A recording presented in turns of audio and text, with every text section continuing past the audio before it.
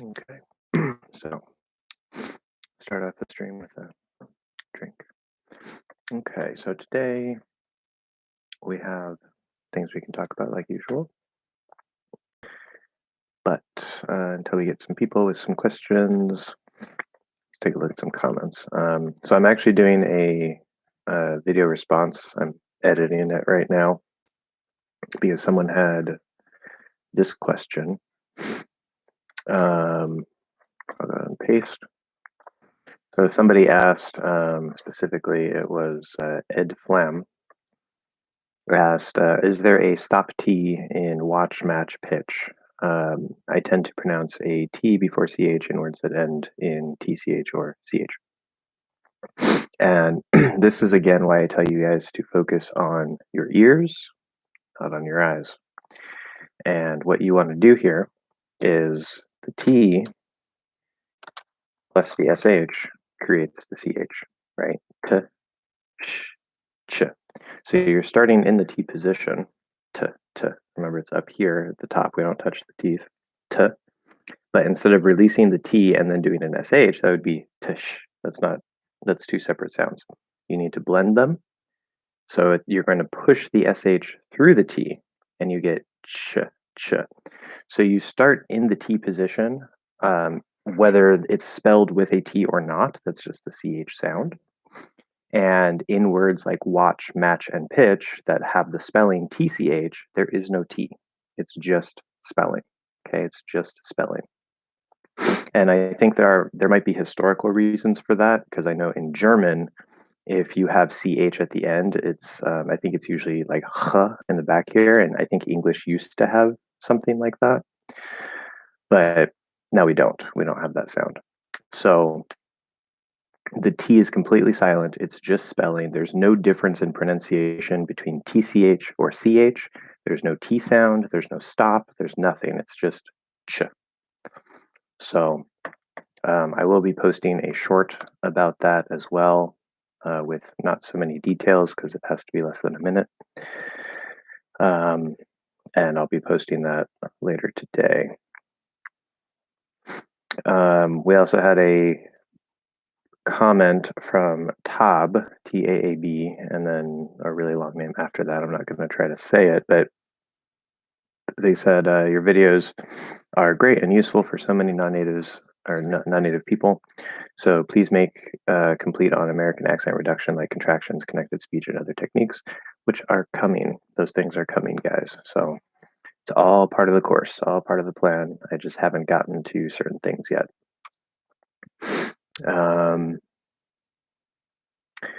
We had another question that I can talk about. Hello, Hashem. Greetings from Egypt. Well, thank you for tuning in from Egypt. I have no idea what time it is there, probably tomorrow, I would assume, or just really, really late. But thank you for saying hi. How are you, if you don't mind me asking? You can feel free to ask questions. But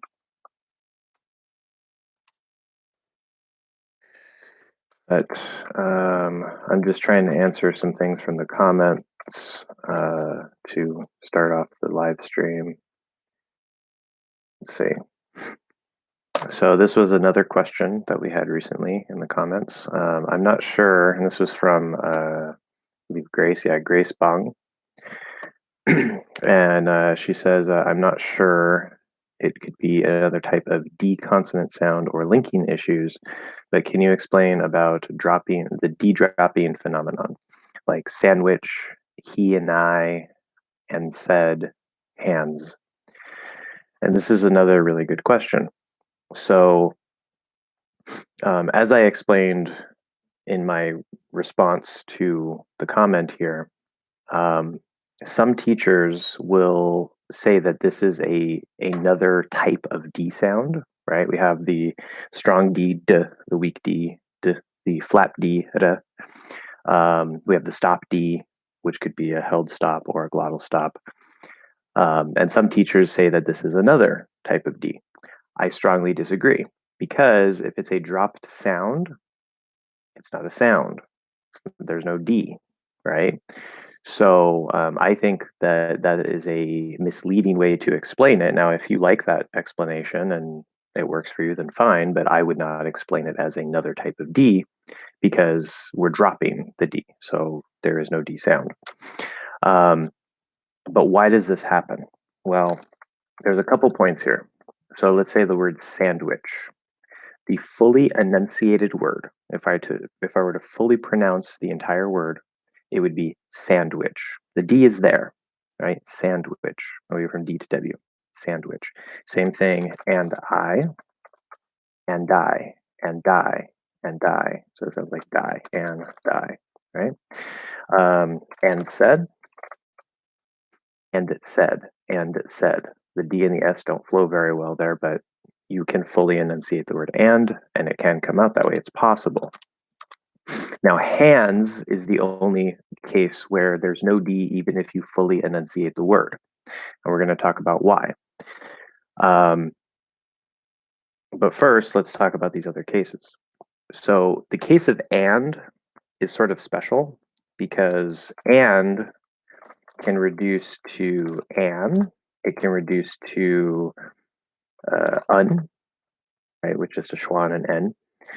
The D will usually drop from and either way. It's just the most common thing that drops when we reduce it, and we reduce it almost all the time. But and can reduce all the way to just an N sound.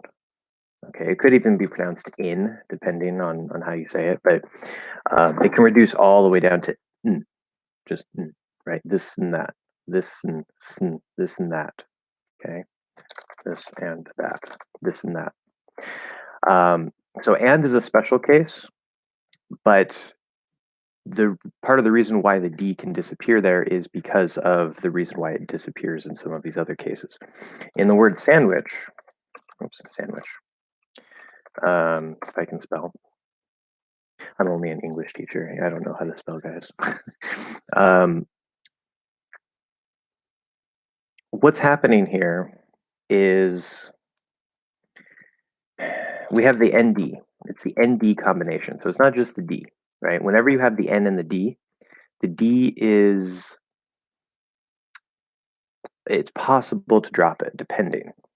And this is where, when I tell you guys about the dynamic range and flow of American English pronunciation and how there's different possibilities depending on the specific things we're talking about, this is part of that.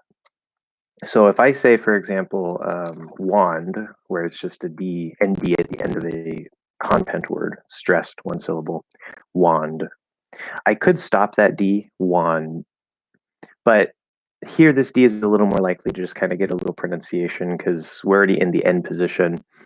You can stop it, it's fine. If it connects, wand is, which that would actually probably be wands, like do apostrophe S, but wand is, right? The D can connect over and then it's definitely pronounced. However, there's a linking rule, which I call NT plus vowel. So if you say want out, it'd be wan out. Hello, David, or not David. I completely saw the wrong profile picture there. Hello, Tab. Thank you for your answer. My name is Hassan Mohammed from Top Channel. Well, very good. Thank you for joining the live stream and leaving a comment. If you have any questions, I can definitely answer your questions. Thank you for joining us. I'm in the middle of explaining another thing here.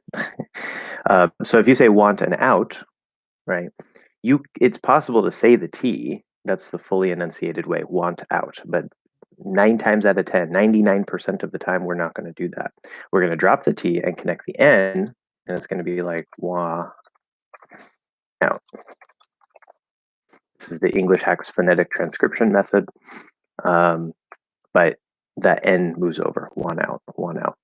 Now, D is the same as T, same position, it's just it's voiced, right? That's the only difference.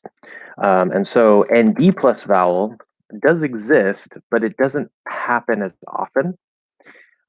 NT plus vowel will happen almost all the time, right? It doesn't have to technically, but it's the most common thing that we're going to do, definitely.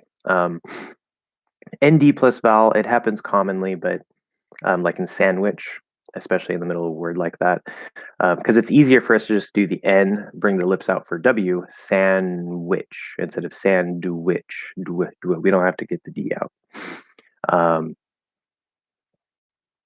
So there's various reasons, depends on if it links to something.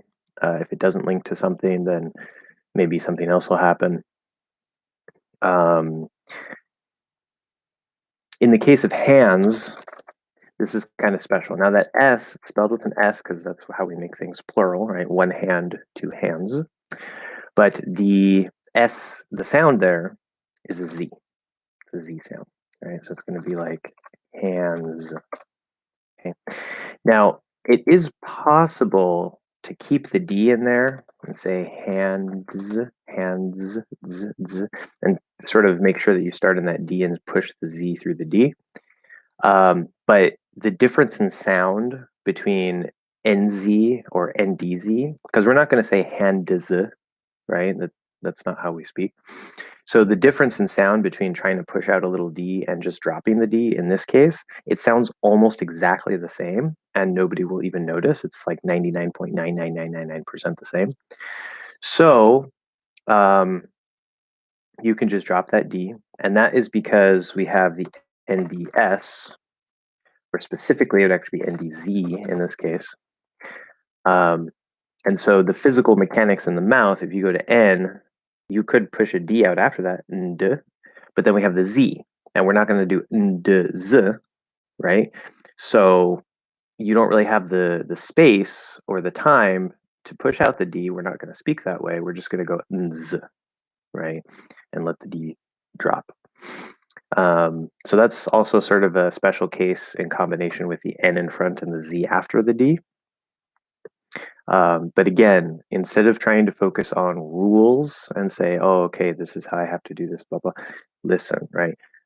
Become aware of these things, ask questions, right? They're very, very useful, very good, but always focus on your ears, right?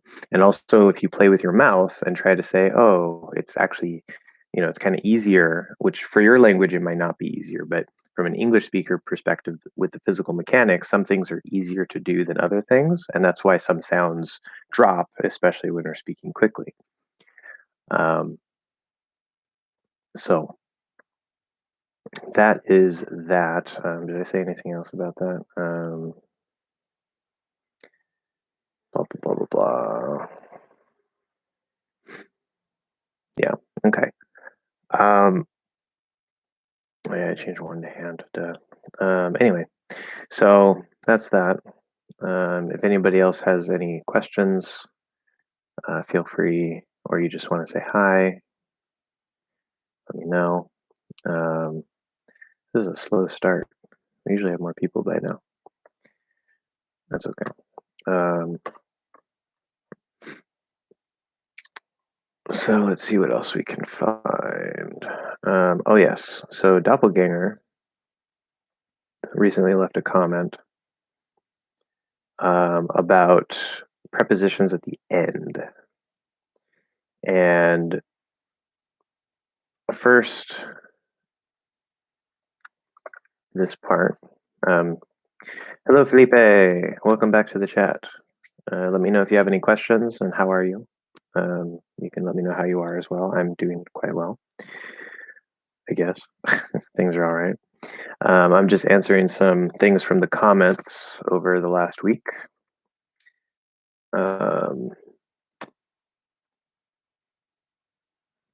Okay, YouTube is saying this is too much, so we'll do that and that. So Doppelganger, he commented on one of the videos for the prepositions, the logic of the preposition to part 2. And first he said, he or she, I don't know if Doppelganger is male or female, but ending a sentence with a preposition is quite common when I'm reading. I don't pay much attention when I'm listening to something, but I see it happen a lot, and sometimes I don't understand why the preposition is there. In some cases, I think it's almost like a filler word. And so that's the first big point, which is it's not a filler word. There are some rare cases where we might add, especially the preposition up, where it's actually not needed and we just like to add it. Those are special cases, but 99% of the time, if you see a preposition at the end of a sentence, it's supposed to be there, and it's not a filler word. Okay, prepositions are not filler words. They have a, remember, preposition connects two things. It shows the relationship between two things. So definitely not a filler word. And I'll come back to this. Steve, welcome to the chat. Steve says, can I always drop the T in two? Or especially with the reduction to connect into a word before it, wait, what? That ends with a consonant. I see. Okay, this is a good question. So first, I will note for the general audience here and also for Steve in case you're not aware or I haven't mentioned it before. So usually linking rules will go with the flow of the sentence, right? We'll go left to right. And this is most easily seen, right? If I say what if, the T is going to move over. It sounds like it connects to the start of the next word. What if, what if, what if? So the connections usually flow that way.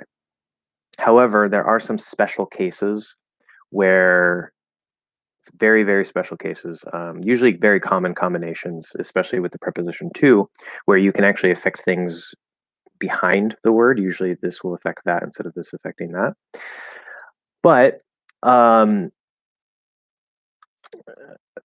let's look at this. So one good example first would be have to, right? Usually it's have, it's a V sound.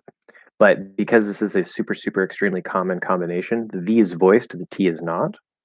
Normally, the voice would change the T into a D with to, but in this particular combination, we actually say have to. We change the V to an F. Why? I don't know, but that's what we do. So that's something you just memorize. It's not a big deal. But to Steve's question specifically, so if we say like to, so like to, so he's saying, can we drop the T and say like a? Absolutely 100% no. Because if you say like a, it's going to sound like this. Remember, a, the article a, also reduces to reduces to t. So the only difference between t and is the t. So if you say like a, the k is going to connect over to the and that's how we're going to say it, right? Like a person. I don't know, like something. It looks like a person. Okay. So absolutely not in that case. No. Watch to. Let's see. Watch and to. When would we use watch and to? Watch to. I mean, maybe if you say watch and to, like watch too much. I'm not sure if we. I'm sure there are cases, but to doesn't usually follow watch.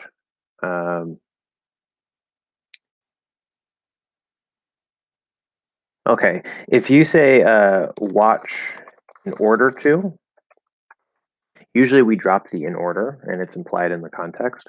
So you might see watch and to together, but be careful because it's not watch to, it's watch in order to. So like you should watch, and then I'm talking about something, I don't have to say it, but you should watch to learn. So you should watch the show or the thing in order to learn. So can you say watcha? No, absolutely not, because that's going to sound like watch a. Same problem. I'm going to watch a movie. Watcha. We need the T. Rome. Wait. Okay, Rome and two.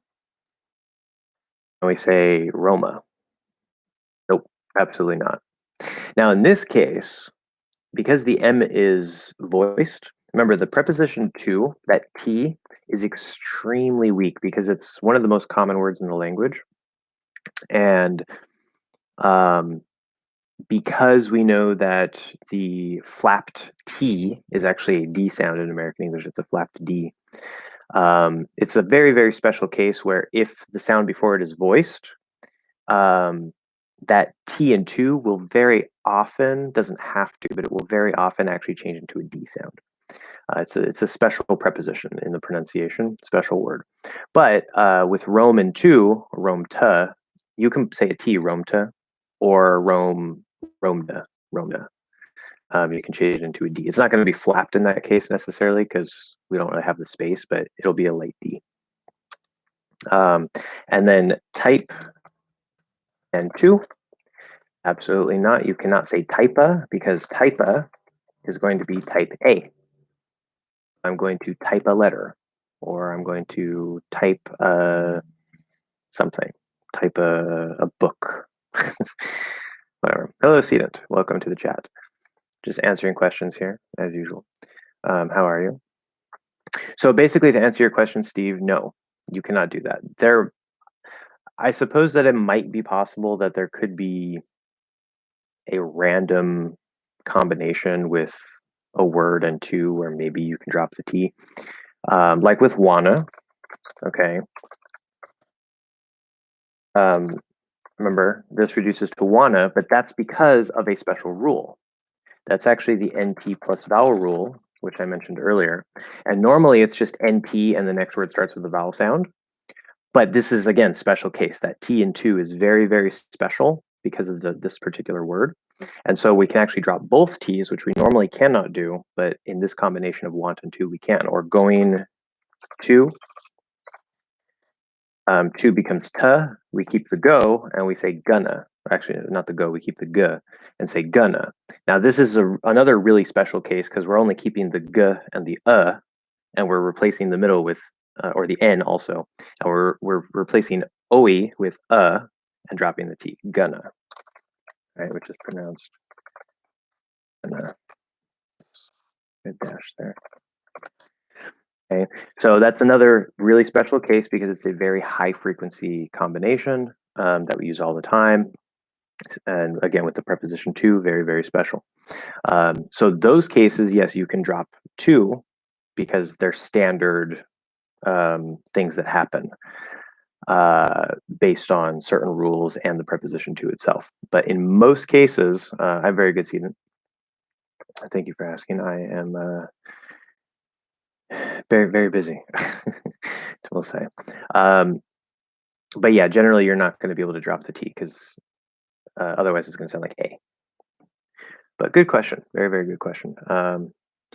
Now, a common question here, I know, right? What to do when some words end with a D or T and the next one starts with a TH? Very, very simple. If you fully enunciate it, right, that's always an option. It's just very unlikely, and we're not going to usually do that. But if I say, like, it's bad that something, okay, I can say bad that. Push the D, be a light D, bad that. By default, a D at the end of a word, if it doesn't connect over, is going to be a stop. So bad that, okay. Or bad that, if I'm trying to say that TH, very enunciated. So that gives us two possible options. But the easiest and most common thing we're going to do here, remember the TH, voiced and voiceless, has two ways to pronounce.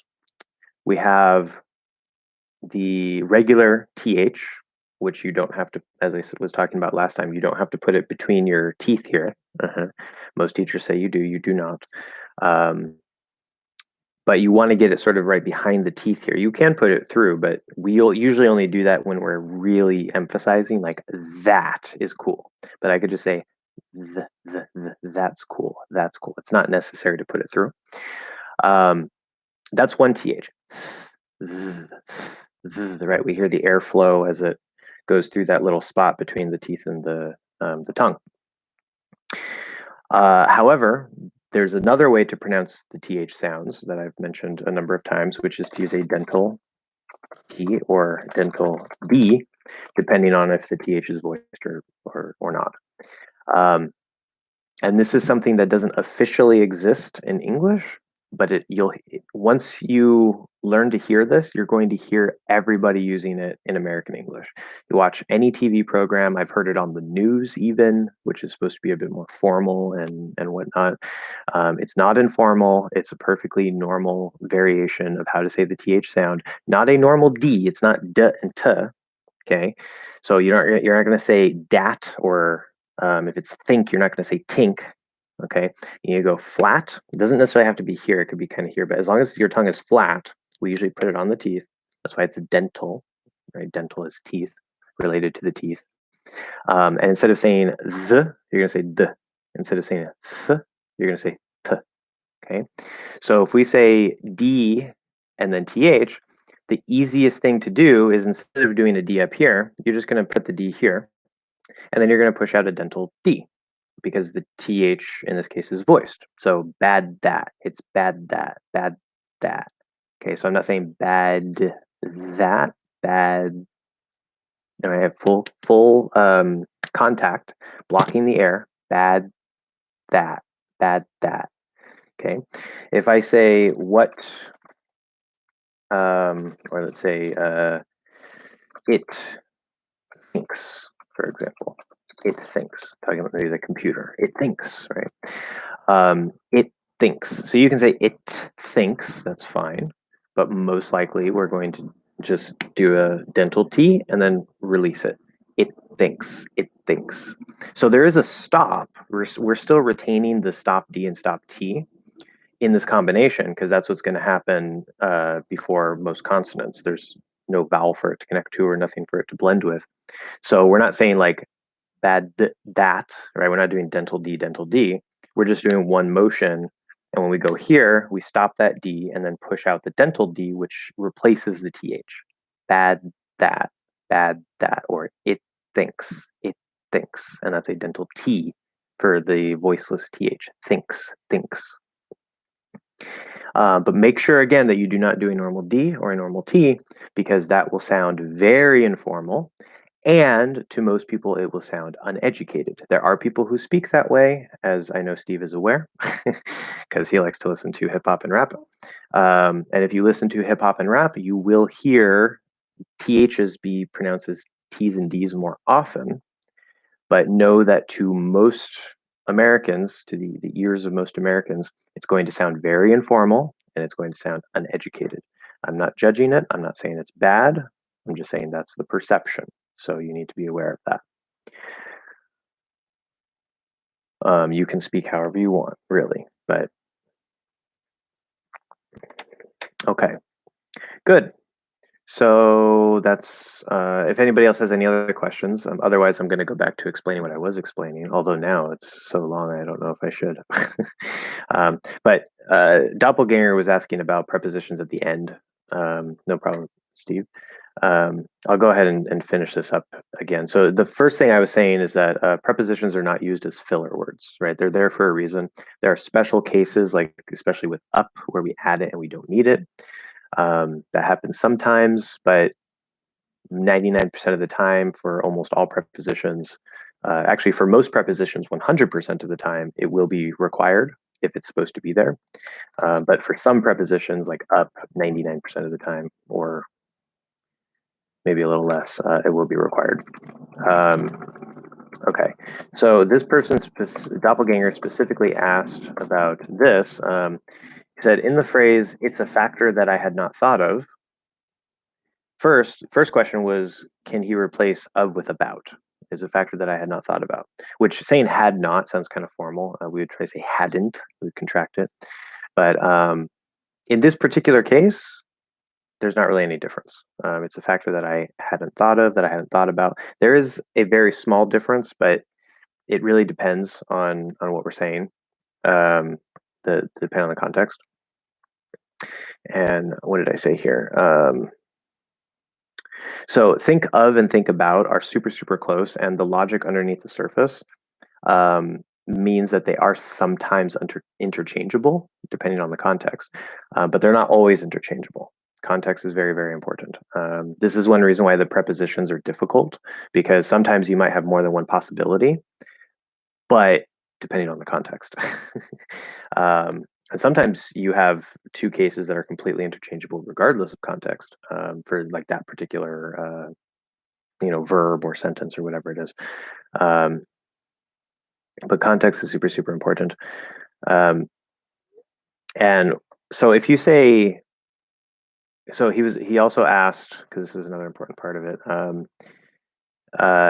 if I exclude the preposition, the whole phrase still would mean the same. So if he just said, it's a factor that I hadn't thought, And what I was explaining, this is super important for you guys. If you say a factor I hadn't thought, so factor is not something you can think, right? You don't think a factor. Now, if you change factor to thought, right, as a noun, so it's a thought I hadn't thought, that's just a fancier way of saying I didn't think of that, right? So to think a thought is just a longer way to say to think, right? Because obviously you think thoughts. So no preposition means that you're thinking a thought. You can't think a factor, that would just be wrong. You need some preposition there. Think of and think about, when they're not interchangeable, what they actually mean is, so if we keep thought, how did I explain this here? Yeah, so to think about a thought means that you have the thought, but you have other thoughts focused on that thought. So it's thoughts about a thought, which I know can sound confusing, but that's what it is. So you're thinking about what? A particular thought. So there's other thoughts pointing to that thought. And if you think of a thought or a factor, then that means that you bring a specific thought or factor into your mind, right? So I'm thinking of this particular thought. It's the one that's in my mind right now. It's the content. The content of my thinking is this particular thought. And I know that seems very abstract and confusing, but with these types of questions, there's not really any other way to talk about them. So I hope that makes sense. You can rewind the recording afterwards and maybe watch that again if that was confusing. And he also asked about, it's just something that I'm not used to. If you don't say to, it's grammatically incorrect. It's broken.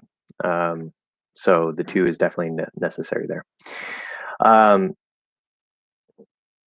Okay, Steve, you're supposed to know this. So when in an anime, Japanese dub, they say something quite similar to English.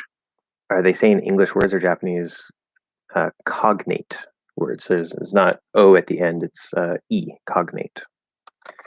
Oh my God. I think you know what I mean.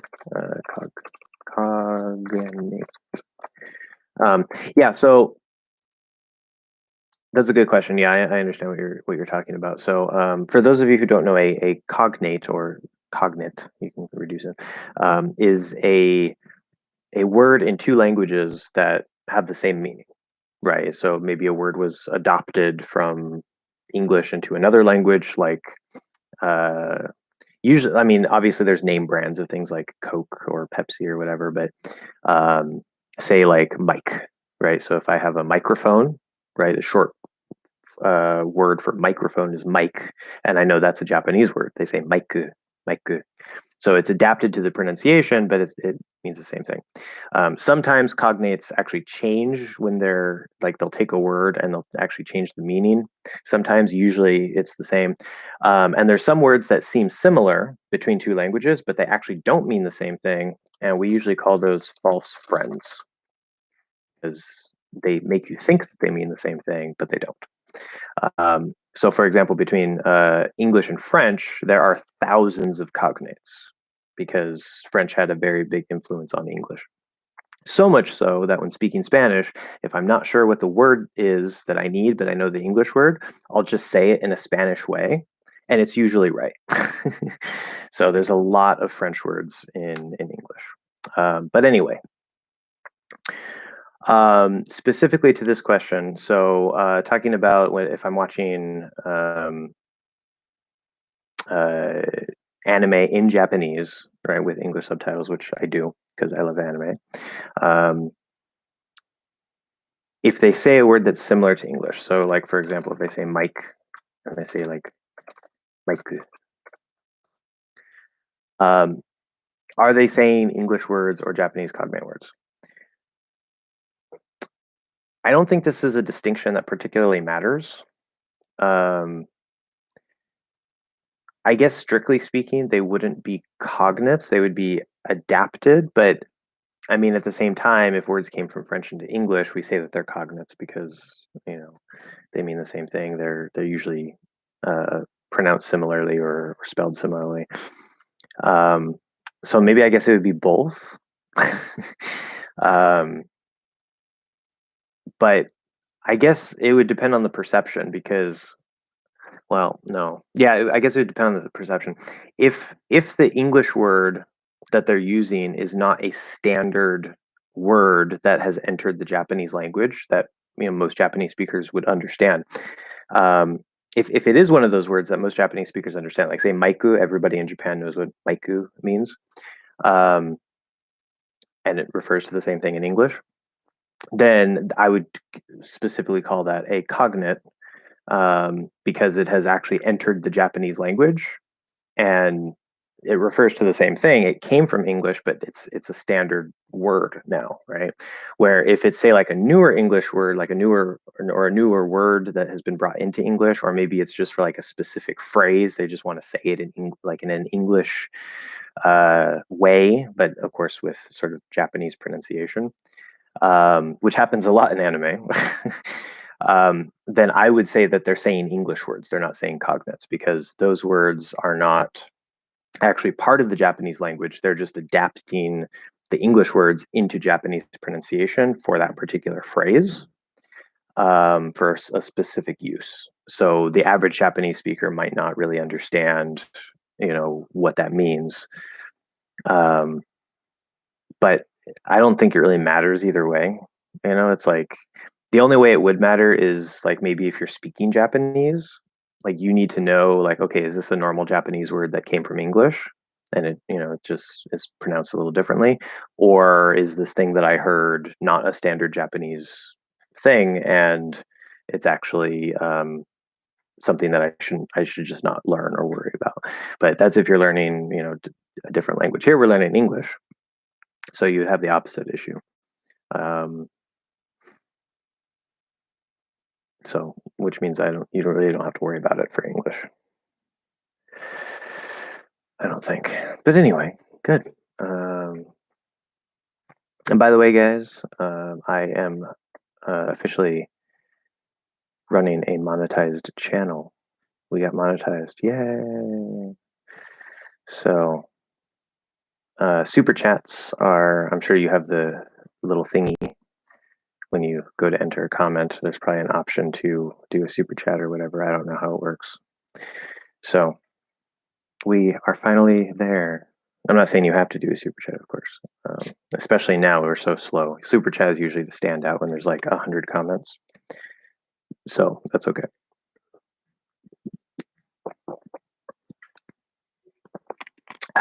Caffeine-free soda. It has been almost 3 weeks, 2.5 weeks since I quit caffeine, and I'm feeling better and better every day.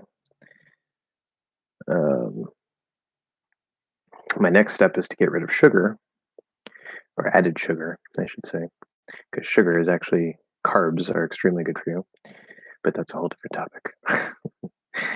Any other questions, guys? Any other questions? I can try to pull more things from the comments. I don't think there's a whole lot more.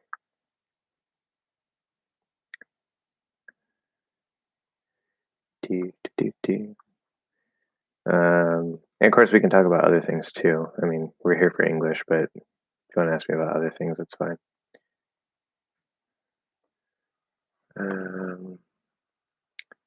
Nice. Yes. Thank you. I will also say, just so people are aware, so I've been having some internet issues on my computer over the last week or two. And I think I solved the problem by downloading the driver software that I needed, because it wasn't auto updating. But sometimes my internet on my computer will just like stop. It just goes out, and then it can't find the networks anymore.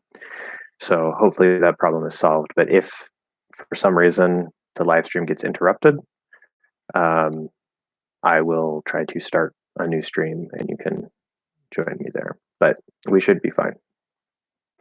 You talked about this before, but I don't remember what you said. So if I say I've been studying and I've studying, are they both correct? I'm assuming. So I've studying is not correct. It's broken English. All right. So I've is I have, meaning the present perfect. Okay. Remember, when you use have as a main verb, like I have a car, there are some phrases in some cases in American English where you can do that, but that's more of a British English thing. Like Americans don't really say I've a car. That sounds very British. But in the present perfect tense, oh, thank you, Gabriel. Welcome to the chat. Yeah, it's exciting. Yay. When you have the present perfect have, right? Now the have is just a part of a grammatical structure, and it's not the main verb, right? The verb is I have done, I have read, I have eaten, so it's do, read, eat. That have will almost always contract, and you should be contracting it because it's the most natural way to speak. You can uncontract and emphasize if you want, but usually we contract it. And so if you say I've plus ing, you can't do that because it's to be studying, right? So if it's present tense, I am studying. If it's past tense, I was studying. If you just say I studying, okay, now is it present? Is it past? What is it? We don't know. We need the to be so that number one, we can know the tense, but number two, so that we can know, so that it doesn't sound broken. Because if you just say I study, that's just a normal present tense verb. That's fine, but that's not the ing, right? Think of to be, right? To be is like existence, right? It's like a general existence verb in a way, right? If I say I am tall, okay, that's a description of my existence. I am a teacher, that's a description of my existence. Existence is a very abstract concept here, but just go with it. Right? Like we say the present moment is, right? Everything is, it exists, right? So now you can change the tense, of course, you can change the verb to be depending on what you need it. But if you think of to be plus ing, okay, the ing form that goes after it, this makes the continuous tense, okay, or the progressive tense. It's, I think in British English, they more commonly call it the progressive tense, but both ways are fine.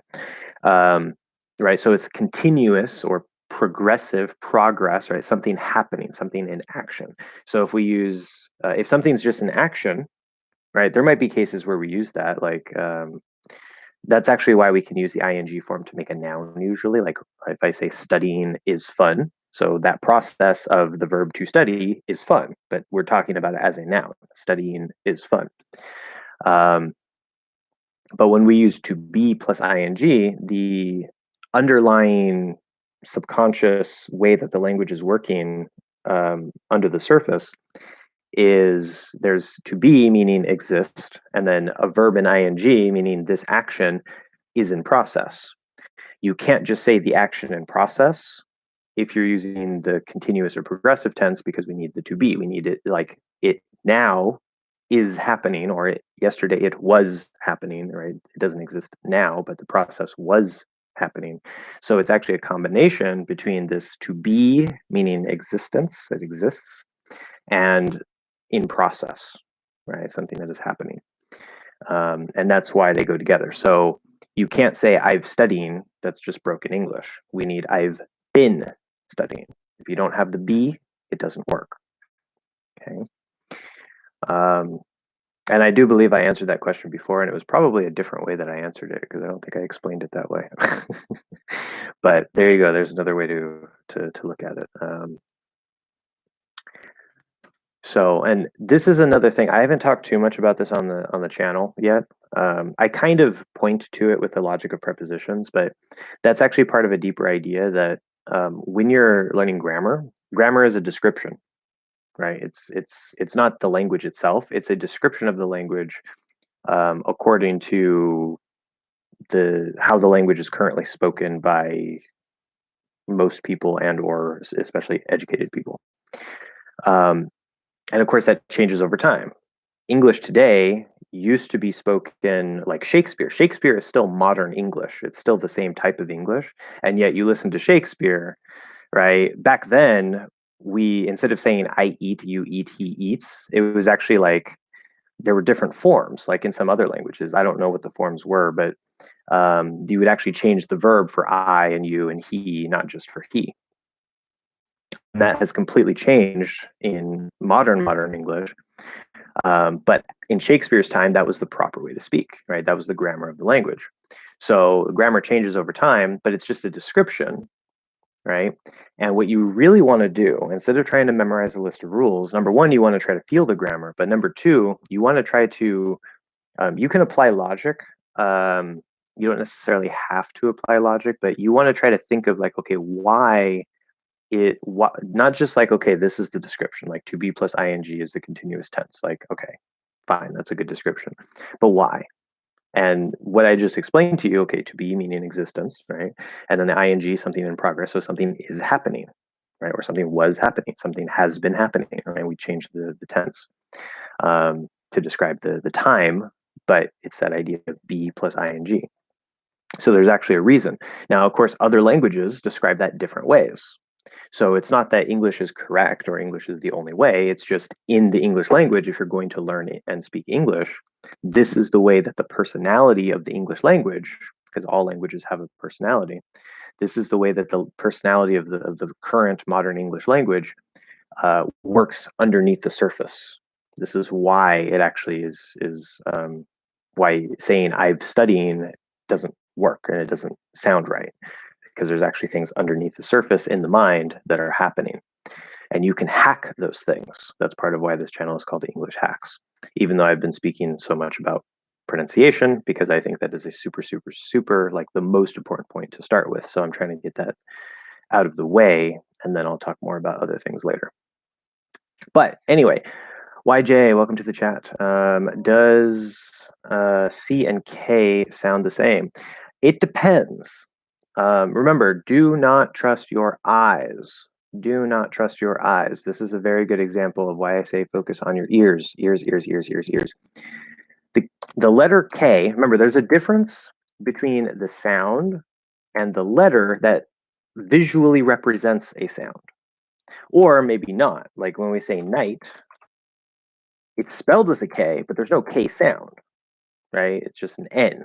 It sounds exactly like this word, meaning day and night. The one with the K is like a knight in armor, right? Like from a few hundred years ago. So sometimes it's just the way that it's spelled, and maybe at some point in the past it was pronounced, but now it's not. Okay, that's just the way we speak now. Whatever the reason is, it doesn't matter, but you need to focus on your ears, especially in English, because we have words from so many languages. We have so many different ways to spell the same sounding word, right? Sometimes there's like 3 different spellings for 3 completely different words that all sound the same. Like, let's see, yeah, where. The last one you might not know. Where, of course, is where are you? The second one is I wear clothes. And the last one is like goods that you might buy. Like, you know, someone tries to sell their wares, right? So, or there's a warehouse. That's why we call it a warehouse, because it's a place where goods are stored. So 3 completely different spellings, 3 completely different meanings, all the exact same pronunciation. Exact same pronunciation. So focus on your ears. Now, the letter K, okay, usually is not silent, right? So there will be silent cases, but usually it will be pronounced. And the letter K, I think it should always be pronounced as a K. There might be exceptions. English has exceptions, but it should always be a K. Which, by the way, also the spelling CK, like in the word back, that's just a K sound. Okay, there's a spelling reason why that happens. We don't have to worry too much about that, but it's just one sound. Spelled with 2 letters is one sound. It's just a K. Now, the letter C is the visual letter, visual representation in English that we use to represent the K sound and the S sound. Now, English would be a lot easier if K were K and S were S. S usually represents the S sound, right? Sometimes it could be a Z, like an is. That happens as well, but S, we think of it as the S letter, the S sound, right? But depending on the word, C, the letter C, could be either one. Okay, and there is technically a rule for that, but the rule isn't particularly useful. It can be for this particular rule, but you really, again, want to focus on your ears. If you find a word, you're like, oh, this is spelled with a C. I don't know how it's pronounced. Go to the dictionary or go to Forvo, where you can actually hear, right, forvo.com, where you can actually hear a native speaker pronounce the word, and then you will know, is it a S or is it a K, right? But the rule is, it has to do with like strong vowels and weak vowels, which is a concept I don't teach because it's not particularly useful. This is actually, I think it's the same in Spanish, or very similar in Spanish, interestingly. But it's, let's see, if it's, can't even remember. Yeah, there's probably exceptions to it too, so I'm not even going to worry about it. But sometimes, like depending on the vowel sound, not the letter, but the vowel sound that's after the C, it'll make it more likely to be an S sound or a K sound. But again, you don't want to focus on those rules or your eyes. You want to just focus on your ears. Okay. And even if you're not sure, let's say you know the rule, but you know there are exceptions to the rule. So you should always be looking it up to make sure anyway. Right. That's always the best thing, is go to your ears, not your eyes. So good question. But yeah, in cook, now cook, specifically the vowels actually between these two words are different. So cook does start with a K sound and ends with a K sound. The vowel is like in book, which is what I call the high schwa. It's not actually a schwa, but I call it that for reasons. You can watch the lesson for that in the course. And then the second word starts with a K sound and ends with a K sound too, but this is actually pronounced kook with an oo sound. Remember, the OO spelling pattern can actually represent a number of different things. Like when we say moo, the sound a cow makes is moo. We say murr, right? So very often OO represents oo, but sometimes, like in cook, oops, cook, look, look, okay, it's not oo. So again, ears, ears, ears, ears. And I think sometimes OO can represent O as well, but definitely it's more commonly going to be oo. I can't think of where it would be O right now. But anyway, good. So Steve, but if I say, oh yeah, so back to the previous question, and YJ, let me know if that answers your question, and if you have any other questions as well. But very good question, yeah. Steve, so if I say she studying every night, it is informally fine. No. This is another problem with that sort of like hip hop rapper type speak. Again, in itself, there's nothing wrong with it. There are some things that if you speak that way, it's just going to sound really, and I don't just mean informal. It's not just like an informal way to speak. Like it sounds super informal to the average American speaker's ears. So it's not just regularly informal. It's like really, really informal. And it will sound uneducated. Okay, like if you replace the th for a normal t or d sound, it doesn't just sound informal, it sounds uneducated. And again, that's the perception. I'm not saying it's bad, I'm not saying it's wrong. That's the perception. So there are some cases like this where you're not just changing the pronunciation, you're actually breaking the grammar in a way that most native speakers don't do, but it is common in the way that some people speak, like say in hip hop or rap. And so objectively, there's nothing morally wrong with that. There's, you can speak however you want, but if you say this, if you say she studying, now because the S is there in studying, it can kind of hide it. But if you say like she working every day, that just sounds wrong. It just sounds like broken English to most people. Maybe there's some people who speak that way. Because I think in Ebonics, they would actually say like she be working instead of she working. Maybe they're dropping the B. I don't know. Which that also is not correct according to the standard. It will sound uneducated. It will sound very, very informal.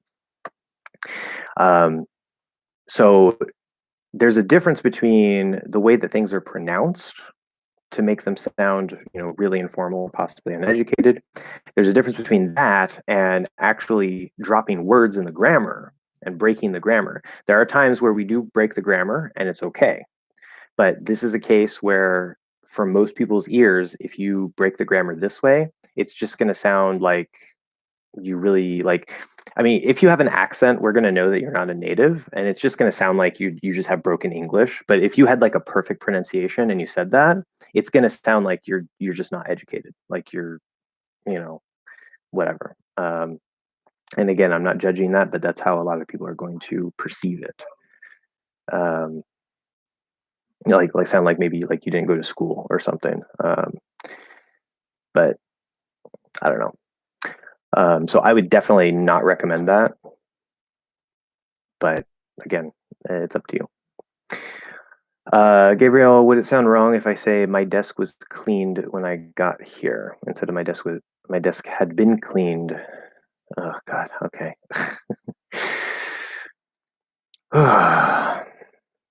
My desk had been cleaned when I got here. Hold on. Desk was cleaned when I got here.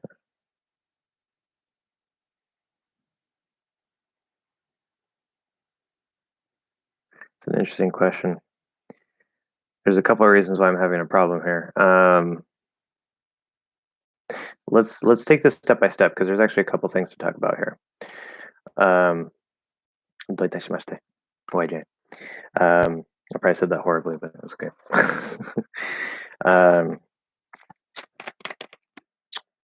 So I'm gonna drink my soda before it gets warm. It's getting there. First thing I want to mention is for this particular sentence here.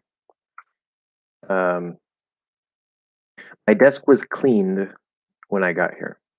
Now that is a perfectly grammatical sentence. What it means specifically, just so everybody's on the same page, and sometimes we try to use grammar in a way that we think it means one thing, but it actually doesn't. So also for you, Gabriel, making sure. My desk was cleaned when I got here. What this sounds like, it doesn't sound like you were away, somebody cleaned it, and then you arrived. What it sounds like is you were away, you arrived, and then at that moment, which is now in the past, somebody cleaned your desk. So like I get there and somebody cleans my desk, they happen together, right? Because we're using when. When doesn't always mean necessarily at the same time, but that's a common thing, right? This, when, that means at the same time. Now, if you say my desk was clean as an adjective when I got here, that sounds like either before you left, it was dirty, and then when you arrived, it was clean, so somebody cleaned it while you were gone. Or, depending on the details of the context, it could mean that it was clean. Let's see, hold on, wait. My desk was clean when I got here. Yeah, so you arrived, it's clean, and then somebody else made it dirty, right? Or maybe you made it dirty and now it's not clean, right? But when you got there, it was in the state of being clean. So that could have two possible meanings depending on the exact context. But as an adjective, was clean, that's what that means. And I think that might be what you're trying to say, because that would be much more common. But if we use cleaned, like you're doing here, my desk was cleaned when I got here. Again, that sounds like you arrive and it's cleaned at the same time. Somebody cleans it, right? Or maybe you clean it, like as soon as you arrive, you clean it. Okay.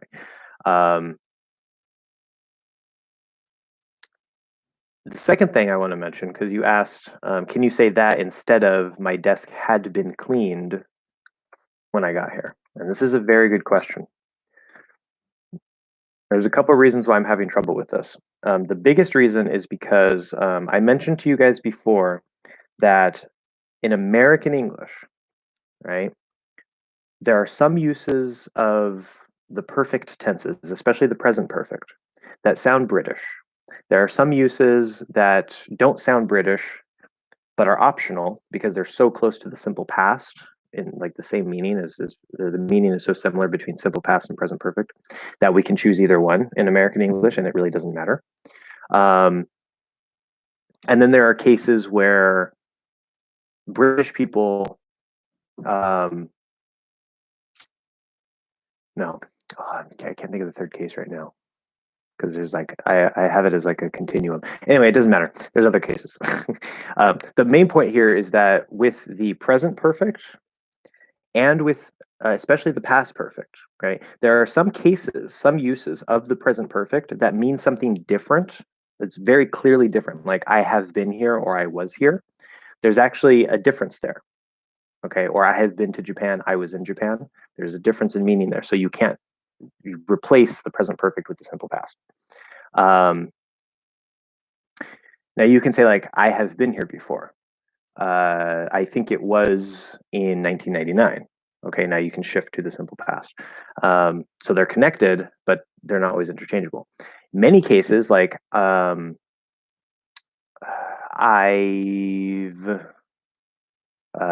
worked on it all day, or I worked on it all day. Technically, there is a difference in meaning there, but they're so close that usually we're just going to use the simple past because we like the simple past if the meaning is close enough. Okay, that's part of American English. It's part of how we speak. And in that particular case, you can use either one. It doesn't matter. It doesn't sound wrong or unnatural. It's just we're likely to use the simple past. Now, with the past perfect, this is even greater. Okay, 99% of the time, actually 100% of the time in American English, there's actually no difference. Wow, I guess I can't say 100%. There's always weird cases, but 99% of the time in American English, there's no difference between the simple past and the past perfect. The past perfect is just a grammar structure to show which action came first, but usually the context is clear of which action came first, right? And so if you say like, I had been working, no, let's say I had cooked dinner before you arrived.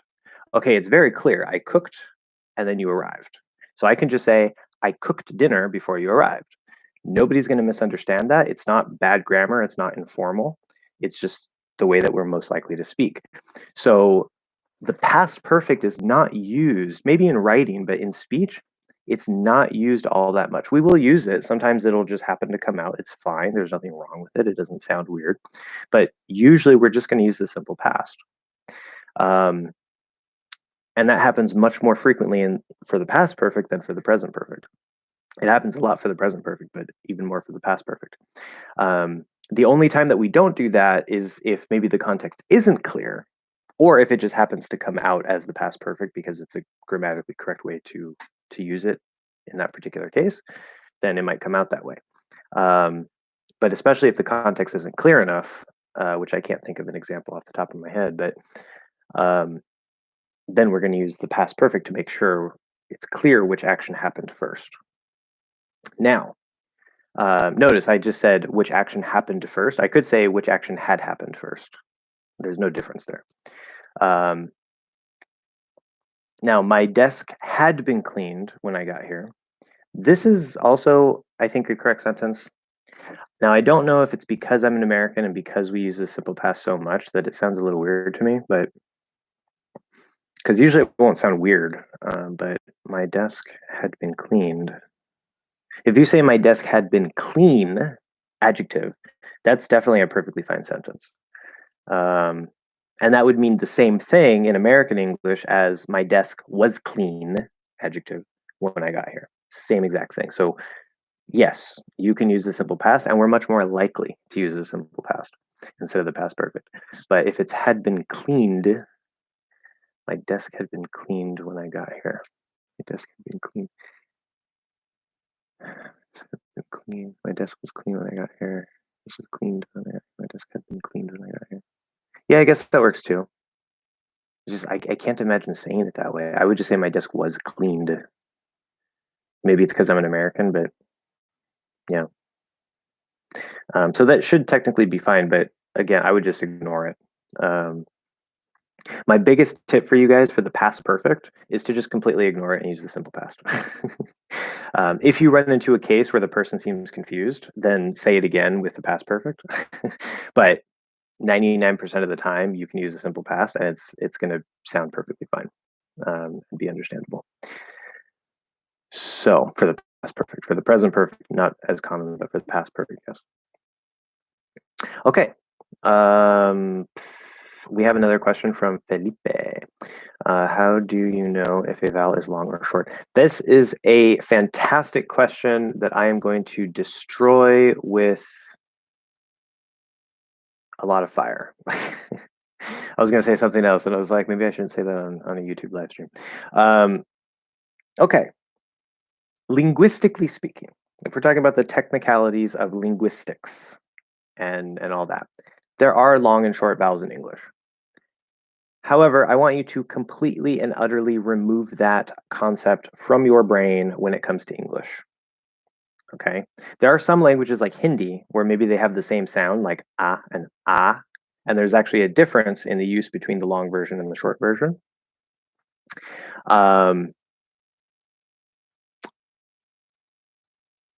But in English, this concept of long and short, number one, it's not necessary.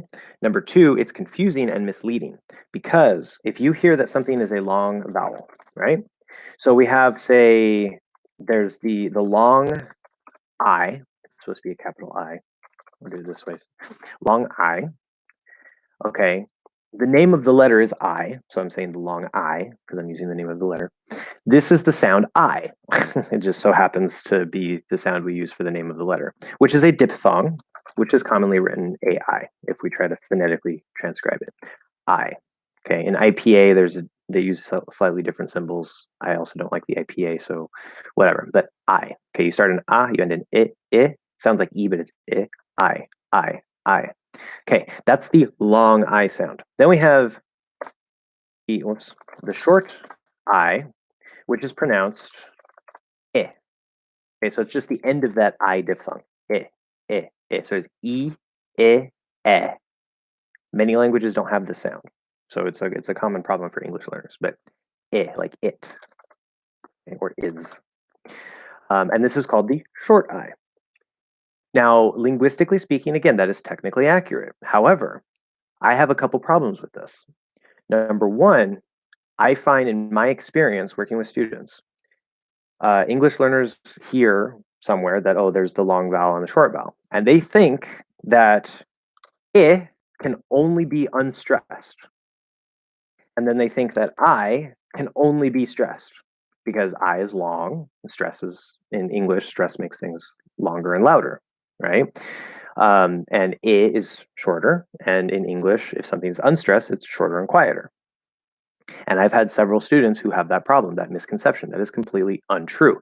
Any sound in English, whether a diphthong or a monophthong, a single sound like E, I, any sound in English, or any vowel sound, I should say, can be stressed and can be unstressed.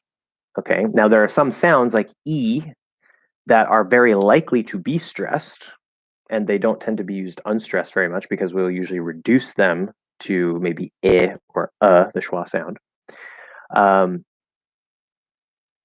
And reductions is another part of how English works, of course. So I can be used as a reduction sound, but I can also be stressed. If I say kid, right, or mix, this is the I sound. It's exactly the same as a short sound, except maybe you open a tiny bit more. You don't really have to, but you just say it louder. You go in the same position, right? It. Well, let's do it and hit, right? Because it is unstressed, hit is stressed. It. Okay. There's just more force for the second one because it's stressed. It needs to be a little louder and longer. Okay, so that's the first point. Okay, I don't want you to think of vowels in English as long or short, even though that's technically accurate, because I don't want you to confuse the stressing. Okay, that's one point. The other reason why I don't like this terminology in English, in some languages it's very useful, but in English I don't like it because I lost my thought. I need a drink.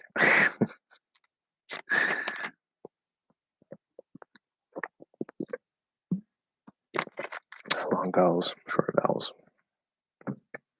Oh yeah. The other reason is because I don't think that classifying, like labeling one as long and one as short, even if you understand the stress, I don't think that it's a particularly useful way to label them within English. Like again, within linguistics, that's fine, but this isn't linguistics. This is within English specifically. Um, Linguistics just tries to sort of describe what goes on in language, and sometimes I don't think the terminology is the best depending on the language. Um, but the other reason why I think that is because so if I say the sound e, right, those are monophthongs, and mono means one, right? I'm sure thong has a meaning there, but mono is one, right? So that's all you have to know. You don't have to care about the pronunciation so much, or the second part. Just mono means one, so it's an individual vowel sound: e, a,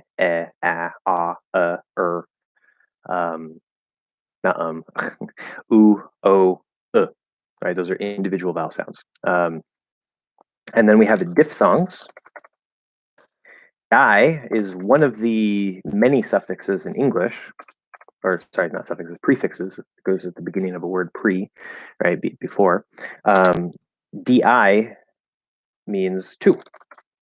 Bi also means two. We use several different ones for the meaning of two, but mono means one, di means two.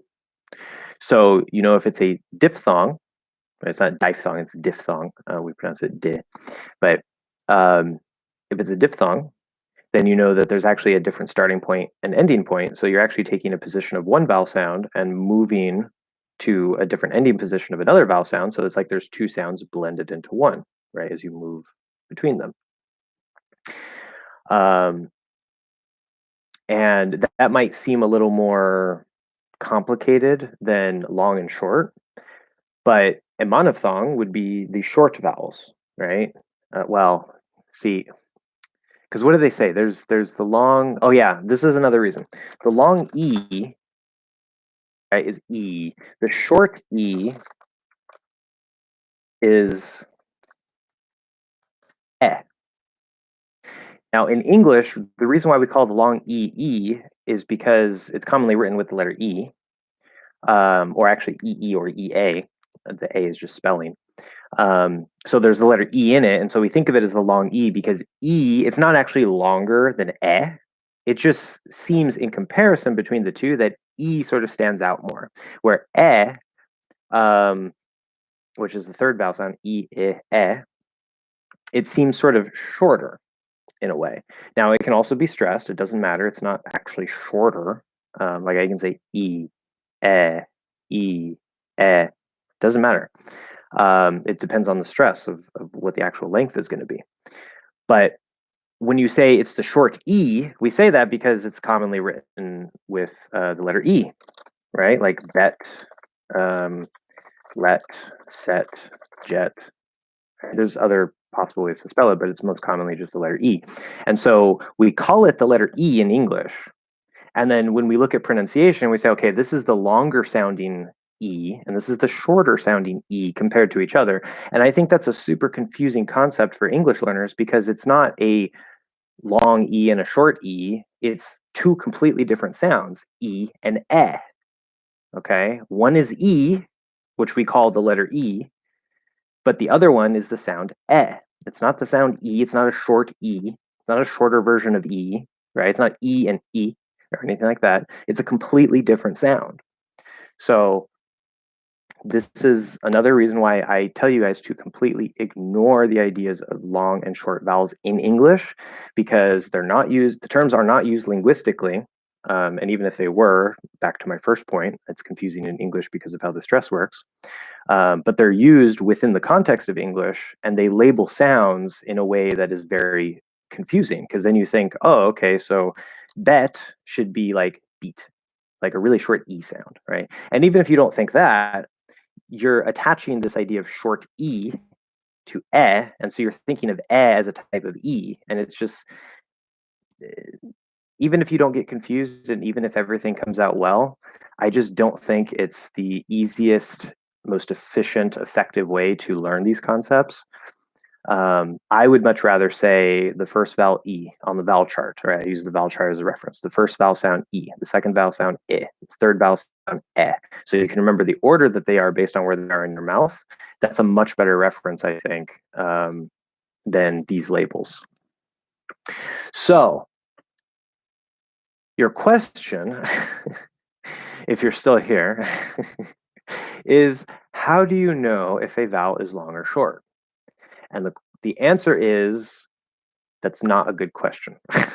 And I don't mean to say it's a bad question that you shouldn't have asked it. It's a very good question to ask because a lot of people have this misconception and lack of understanding. But I think part of the reason why you're asking the question is because of the way that it's normally taught, right? Because you hear there's long vowels and short vowels, and you say, okay, well, how do I know which is long and short? Well, it's a completely mixed up, horrible problem that you actually don't worry about that. Okay, don't think of vowels as long and short. What you want to do is think of each individual vowel sound. Think of the diphthongs as well, I, ow, oi, and a, right? Those are diphthongs. Don't think of them as long vowels necessarily. And then there's, of course, or, the L-colored or the R-colored vowels, or R, etc., which are technically diphthongs. I don't call them diphthongs because the way I think it's better to categorize them is just R-colored. And then the L-colored, instead of R-colored, L-colored, like ol, all, those are also diphthongs technically, but I categorize them as L-colored. The thing that determines whether a vowel is long or short is the stress. So the actual answer to your question is, don't think of certain sounds as long and short. Think of any sound as potentially being longer if it's stressed or shorter if it's not stressed. So if I say every, okay, and we're going to drop that second E, every, it's a common way to say it, but that first E, right, is the sound eh. It's the short E, right? Every, it's stressed, it's longer compared to every, every, okay? Now notice here, the sound at the end of vri is the E sound. It's spelled with a Y, but it's the E vowel sound, but it's not stressed. So this is a perfect example where the way that it's normally taught, I think is going to completely mess you up because this the short E, is stressed and it's longer in this word than the long E in vri. Okay, so English, because English is stress timed. If you don't know what that is, I have the main rhythm lesson that I posted probably about a month ago. You can find it in the full pronunciation course. It's one of the most recent videos. The first rhythm lesson. First big rhythm lesson, anyway. And stress timing basically means that not all the syllables in a word and in a sentence are going to be the same length. Okay, if you speak a syllable timed language, which I forget what you said, Felipe, but I know you speak either Spanish or Portuguese. I'm pretty sure, unless I'm confusing somebody. But Spanish is syllable timed, which means that if I were to speak Spanish, right, I didn't know about timing when I was learning Spanish. I didn't know about rhythm when I was learning Spanish. I was teaching myself.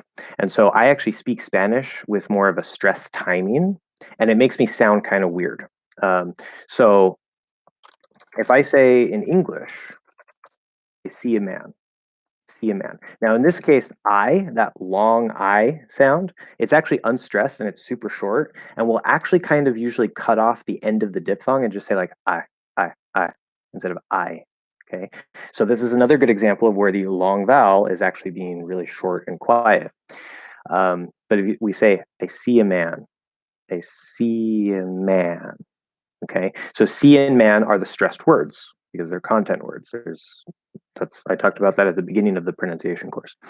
But see a man, I see a man. Okay, So you don't just want them all to be the same length. If you're speaking English and you come from a syllable timed language, you're going to try to say this like, I see a man. I see a man. And you're going to try to make everything like the same length. You're going to try to change the stress, but you're going to try to make the length the same. And this can be hard to hear. If I were to say this in Spanish, right? Now it's supposed to be, my rhythm is off in Spanish because I'm going to have to fix it later, but it's supposed to be sort of like, veo a un hombre, veo a un hombre, veo a un hombre. And it's like be is stressed, is stressed, but the be and the are about the same length as o, a, un, and re, right? Veo un hombre, veo un hombre. And of course, you can change it if you want to say like, oh no, veo un hombre, right? If you want to give extra emphasis to I see or whatever it is, you can do that in Spanish too. But the basic rhythm is the syllable length is going to be more or less the same, whether it's stressed or not stressed. English works completely differently. So if I were to say this in Spanish with an English rhythm, an English stress timing, which is how I speak Spanish, unfortunately, is veo a un hombre. Veo a un hombre. So I'm saying like veo, veo, instead of veo, veo, veo, veo a un hombre. Veo a un hombre. Right? And so when I talk to Spaniards, they tell me I sound like I'm from Latin America. When I talk to people from Latin America, they tell me I sound like I'm a Spaniard because my sounds are good, but there's something off and they're not sure what it is. It's the rhythm, it's the timing. So in English, in a stress timed language like English, what determines a long vowel or a short vowel is not the specific sound. It's is that sound, whatever sound it is, whatever vowel sound, monophthong or diphthong, is that in a stressed syllable or is that in an unstressed syllable? Okay, that is how you know. So very long answer, but I think all of that information was very, very necessary. And if you have any comments, further questions, definitely feel free to ask. Let me know if that makes sense for you. Should be make sense to you. Sometimes we say for. It's actually not right. But yes, thank you very much. Fantastic. Good. So, and also Felipe, if you don't mind letting me know, you don't have to if you don't want to, but the way that I just explained it compared to the way that maybe other people explain it or that you've heard explained in other places, do you think that the way that I understand it just makes a lot more sense and is easier to understand? Or is my way maybe more a little confusing or a little strange to you? Like if you could let me know. Either way, it's fine. I want to get some feedback from people. Um, so Steve, is he really saying still and I'm still tangled at 51 seconds? Outsider expat bud. Outsider X bud.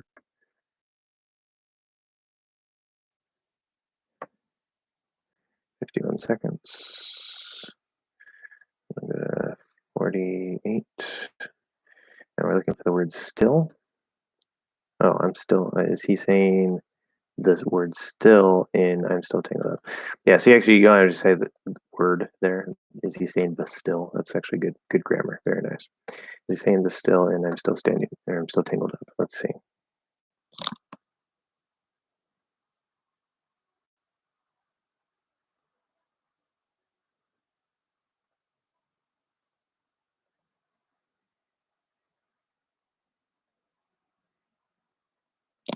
No, not at all. He's saying I think it's true. I heard the word true right before that.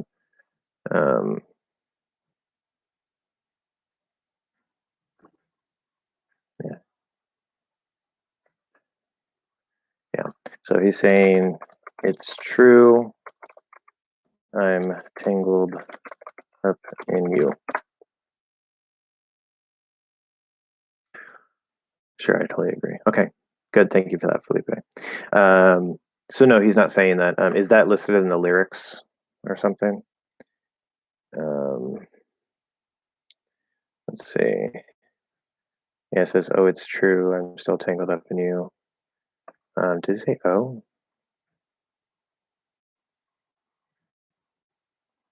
I don't think he says "oh" either.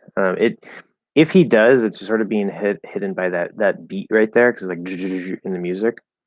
Yeah, I'm looking at the description. I don't think he even says "oh." It's not "oh, it's true." Unless the "oh" is hidden behind the music, which I don't hear. I'm not hearing it sort of behind the music. He doesn't say that either. He just says, "It's true. I'm tangled up in you." So both "oh" and "still" are not actually there. The thing about lyrics is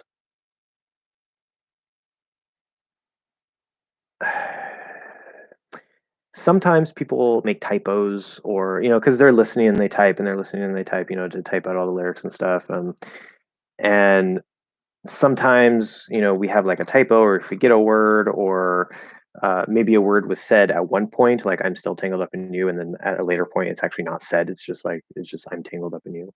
Sometimes lyrics work that way and people copy and paste because they know it's like the same thing, but maybe in the second case the singer actually doesn't say the one of the words or something. um, but sometimes lyrics are just not quite right.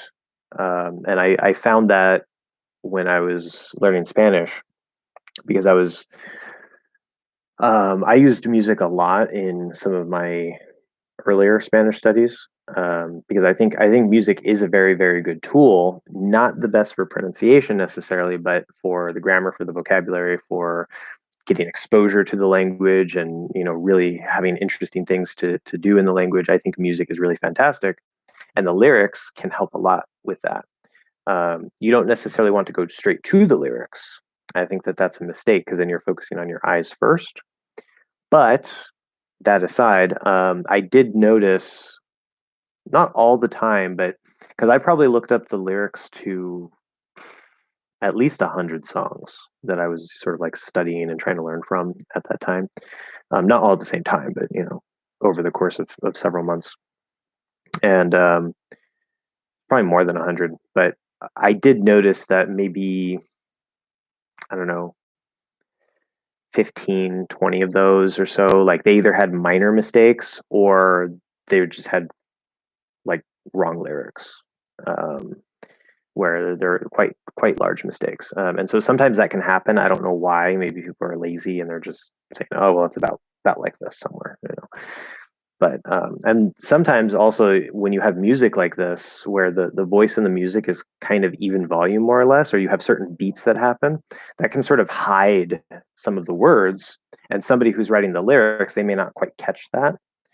And so lyrics are a potentially really really useful tool, but know that there is always the chance that something might not be quite right. So I wouldn't go like second guess every little thing, but again, it's more reason to really focus on your ears and try to make sure that what it says is actually in the music. And so you can use it to sort of really test your ears and make sure you hear things. So in this case, Steve, you're asking me this question because maybe you don't hear "still" at all. You see the word "still," but you're like, "I don't hear it." Well, in this case, your ears are correct. So good job. Right? This is the power of focusing on your ears instead of your eyes. Felipe, I liked very much your explanation. Ooh, that's a common bad structure in English. Um, so we don't say "I liked." If you're using "it," right? It refers to your explanation in the sentence. So if you say "it" and then your explanation after, in English, you're basically repeating the thing you just said. So it's like, "I liked your explanation very much, your explanation," right? Um, and this is a common problem for Spanish speakers and Portuguese speakers because you have a structure where you can do that. Um, and actually in Spanish, they don't even say "I like it." They would just say like, "To me, it was pleasing." That's the literal translation. Like, me gustó Yeah, me gustó mucho su explicación, right? Um, so be careful with that, right? So you're either going to say, I liked it very much, period, or I liked your explanation very much, period. So a little tip there. But why verbs are not stressed sometimes? Can you pronounce? Okay, interesting. I think this also might be a misconception. Okay, first I'm going to ask, where did you hear that? I want to know if that came from a, you don't have to tell me who specifically, but I want to know if you heard that from a teacher, if you heard that from some other source, or if that's just what your experience is. Like maybe you think some are stressed and some are not. Because it would be really useful or really interesting to me if you heard that from a teacher. The only verbs, or the only verb, well, yeah. Two concepts. First, we have there's helping verbs versus main verbs. Okay. Teacher. Okay, interesting. So potentially, maybe you didn't quite understand what they were saying, but potentially you were taught wrong here. Because if that's actually what they said and there's no misunderstanding, then that is absolutely 100% wrong. But I think I might know what they were trying to say. So let's explain this. Okay, so there's helping verbs versus main verbs. Okay, this is an important part of the conversation. Now, a helping verb could be when we ask the question, do you like it? The do is just a helping verb. Okay, it's not stressed because it's a part of grammar. We just use it to grammatically create a question, a yes or no question. Do you like it? Okay, so the like is stressed because that's the verb, but do is not. Do you like it? Do you like it? Okay, not do you like it? If you stress the do, then it sounds like you have a very special reason based on the context. Like, you're not telling me, so I really want to know, like, hey, like, tell me, do you like it? Right? Yes or no. So, but in the normal stress of things, that do is not stress because it's a helping verb. Okay. Now, all main verbs are stressed except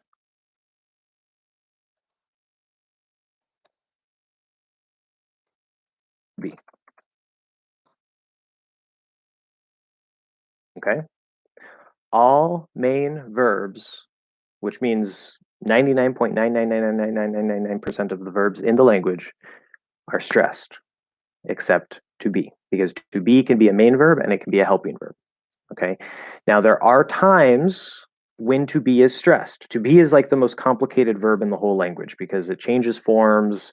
It changes for person. I am, you are, he is. Sometimes it's stressed, sometimes it's not. Sometimes it's a helping verb, sometimes it's not. So, and it's the single most common word in the language, I think, maybe after the articles, the and a. So, but all main verbs. So if you use do as a main verb, it's stressed. It has to be stressed if it's a main verb. Like I do it every day, right? I do it. But if I say, do you do it? Okay, one is helping verb, one is main verb. Not stressed, stressed. Do you do it? Do you do it? Okay. But go, stressed. Make, stressed. See, eat, et cetera, et cetera, et cetera. If there's more than one syllable, of course, there's going to be just, like believe, the second syllable is stressed. So not the whole word is stressed. That's important, right? It's not believe as the whole word being stressed. But believe is a main verb. And so there's going to be stress somewhere in the word, right? If it's a 5-syllable verb, be a stress somewhere in that verb. Okay. So all main verbs, all normal verbs are stressed except to be. Okay. To be is usually only stressed when it's the focus because to be is just, it's an equal sign, right? That's all it is. If I say, I am a man, okay, I'm not doing anything. I'm saying I am a man. So I equals man when I say it, right? If a woman says it and they say, I am a man, well, they can say that, but if they're actually a woman, then it's not true. um, but grammatically, it's just an equal sign. Now, there are cases like if we say, how are you? Okay. Now, the focus of the sentence, which I did not spell how correctly, sorry. A little too ahead of myself there, question. If we say, how are you? Okay, now the R is stressed because, or the to be R is stressed because it's the main focus of the sentence, right? I want to know your state. I want to know what is your being right now. Do you feel good? Do you not feel good? Right? How's your life? How are things going? Right? And so in cases like that, where to be is the main focus of the sentence, then it will be stressed. If you have a special reason to stress any word at any time, you can do that in English based on the context. So if I say like, I am a man, you don't believe I'm a man. If I say, no, I am a man. Okay, now I can make it stressed in a special way. That's something different, right? That's intonation. Normally, it's not stressed unless it's the main focus of the sentence. But all other verbs, it doesn't matter if they're the main focus or not, they're going to be stressed. Now, a quick note about the helping verbs. So do can be used as a helping verb to make questions. Have. So if have is a main verb, I have a car, it's stressed. It's always stressed. If you use have in the perfect tenses, right? I have done it, or I had seen it, or whatever, it's not stressed because it's a helping verb. It's just helping make that grammatical structure of the perfect tense. Okay. Modal verbs are a special kind of helping verb that change the mode. That's a whole different topic. But instead of saying I see, we say I can see. Okay. I can see. I can see. I'm even reducing can. I'm not saying I can see. I'm saying I can see. Modal verbs are a type of helping verb, and they're not the main verb. The main verb is what we want to stress. That's the idea, right? When we say I can see, I'm giving it stress there because I'm pointing out the can in that particular case. But when we say I can see, the purpose of the sentence is not that I do see, it's that I have the ability to see, right?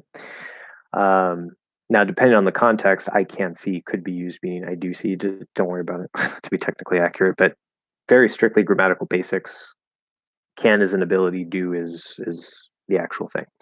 Or must, it means like have to, you have an obligation, I must see.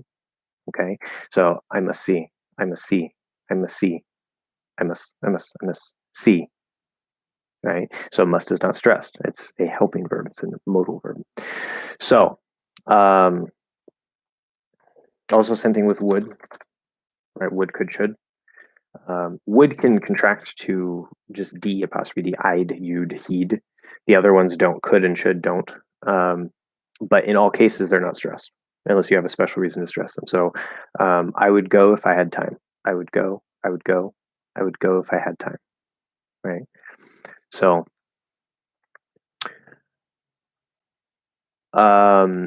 now with your specific thing here, so you say, can you pronounce dog eat bones? So all three of those words are stressed. Now it actually dog, you're either going to have to say dogs, meaning dogs in general, eat bones, or you're going to have to say like the dog eats bones or something like that. You're going to have to add something here. This isn't quite right, but let's just say dogs eat bones. Dogs is a noun. It's a content word. It's going to be stressed. It's one syllable content word. All one syllable content words are stressed. Again, if you don't know what a content word and a function word is, I can talk about that if you want, but it's also at the it's in one of the the first or second lesson of the pronunciation course. Somewhere in there, it's towards the beginning. But dogs stressed. Okay, eat is a main verb. Okay, it's a regular verb, so that's going to be stressed. And then bones is another noun, single word content or single syllable content word, also stressed. So it's possible in English to have three stressed words in a row. It happens sometimes. And we say, now in a sentence, there's something called Some people call it the focus word. Some people I like to call it super stress. I don't know if anybody else calls it super stress. um, but just because each word is stress doesn't mean they all get the same stress. In English, in a sentence, there's going to be one stressed word that stands out more. Hello, Rodrigo. And how are you? And depending on what you want to say with the sentence, you can move that focus word or that super stress around. So if I want to say, no, not cats, dogs eat bones, then I put it on dogs. But by default, with no special context, each sentence is probably going to have one, maybe two words that you can put the focus word on, and it doesn't really make it special. So if we say, dogs eat bones, dogs eat bones, okay, dogs eat bones. So they're all stressed, but comparatively, because they are all stressed, they kind of don't sound stressed. So it's not like dogs eat bones. If I say eat unstressed, eat dogs eat bones.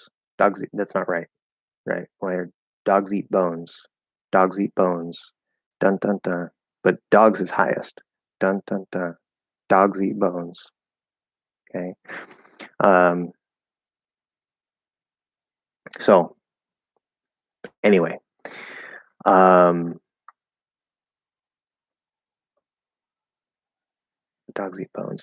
Now, maybe what the teacher was trying to tell you, like if this is the example that the teacher gave, then they might be saying that compared to dogs and bones, maybe eat sounds a little less stressed between the two, but that doesn't make it unstressed. Um, it's just relatively in the sentence because we have the three stresses in a row, and one is going to be higher for sure. That it can sort of create the illusion that maybe one is unstressed because it doesn't seem as loud. Um, so, and with the super stress or the focus word, we are increasing the loudness compared to the loudness and the stress of the other ones. So in English, the stress increases the length, the loudness, and the pitch of that syllable. But the focus word or the super stress will slightly increase um, the loudness and possibly the length of that particular syllable compared to the other loud syllables, right? So it is stressed. It's definitely stressed for sure. Yes, Rodrigo, I'm good. Busy. Here I'm doing a live stream. We're almost at 2 hours. Well, kind of, an hour 42 minutes. But yeah, I've been very busy. We got monetized. Yay! So there's that. I've made $1 so far. It's only been like 4 or 5 days, but the YouTube monetization analytics are like 2 days. It's always 2 days behind. So I don't know exactly what I'm at, but so far it shows me $1.38. So yay, I'm rich. You're welcome, Felipe. And yes, thank you for the feedback. So anyway, Rodrigo, if you have any questions or comments, you want to say hi. You already said hi, so I guess you're good. But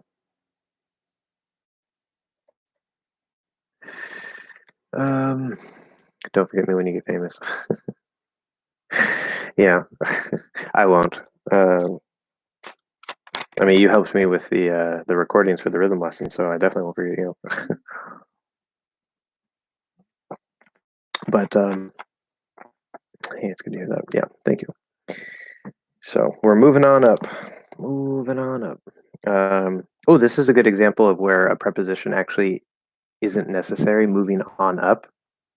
There's a perfectly logical reason why we can say on, and I'm not going to go into that right now because it's very complicated about the relationship between on and up.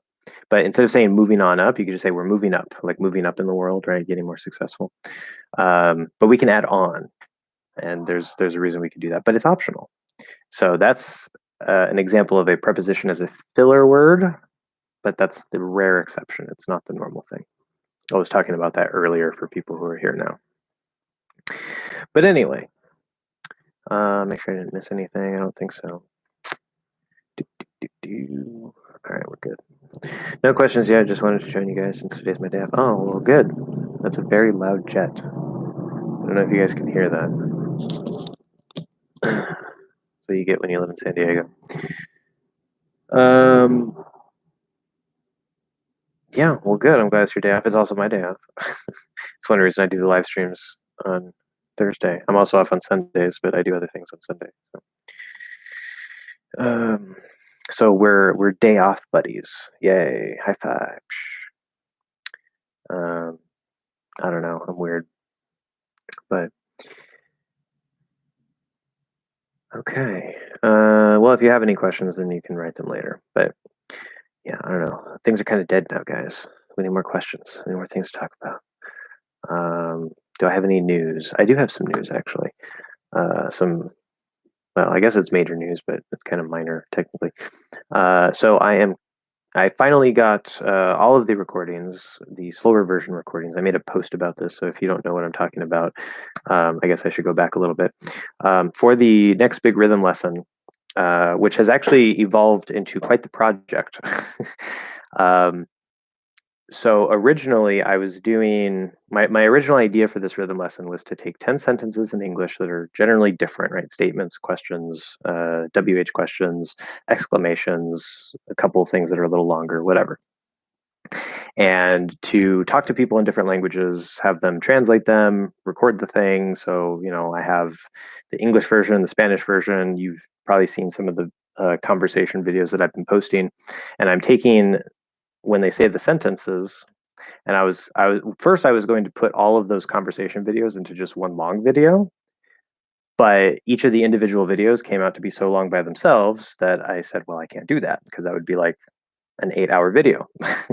So instead of that, I had to change what I was going to do. So then my next idea was, okay, I can post the conversation videos for anybody who's interested in watching the full discussion, and then I'm going to take the translated recorded sentences from those languages and put them side by side to English in a separate video so that you can directly compare between English and other languages.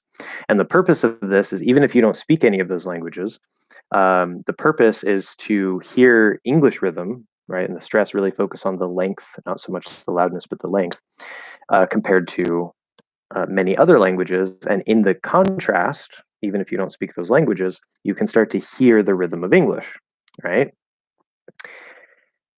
And then I got partway through that and I was like, wait, it's actually kind of hard to hear the length and the actual rhythm at normal speed. It helps to slow it down. So, as Gabriel knows, I contacted all the people that I did the recordings with, the conversations with, and I requested if they could send me some, slightly slower versions. And there's a couple things here. So one, I didn't just want to slow it down in Audacity, which is an audio editor, because if apparently it's a law of audio that the more you slow something down while trying to keep the same pitch, so it doesn't become deep like this, right? You want to keep the same pitch, but just make it slower. It becomes choppy. And because we're focusing on the length of the syllables and the rhythm of the sentence, I don't want that choppiness. It kind of defeats the purpose. So I wanted actual recordings that are not broken, right? It's not like I see a man, but it's like I see a man. So it still flows, but it's just a little bit slower, right? So I got those recordings finally. So far, I have put together the different pieces, but I just need to add the audio to everything. So I'm almost done with that lesson. I might be able to finish it today if I'm lucky, but it will probably be maybe tomorrow or the next day. So that's coming finally. But also in addition to that, with that same lesson, I got another idea because what I was going to do is like, okay, there's the fast English and then the fast of some language, and then the slow English, and then the slow of that language, and then the fast English, fast of a different language, slow English, slow of that language. And then I realized that because I have 10 sentences and trying to do fast and slow comparison with English language, English language, English other language, etc., that would come out to be like a super, super, super long video by itself as well. So the video is still going to be long, guys. Like it's going to be at least 20-25 minutes. I'm going to try to get it below 30, but right now it's looking like it's probably going to be close to 30 minutes. I know it seems like a lot, but it's going to be really good for your ears. Okay. The how I have it now, which you can give me feedback if you're like, hey, that's way too long. Let me know. I might put a poll for that and see what people say. But how I have it set up now is similar, but I'm doing the fast English and then the slow English, and then I'll do, say, the slow Spanish, not the fast Spanish, the slow Spanish, and then I'll do the slow English again, and then I'll do the slow Portuguese, slow English again, slow Japanese, right? Whatever it is. So you're constantly, and you can see I phonetically transcribed with the English Hacks method the sentences for the English ones. So you'll constantly be able to visually see where the stresses are and where it should be longer. And then for the other languages, I don't have any transcription. It's just the sentence and the recording. But you're going to be able to constantly hear, okay, slow English, slow other language, slow English, slow other language, slow English, slow other language. And instead of doing 10 sentences, because that came out to be like almost an hour, I cut out some of the sentences for this particular project. I'm actually creating another project based on this that I'm going to talk about in a second. So now there's going to be 7 sentences instead of 10. I really don't want to cut any more of them, but I might cut another 1 or maybe 2 because they're different kinds of questions. So maybe I'll cut a little bit more, but that's the current thing that I have set up. And so that's getting close to being finished. Now, what I also decided to do based on that is I said, well, I have all these recordings for normal speed and slow speed and for 8 different languages. Plus, I also have one for German. I didn't do the conversation in German because he didn't have time, but he was able to send me the recordings. So there's that as well. So 9 languages. And I figured, okay, I have the big main rhythm comparison lesson where you're listening English, other language, really focusing on the length, right? Constantly contrasting with English. I think that's going to be really good for your ears.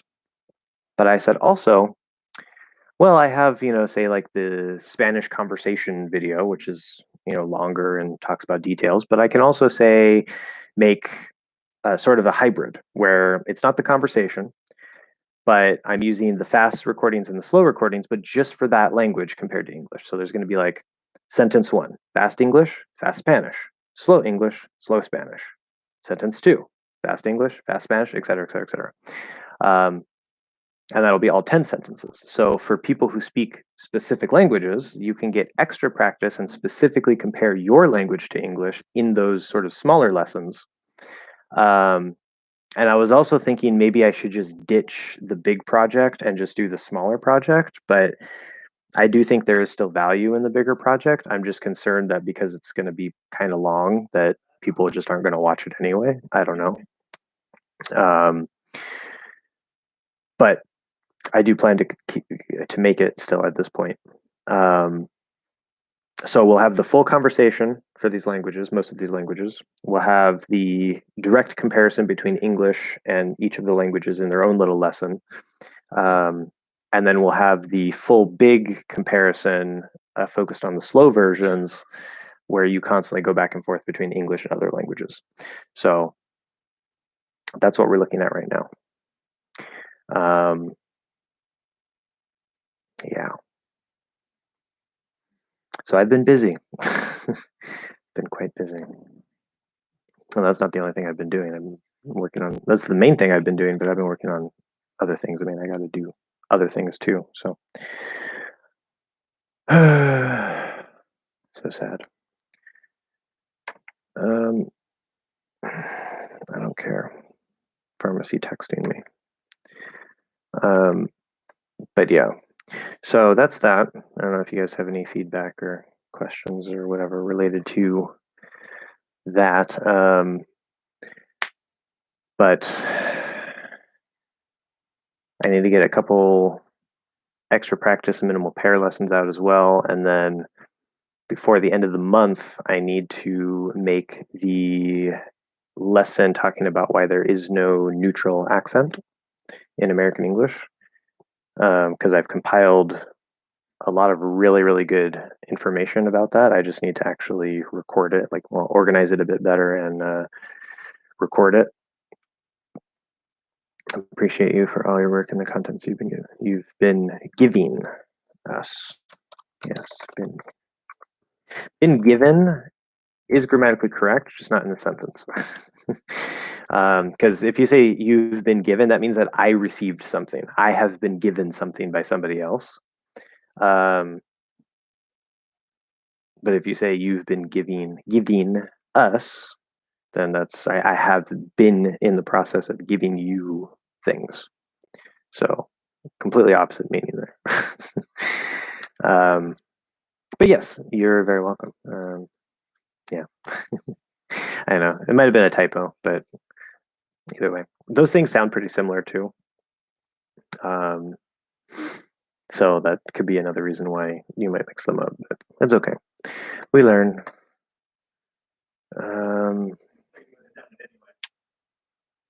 Okay. Anyway, since things are kind of slow right now, if you guys have any questions or comments or whatever, go ahead and write them in the chat. But I'm going to use the restroom really quick, and I will be right back.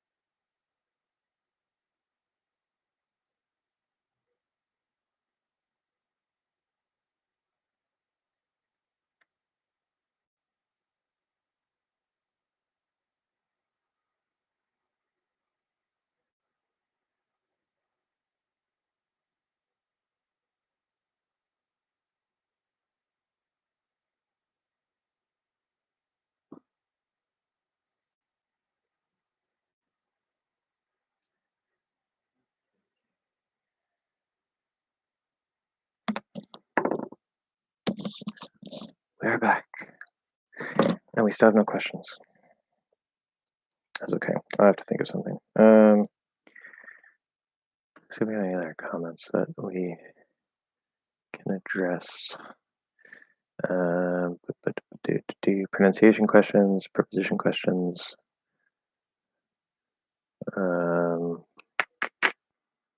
Let's see here. I don't think we have anything new in the comments.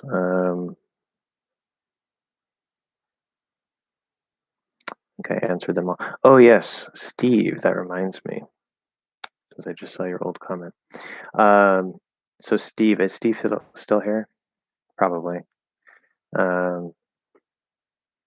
I'll make sure Steve's here before I tell him. But one thing I need to mention to everybody anyway,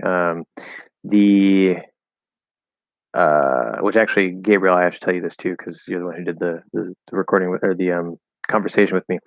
So the Japanese conversation and the Korean conversation, unfortunately, will not be posted. I will still be using the recordings with the Japanese and the Korean in the main rhythm lesson and in the specific for Japanese and Korean speakers lessons.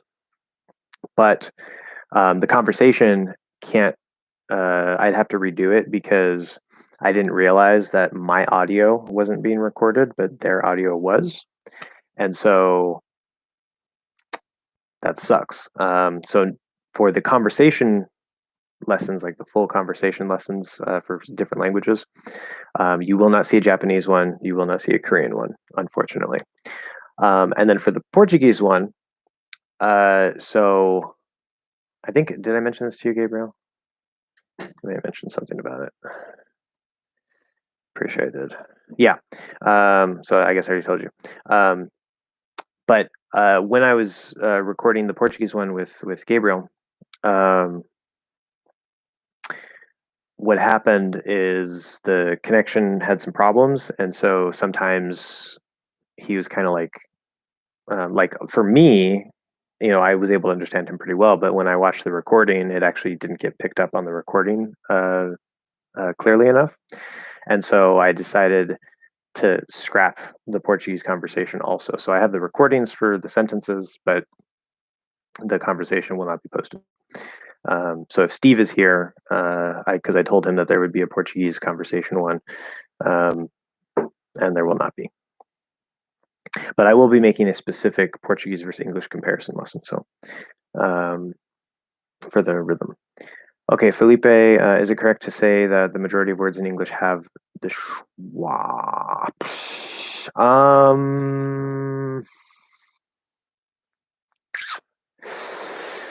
The majority of words? I mean, I would say no. It is extremely common. It's probably like the schwa is probably the single most common vowel sound, if not the single most common sound in the whole language. And you will find it everywhere, but is it in a majority of words? I can't say for sure, but I would probably say no. Maybe half the words at the most, possibly, but even then, I don't know. But there's also an important detail here because it depends on who you ask. If we're talking British English, then it could be because, for example, with their R, their like the R vowel sound, they don't use as a vowel like Americans do, right? So we say, right, well, there's water, which is by itself. They say wata, wata. It's like I don't know if it's supposed to be an actual schwa sound, but it's very close to a schwa sound if it's not. So like wata, or instead of saying right, in American English, they say or. So there's actually no. It's more like a schwa. So in British English, it's quite possible that a majority of words have the schwa because they actually use that in places where Americans never would. And then there's another detail. So, for example, mull. Okay, when you have the L-colored schwa, the L-colored schwa is actually optional. People, I think, in the Midwest will say mull, so it's with that half L, mull, mull, mull. So we're not bringing the tongue up; it's that dark L or half L with the back of the tongue. But either way, they say a schwa there. The way I say this, I describe it as either with plus that L or just the L itself. And so I don't say mull, I say mull, mull.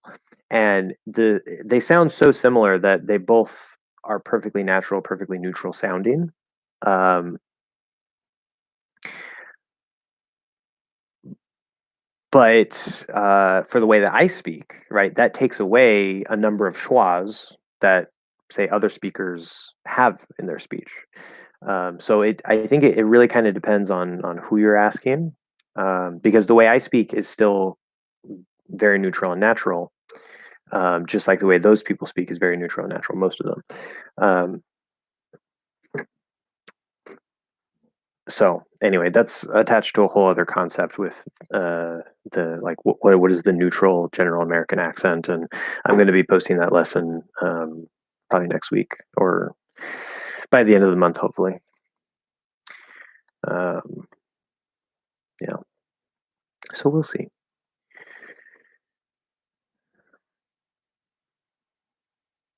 But yeah, I would probably say no. At least in American English, no, not in the majority.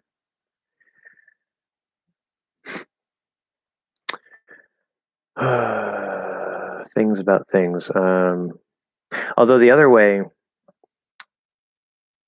I would still probably say no with what I just thought of, but the schwa is the single most common reduction sound also.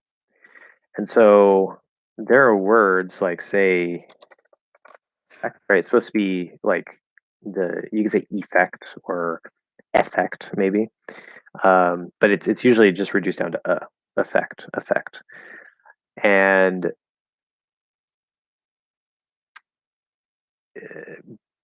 because there are a lot of words that for if we say about, that's not a reduction. That just uses a schwa. That's just the natural sound in that first syllable, right?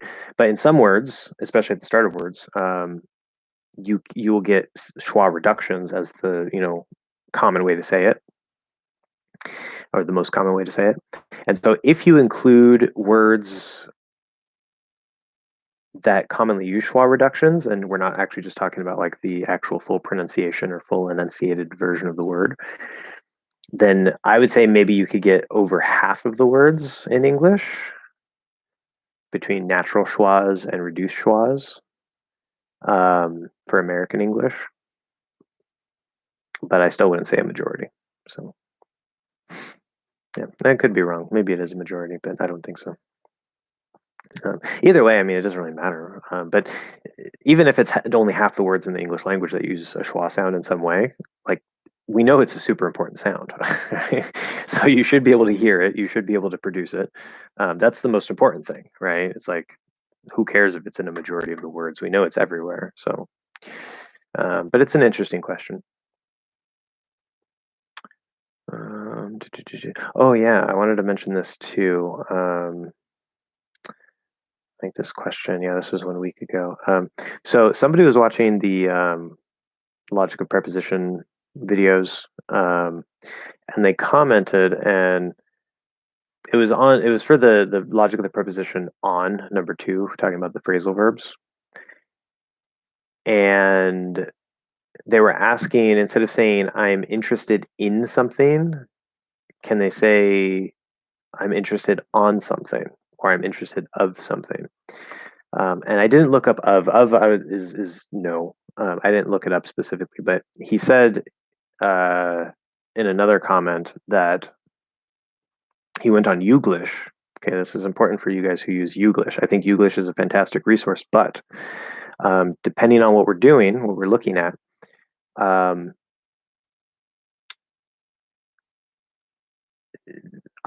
he said that he found some cases on Youglish where they said interested on instead of interested in. It's supposed to be in. And so I went through and I looked under the American English tab. I looked at a bunch of example videos, and I noticed several things. First, there were a number of times where the person clearly said in, but it was written with on. So again, ears, ears, ears, ears. The written version, whether it's a machine mistake because it's auto-transcribed, or whether it's a human mistake because they accidentally hit, O instead of I or whatever, typos happen, mistakes happen. Ears first, okay? Always important. The other thing I noticed is that this was probably the most common thing that I noticed, the biggest example. You will sometimes find certain words next to each other, but that doesn't mean they're attached. They're not part of the same chunk or idea. So for example, if you say, I'm interested in sports, that's fine. If you say, I'm interested on sports, that sounds very strange. But if you say, what was one of those examples? Okay, so it's like somebody said something like this, like if you're interested, comma, on December 10th, we're having a party. Okay. Now, in this case, the word interested and on are next to each other. Now, we have a comma here. There won't always be a comma. The comma should clearly tell you they're not connected. But sometimes there won't be a comma depending on, the sentence and the grammar we need. But here you find the two words together. And this is also in the intonation and the rhythm of how they're speaking. So they're not saying if you're interested on December 10th, right? It's not about December 10th as your interest. It's if you're interested in the party, we're having one on December 10th. That's the idea here, but we're sort of combining those two in a particular structure. So if you're interested on December 10th, so not if you're interested on December 10th, if you're interested on December 10th, Okay, so there's a shift in the tone, which is why we put a comma here. But you're going to see other cases where, yeah, so like people who are, it was a sentence something like this, people who are interested on the outside. So there's like an in-group, right? People who are in this like organization, but maybe there's people outside of the organization who would also be interested in that same thing, right? And so somebody said a sentence like this, like, so there are people who are interested on the outside. So that's not interested on the outside, like the interest isn't the outside, right? It's people who are interested in this thing that we're talking about who are on the outside, not inside the company, right? Or the organization. So on the outside is one idea, it's one chunk, but interested is not attached to that chunk. Okay. It's people who are interested on the outside. So that's another thing to keep in mind with the prepositions is sometimes you'll see things together that don't actually go together. And I don't think I've talked about that in the course, but in the book, I know a lot of you guys have the book. I talk about that, I think, in the introduction, and I give some examples of, where things might separate between, or in a sentence between like the verbs and the prepositions or something. So, but when we say I'm interested in sports, that's all one chunk, interested in sports, right? Because it's part of the same idea. Now, I will also add that going through those examples, I did find I think I looked at 20, and I think I found 3 cases where native speakers clearly said interested on, and they meant like we would say interested in something. And that was very, very, very strange to me. So it could be that maybe in some places, this is something that's starting to change. Because remember, grammar is not set in stone. Things slowly change over time. Um, to me, it sounds extremely strange. But these are edge cases of like if something is kind of starting to change and most people haven't heard that or they're, it sounds weird to them. It's not something you even have to worry about. Like, in fact, if you do use that, to most people, you're going to sound strange. You're going to sound weird or incorrect. So definitely don't worry about those. But apparently, there are some natives who, for some reason, said interested on. Sometimes wires in the brain get crossed. Like we're going to say one thing and then another thing, and they get combined, and we get interested on instead of interested in. So that can happen too. But those are edge cases. So don't have to worry about it.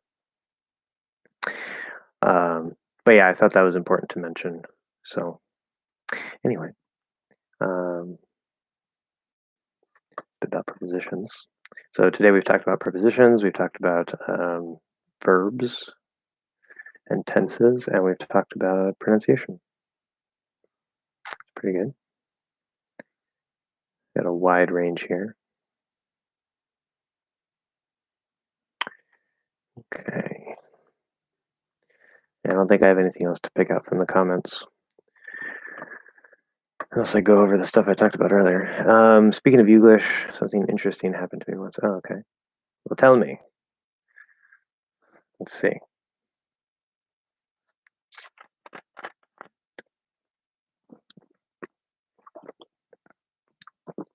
It's starting to get warm.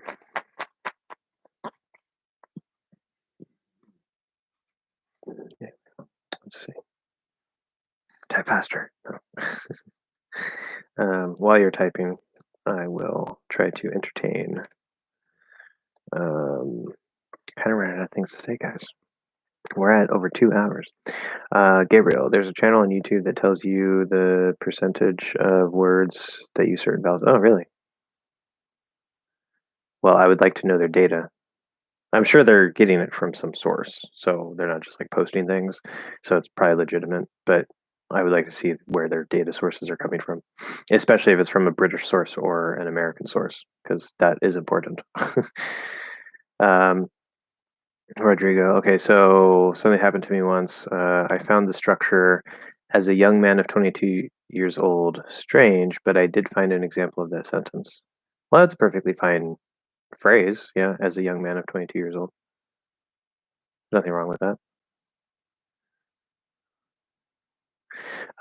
There's some things that you're going to find strange just because maybe that particular structure is relatively uncommon, or um, maybe it's not used in speech quite as much,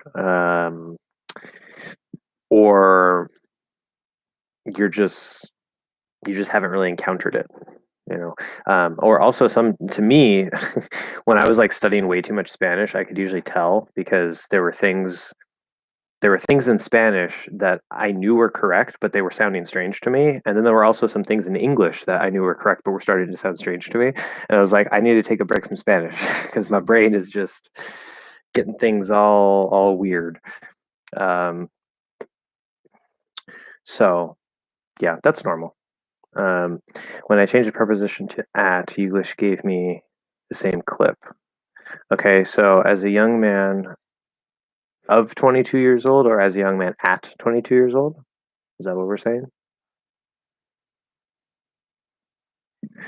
I mean, if it's the same clip, obviously he said one or the other. um, so I don't know if, because I'm sure Youglish is not done by people. Like I'm sure it's auto transcribed. Maybe they have people working on it. I don't know, to maybe check some things. But if that's the case, the the auto transcription, sometimes maybe it'll take the same thing, and if two prepositions are really close or similar in meaning, because the machine is just kind of taking from different samples and basing it on the audio that it's hearing. Um, so maybe if you look for at or you look for of, it'll give you the same thing, and this is like two different options in the same clip. But clearly, he only said one. Again, ears. Um, exactly, maybe because the speaker kind of mumbled that preposition. It could also be, yeah, that's another possibility. So now if we say at, let's see, as a young man at 22 years old, blah, blah, blah, blah, blah, blah, blah. As a young man at 22 years old, blah, blah, blah. Okay, so at can work here, but it's going to make a slight change. Not so much in the meaning. It's not that of and at are interchangeable. That's not the case. There's sort of a line here in the sentence structure. So if you say as a young man of 22 years old, so for example, if I say as a young man of 22 years old, comma, I often went to the beach. Okay. Perfectly fine sentence. Nothing wrong with that. So we're saying as a young man of 22 years old. Now there's a reason we use of there. That's part of the logic of. It doesn't really matter. But that's a fine sentence. Okay. Now, if you use at, it is possible, but we're going to do it this way. As a young man at 22 years old, as a young man at 22 years old, I went to the beach every day. Something like those. I added every day. You don't really have to, but just give it a little bit more. So notice there's a comma here. There may not always be a comma necessarily. You can use at because in the structure, young man of 22 years old, that means a young man at the age of 22 years old, right? Usually with the age, we say at an age. Or I say, well, usually it's like I'm 31, right? There's no preposition there. But if a particular age is like a dot on a timeline, right? So I could say at 18, I graduated college. Or I could say when I was 18, there's no preposition there, right? So there's two ways to say the same thing. Saying at can sound maybe a little bit more formal in a way, but it's perfectly fine. So here we can say as a young man. Okay, so young man it's not just 1 year, it's a time of your life. And you say at 22 years old. Okay, now we're giving the specific year at that age. I went to the beach every day. Okay. So you can see, although the sentences are a little bit different, we can express pretty much the same idea with two different prepositions, but it's actually two different sentence structures, right? So you also got to be careful of that as well. We're not just switching of for at. We got to change some other things around. Okay, now we got all the comments coming. Okay, yeah, I'm more used to hearing structures like a young man of 22 years of age. Yeah. Um, yeah, also the of age, 22 years of age, that is going to sound even more formal. And it doesn't necessarily sound formal, like whatever, but it's sort of a longer way to say it, and we're not going to usually take the time, right? Like when I was 18 years of age, usually you'll hear that maybe in court, like in a really professional or formal environment, like um, or maybe on the news, like a young woman of 19 years of age, which they don't have to say it that way, but you might hear it in those type of formality situations. So of 22 years old is the same thing. It doesn't matter. Um, but good, good. So now you're learning that okay, there's more than one way to say the same thing, right? Sometimes we can change out a word. Sometimes we can do whatever. Sometimes things aren't necessarily interchangeable, like of and at, but depending on how you say the sentence, you could use either one. Um,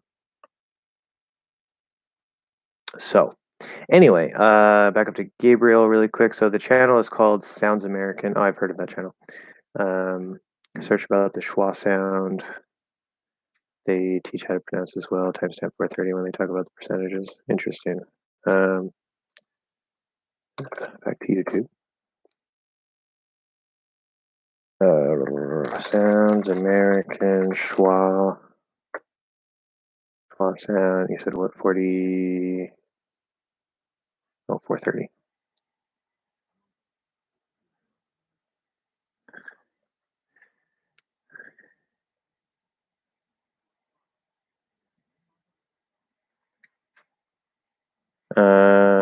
Okay.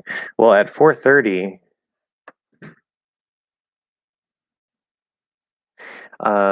it's not talking about the number of words that use the schwa. They're talking about the percentage of uh, what spelling represents the schwa. So 34% of the time, the schwa sound will be not as a reduction, but as just the sound that is in that word. 34% of the time, it will be written with the letter A. 18% of the time, according to this, it will be written with an O, which I get. I mean, I talk about some common spelling patterns in my videos too, because I think that it can be kind of useful. But something like this, especially when you get down to like 8%, 7%, and whatever, that is so ridiculously like specific and divided that I don't think it's useful.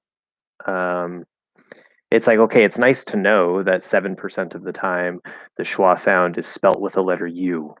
That also means that most of the time, if you see a U, it's not going to be a schwa, right? But then we also know that the letter U doesn't just represent the oo sound, it can represent other sounds. Maybe it's most commonly the oo sound. But again, so there's exceptions for all kinds of things, and these a chart like that I think is completely useless. And maybe it's interesting if you just want to know, but for actually learning English, I think that's completely useless. You're welcome, Rodrigo. Um, so, I mean, I guess as a fun fact, sure, maybe that's why he has it in there, but that's that's kind of scary to me. Like, um, that to me, it comes out of that mindset of like rules and um, like memorizing rules and trying to get down like the exceptions and all the stuff where it's just like, I mean, some exceptions are just, you just have to learn them and that's fine, especially if they're really specific. It's like, okay, like have to, okay, we say F instead of V. You can say a V, it's possible, but usually we say an F, because remember, the fully enunciated word is always possible. But yeah, it's too much. Anyway, Mr. Machiavelli, I wonder if that's sort of like a short version or a pseudo version of Machiavellian. Mr. Machiavellian could be.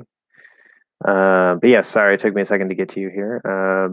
I try to go in order as much as I can. So, but thank you for joining us. And you say hello. Is there any difference? Oh, my eyes. Is there any difference in the way Brits pronounce the vowel typo there in cup and the American pronunciation? Okay. So that's a good question. I'm not an expert on British English, but if we're going off of strict official sources, we can go to the Cambridge Dictionary and they will list. Now, sometimes when I see the Cambridge listing of the American pronunciation, I'm like, yeah, that doesn't match how I speak. So it's maybe the way Midwesterners speak. But they do list the British pronunciation. So let's see here. Cup should be the same. Yes, it is. So it's the upside down. It says for the UK and for the US, it is the upside down V, which or the like capital A without a line, which is an IPA symbol. That is and I call this right the. In case you're new to the channel, right, there's the schwa, which we've been talking about a bit. The schwa is usually, it doesn't have to be a reduction sound, but it's usually a reduction sound. It's this upside down V, the way that some people say it, it can actually be a little farther back, like kind of like that. I don't usually do it. Like there it is. But you don't have to do that. You can make it sound exactly like the schwa. It's the same thing. You just open a little more, make it a little louder. So cup, cup, cup, cup, cup, cup. Okay. But do not say cop. Okay, it's not ka. That's not a sound in English. That's a common mistake. But yeah, it looks like the British and the American pronunciation of this particular word is the same. Now, just because that's true doesn't mean that all words spelled consonant U consonant are going to be the same pattern, right? Like if we say but, that does match. And that's actually probably a common spelling pattern for that, but there are things that are spelled one way but pronounced differently because they're exceptions. So anyway, we're out of questions again, guys. You got to keep them coming. Keep them coming. I'd much rather have the problem of being behind than being caught up. I mean, it's good to be like perfectly caught up where there's like, oh, another question, like right as I finish. So we can like work together. I don't know. But if I'm behind, I can just keep going and going and going, where otherwise it's just kind of like, what do we do now? Okay, Felipe. Glottal sound when speaking words such as mountain. Can we swallow when saying certain? What about didn't? And do Americans use it more frequently or British? Okay. So you say swallow. I assume based off of the first part that maybe there are teachers who say that the glottal stop is like you're swallowing. Is that where the swallow is coming from? Because that's kind of confusing. Well, because it's definitely. See, guys, this is why I'm here. Again, there are lots of great teachers out there, lots of great teachers, but I really disagree with some of the ways that they explain things, and that's okay because some people don't like the way I explain things. But I would never in a million years think to describe the glottal sound as swallowing. If you're trying to swallow to do a glottal stop, you're probably not going to sound very good. Because if I try to say mountain with swallowing, it's like mount, mount, like even if I just take out the swallowing part and just use that end part, mount, like that's not it. That is not that's difficult to do. That takes more time. We don't want to take more time. Part of the reason why we have the glottal stop in the first place is so that we don't have to take the time to fully produce the sound. Interesting. The way I like to describe it, mountain, mountain, mountain.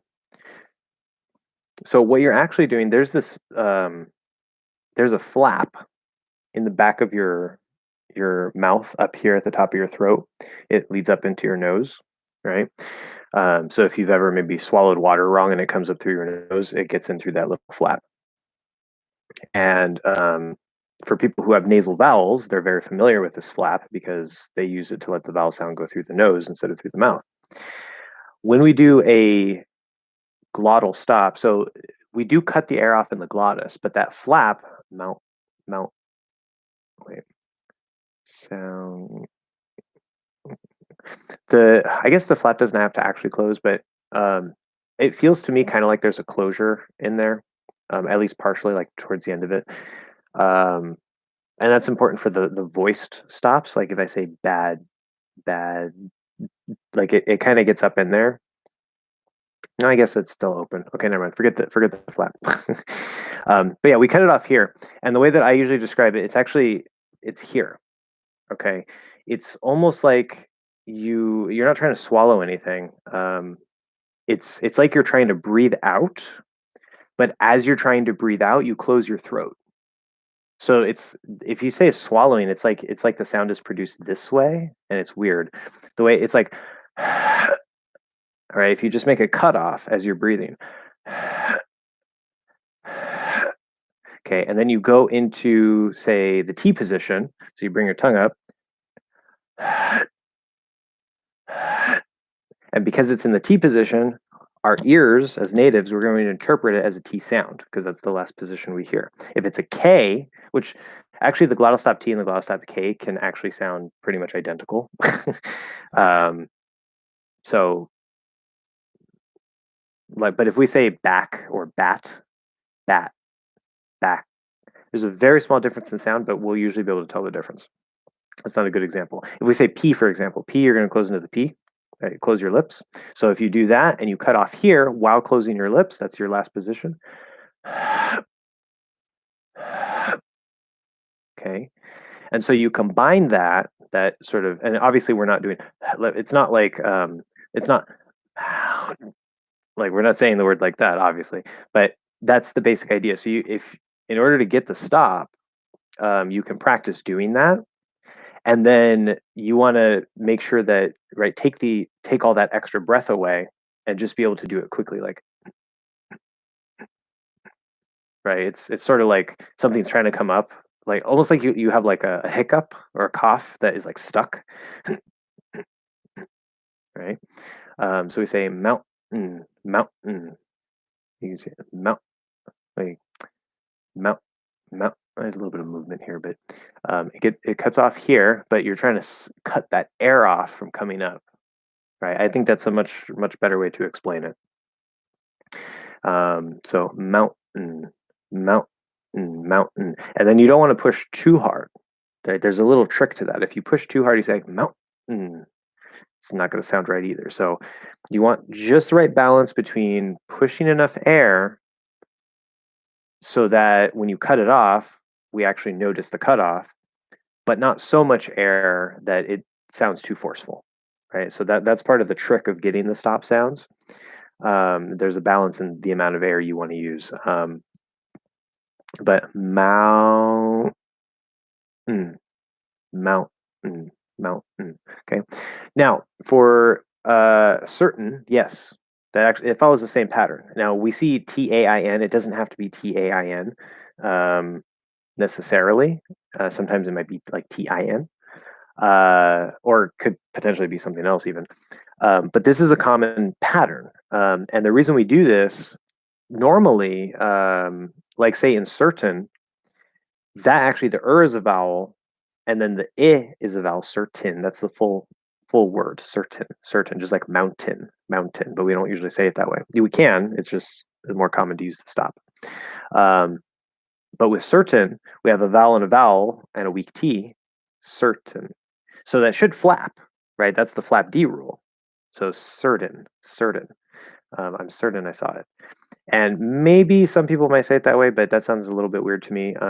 So we'll either fully say certain or much more likely certain, because when you have the T there, it also works with D, by the way. Garden. Whoops. Garden.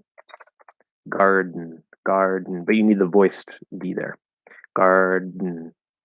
And that's actually not necessarily a glottal stop, but anyway, it's similar. When you have that T and then you just have a little or and then the N there's no reason to actually say that vowel sound because it's not stressed.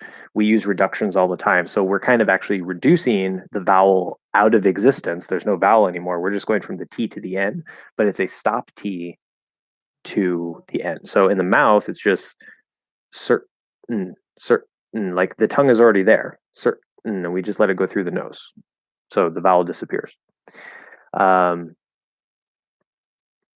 With didn't, it's a good question. Didn't. There's actually a couple ways to say that. If I fully enunciate it, didn't.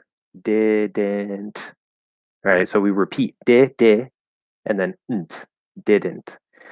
The T, of course, by default would probably be stopped. Didn't. So we go to the N, cut off the T. If there's a connection, I didn't know. Now we have NP plus vowel.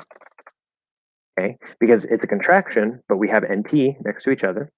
And if we have a vowel, well, didn't know actually is just like, what was it? Wanna, where there's NT and then TO. Because of two, and it's a very weak T, we can drop both T's in that special case. This is another special case where it's like there's just one N and we're connecting over to the vowel, so it can still work with the NT plus vowel rule. It's just it doesn't look like it. Didn't know. You want the N to be a little bit longer. But if I say didn't understand, didn't under. So the T disappears because of the connection rule. The N connects over.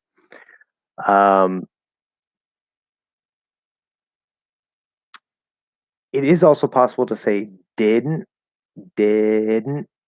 where we actually don't say the second D. Well, we partially say the second D. We do di, and then we go back up and we do this sort of like semi-stop D that immediately turns into an N. I know it's really weird, but did. So I have this sort of cut off really quick.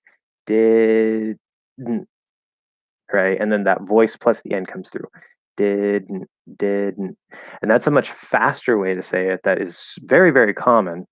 But between didn't and didn't, where we might drop the T depending, those are the two most common ways to say it, not didn't with an actual T.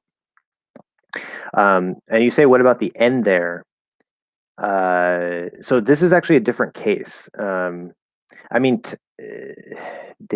actually, just like garden, like I was saying, garden, didn't. See, we can apply the same type of thing, except when it's a T, we tend to have that really sharp cutoff. It's more like a glottal, mountain, certain, where with like didn't or garden, it's not so much a glottal, it's more like it's a held stop that there is a stop to it, but we're not really cutting off here because it takes too much time. And so we kind of like did. You start the stop, but you don't with like mountain. It sounds like there's a cutoff between the two, where with the voice of the D, you want to kind of start the cutoff, but then immediately release it. So it's not as sharp. Didn't, garden. So you still hear that garden. So you start pushing that D immediately through the nose. As soon as you cut off, release it, push it through the nose, hold the position in your tongue, and then just let the N come through after that. Didn't, garden. You get a in my nose. So a little bit different, but follows basically the same pattern for the same reasons. But nothing happens to the end. The end is going to be there. Do Americans use it more frequently or British? I can't say for British people here. I would assume, like if I were, I mean, I don't speak with a British accent. I don't have a perfect British accent, but if I were trying to speak with a British accent, based on like what I've heard and stuff, I would probably say, "Oh, I'm very certain." So I don't think they do that. Um, in fact, I think T glottalization is a feature of American English. I don't know if British speakers use it. They might. And of course, this is talking about received pronunciation. There are many accents and dialects within the United Kingdom, especially Cockney. That's a big, a common secondary one that we hear about a lot. And that's why I say, "Oi, governor, how you doing today?" Or something like that. I don't know. It's probably more Australian. I can't do it very well, but it doesn't sound as refined and sophisticated as the proper Queen's English. So, anyway. Okay, Mr. Macvelli. Two more questions, please. Can we skip the D in understand, making it sound like wait, oh, the first D. I was focused on the second D. Understand. The second question, can we say in a club for in the club? Excellent questions. Very, very fantastic, excellent questions. The answer to both of your questions, the short answer is yes. Now, why? So with understand, I was actually talking about this rule earlier, briefly, because somebody asked about like in the word sandwich, or if you say and I, you can say and I, or hands. And I'm not going to go back over that. You can watch the beginning of the live stream. It's one of the first things I talked about. But we know we have the NP plus vowel rule between words. This also often happens inside of words. It's also a linking rule inside of words. Doesn't always happen inside of words, so you have to be a little careful, but usually it will work. And what that says is that the T disappears and the N will connect to the vowel instead of the T connecting to the vowel. Now, ND plus vowel also does exist because the D is the same as the T, it's just voiced, same position and everything. But in my experience, the ND plus vowel rule, it doesn't, in this case, with the D would drop, but that doesn't seem to happen quite as frequently, probably because the D is voiced and we kind of want to hear it there, even if it's just like a stop or something, instead of completely dropping it. However, it is still something that commonly happens, especially in common words like understand. So you can say, I understand, under. Okay, because we're not going to take the time. Now, again, this is probably maybe for faster speech. If you're speaking more slowly, you say, I understand. It sounds a little weird. Okay, we wanted that D. I understand. And this is part of a concept that I've been developing called the dynamic range and flow of pronunciation. There's the full pronunciation of a sound. I'm going to give you the basic version here because it's actually a lot to explain, but the fully enunciated version of a sound or a word would be over here. And then as we speak faster and or we speak more lazily, things kind of start to break down. Things start maybe dropping or blending in ways that maybe they wouldn't at slower speeds. And so this is another reason why I hate that most teachers tell you guys to speak really clear and enunciated, because like if you just want to be understood, perfectly fine. No problem. Speak as clearly as you can, get those vowels as good as you can, no problem. But if you want to sound natural, if that's your goal, which I know that's the goal for some people, then that is really bad advice, because enunciation is not the normal way that we speak. Enunciation is a tool that we use when needed in the dynamic, speeding up and slowing down and giving emphasis, stress and unstress through the rhythm of the language. It's a very dynamic language, especially American English. And so it doesn't have to be super fast in this case, but at faster speed, as long as you're not speaking, really slow and clearly, you can drop the D in understand, and it sounds perfectly fine. There's no problem with it. It's not informal. It's perfectly fine. Your second question, in a club. Now, here is the trick.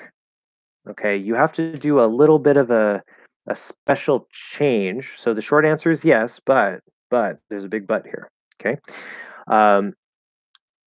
in a club. Okay, this is pronounced as in a club. Okay, in a club. Now, we know that a reduces to so the n is going to connect to the and say in a club. Now, the is almost always pronounced the. Doesn't matter if there's a vowel after it, you can still say the.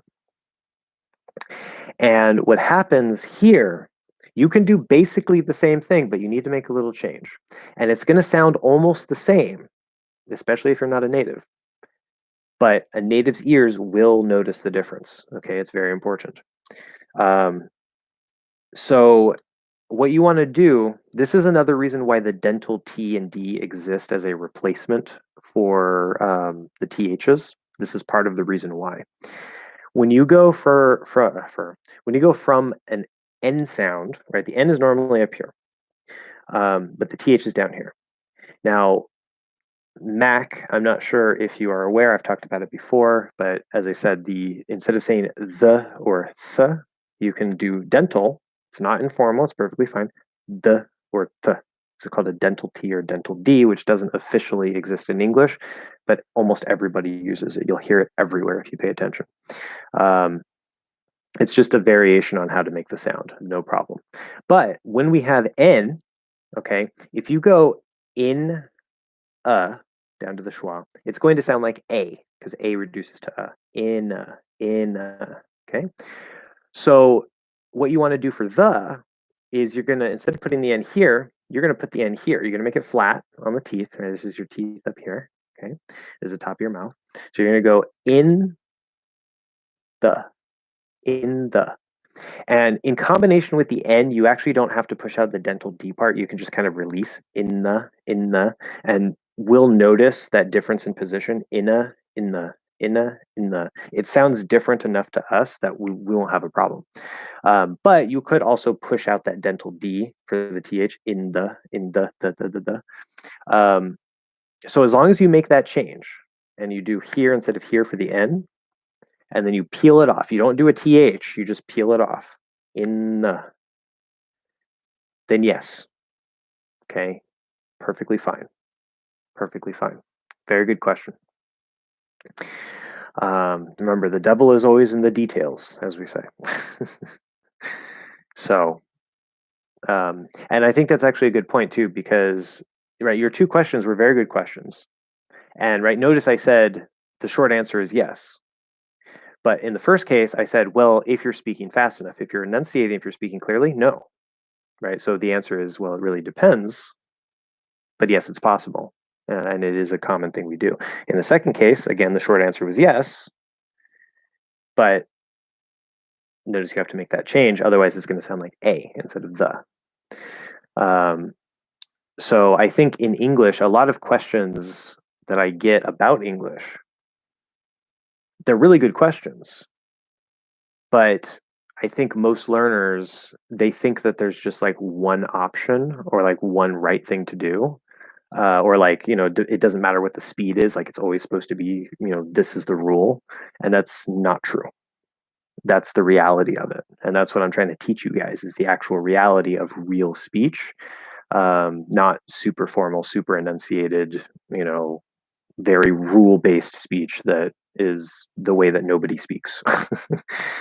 So that doesn't mean there aren't rules. There are plenty of rules and they do apply, but trying to memorize all those rules is not particularly useful. You want to focus on your ears, lots of exposure, shadowing work, right? Make little changes in your tongue, all that stuff that I talked about before. Rodrigo, I assume there's a small difference between way and wait. Yes, there is. When wait is pronounced with a stop. Absolutely, yes, there's a very small difference because if there were no difference, then there would be no T. It would just be way and way, right? Remember, I've had several English learners.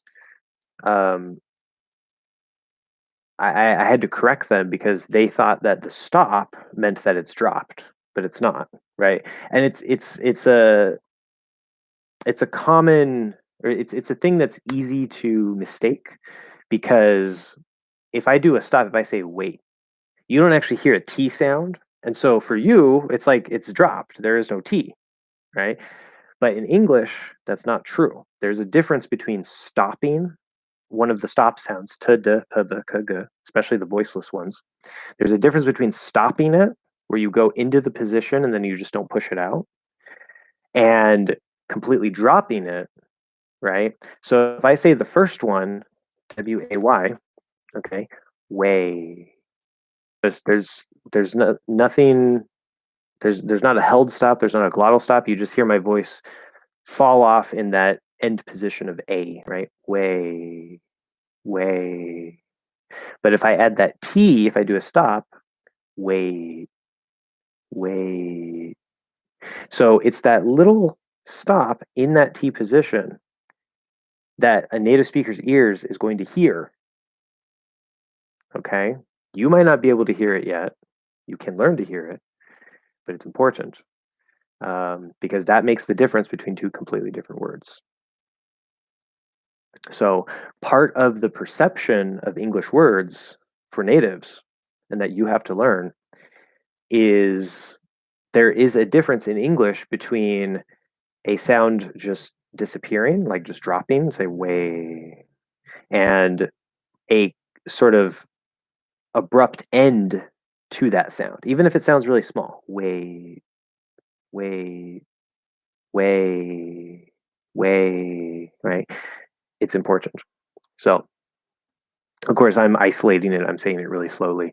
If I say context is important. If I say there's no way, obviously it's not wait. It's there's no way that that's possible. Um, but if you say please don't wait for me, but you completely drop the T. You say please don't wait for me. It sounds like you're saying, because this is pronounced the same. This is a verb, right? Please don't wait for me, which that sentence doesn't make any sense. um, but we can clearly hear that you're not putting anything at the end of way. So, yeah. Anyway, shut up.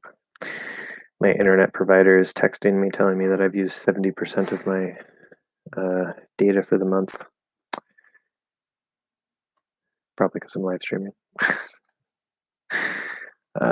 Anyway, so I hope that makes sense, and that I have answered these questions satisfactorily, in my meandering way. That's like my biggest problem, because you guys don't know, like, I hear a lot of comments from you guys like, oh, the way you explain this, makes sense and blah blah blah, like the pronunciation, or oh, the logic of prepositions is such a brilliant idea and blah blah blah. It's like you guys don't know, you guys don't understand what goes on up here. It's chaos. It's complete and utter chaos, and just ideas and fragments of ideas and all kinds of things, and then I have to try to take what's going on here and the connections that are happening and filter it out into speech in a way that's easy to understand for the average person.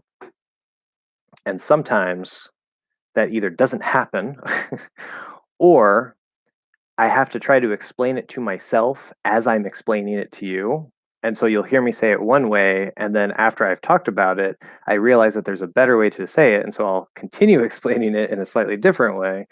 And that's one of my weaknesses.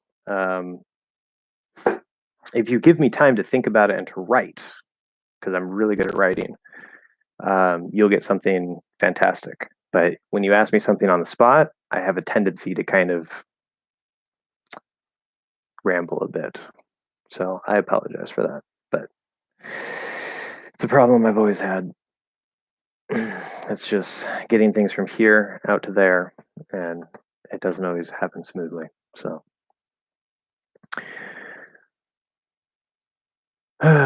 I'm just glad I have naturally high linguistic intelligence, which I only say because I was tested for. Because if I didn't, I don't even know. Like, I wouldn't be able to explain anything. Um, when a word ends with N or M, not at. At is a very, very good guess. And it is logical, but English doesn't like it. When a word ends with, or you can say with or in N or M, word ends at N or M, because that sounds a bit different. That sounds like the location of the end of the word is this letter, which is just, it's not how we think about it. It's a little bit strange. This is a good example of how something could be maybe generally logical, but the English language is like, yeah, I don't like that. And, so again, with the logic of prepositions, um, I'm trying to use a logical approach to help you get the feeling, build up the feeling through different examples. So just because something is logical doesn't necessarily mean it's going to work. But things can usually be described in a logical way. Okay, anyway, when a word ends with N or M and the next one is to, can this always, wait, okay, can always this to be, okay, can this to be always be pronounced as do? So a word order problem there. If I can't, tell me when to can sound as do. Wait, it can't. Oh, okay. If it can't, yeah. Yeah, so the general rule there, remember, so the first thing when it comes to the sounds is that the which I've said this many times today, I know, but I'm going to keep saying it. It's very important. The full enunciation of a word is always possible. It might happen to come out. It's not the most likely way, but it's possible. So it's always possible that no matter what comes before the T and to, that you might actually say the T sound. It's possible. But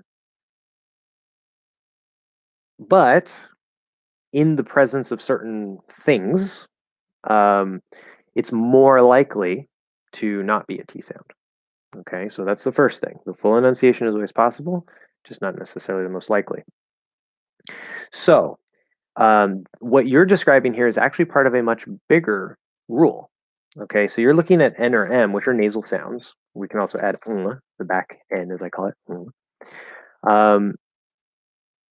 And what do all of these have in common aside from the fact that they're nasal?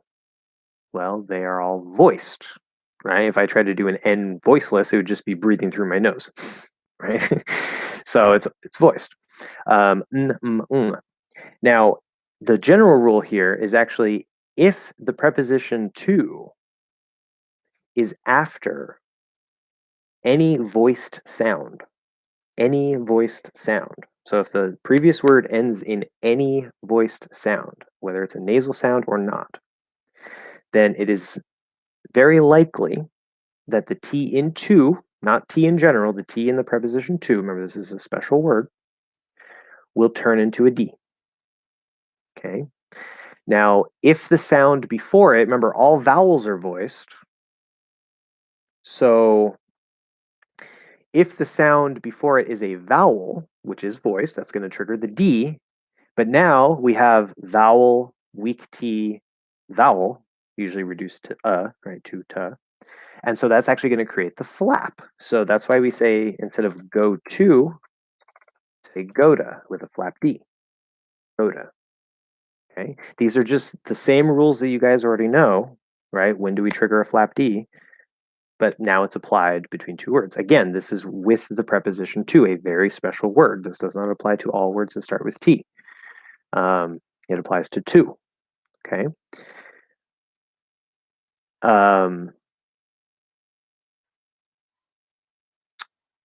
Now, if it's, say, let's see, M. I'm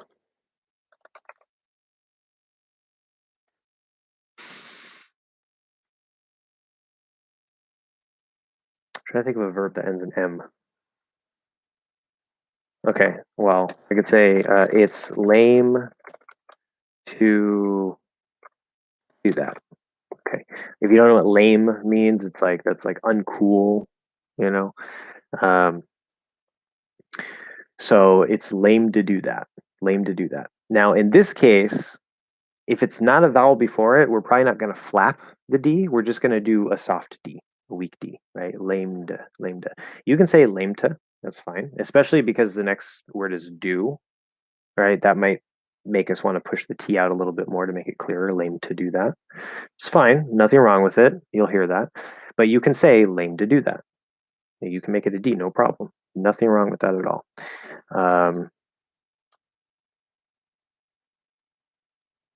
But if the sound before the T in to is voiceless, it's going to be a T.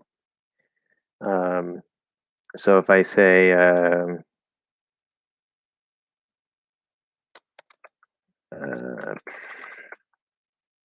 well,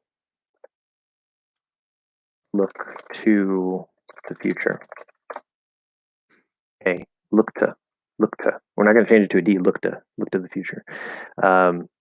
Now, I can imagine because of this preposition and because it's so weird, maybe you can turn it into a D, but we're not supposed to. It seems a little weird to me. But look to the future. Look to the, yeah. There's no reason to. Well, I guess you could change it to the voiced because is voiced after it, so you're sort of attaching it that way. But yeah, look to the future. Look to the future. Again, it's going to be a very weak soft T, right? It's not stressed. Look to. Or if I say pass to, right? Pass to Tom. Pasta. Sounds almost like pasta. It's pasta. Not pasta. Pasta Tom. Again, maybe I could change it to a D, but it's not supposed to. It's kind of weird. Anyway, good. So that should answer that question. I know I added a lot of extra information, so if the answer got lost in that, let me know.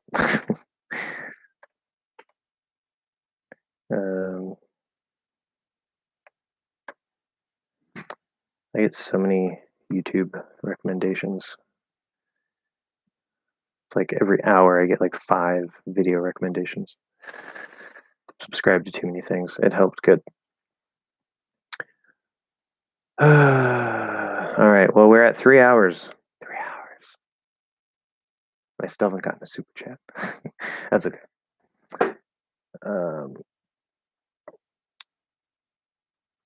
Yeah. Oh, that's right. I wanted to ask you guys to explain, if anything, like what does it mean, or why do we say those two words together? Probably the meaning.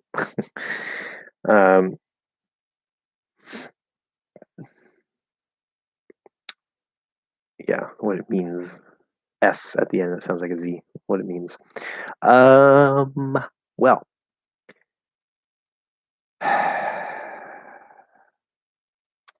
So, if anything, this is used. Well, I mean, there's these two words can go together in a couple different ways. Like, let me know if anything bothers you, right? So, like, you're my guest, and I don't want anything to bother you or annoy you. So I say, let me know if anything bothers you. That's just normal. If anything, that they're not particularly connected, right? It's if anything bothers you, right? But that's not what you're asking about, right? So there are some times where it's going to be something a little different, but there's a chunk, if anything. So I would.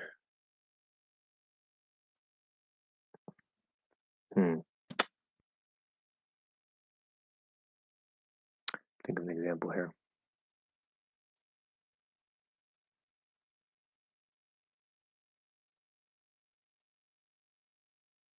There's a layer. Do you have if you have a particular example, that would really help a lot, because otherwise I have to think of an example.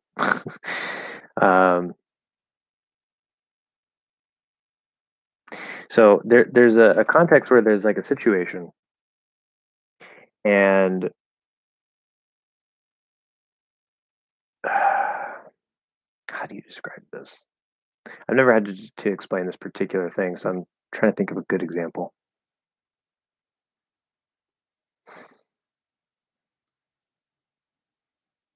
Yeah, I guess I could just use that.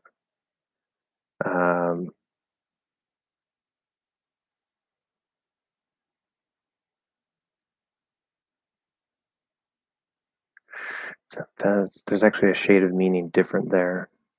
If you want, I can find. That would probably help. Yeah. I did think of one example. It has a very slightly different shade of meaning, but it does still work. So I'll try to find your example, and I'll start with my example that I thought of. So so a little bit of background because the context is super important for this phrase. So at the right now I live in a house, but at the place I lived before in an apartment building, there was a shared washer and dryer. And at one point, the washer broke. And I didn't learn this until later, but apparently we got blamed. I have no idea why, or I didn't have any idea why. I recently found out. And I didn't even know that we were the ones who got blamed. And I know that we didn't do it, but long story short, that doesn't matter. So recently, um, I learned I learned the a big part of the reason why we got blamed. And it's because one of the other people in that same apartment complex said that they saw me or one of my roommates shoving the clothes down into the washer. And obviously, you're not supposed to do that because it's too much and it breaks. Um, so, how do I use if anything, right? So, that's the context. And I would say something like, okay, number one, I don't shove clothes into the washer because I know that's not good. Um, if anything, they saw me pulling clothes up because what I would do is, in order to make sure that the washer isn't overstuffed, it's not too full, I would actually reach down and sort of pull some of the clothes up to make sure that they're sort of lightly sitting there and not stuffed down, and to see if maybe I have to take some things out so that it doesn't get over full and break. And so maybe they thought that I was stuffing it down, right? So I say, if anything, they saw me pulling the clothes up, not stuffing them down, right? So this, if anything, means that like I don't know what they saw or what they claimed to see, but the only possible thing that they could have seen is me pulling the clothes up, even if they think I was pushing the clothes down. So that's what that means, right? It's if anything, like that's the only possible thing that could explain it or that they could have seen, and they just think they saw something different or whatever. So Steve, if you find your example, if that was a good example for you, then there you go. If you can find your example, then just go ahead and post that whenever you have it. But I think Gabriel's the next one. Yeah, Gabriel, do you think the verb get sacked is too informal? Hey, if you got is, do you think the verb get sacked is too informal? This is also a good place for quotes, right? The verb get sacked is too informal. Was that's actually a verb phrase technically, but whatever. Um,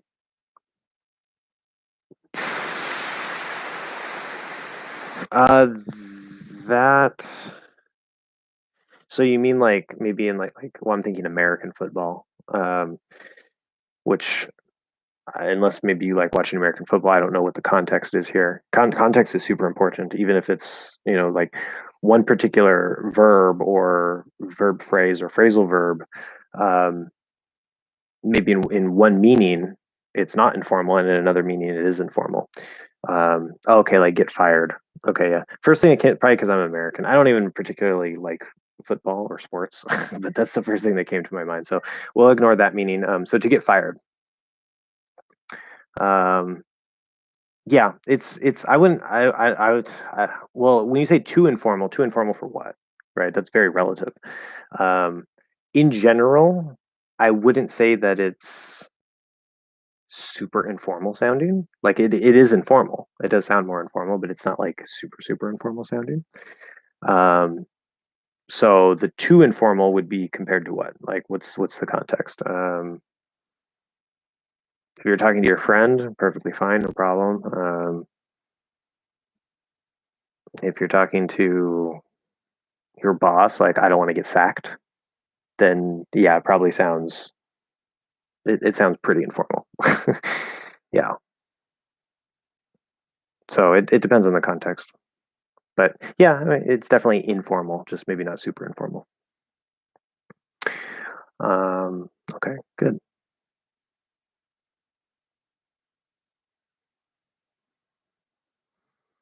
Very nice. All right. Still waiting on Steve. Otherwise, oh yeah, there was a thing that I need to tell you guys. What was that? Completely forgot it now.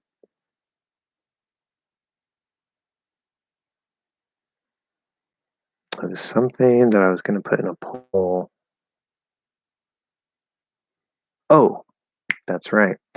Now that I'm monetized, I'm a cool guy. Um, obviously there's a limited number of people here. There's only 7 people out of my 1,500 or so subscribers.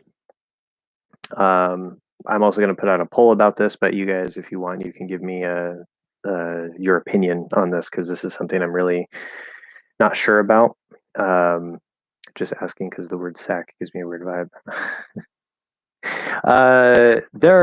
The word sack by itself it's a perfectly fine word. Like it could be as simple as a synonym for bag. A bag is a sack, and so in that case, there's no weird connotation to it. But sack does have some usages that are, let's just say, dirtier. So maybe you've heard it in some places that can kind of give off that vibe, I guess. But the word itself is perfectly normal. Um, but anyway, so I have Patreon, as I'm sure most of you guys know who are watching, and I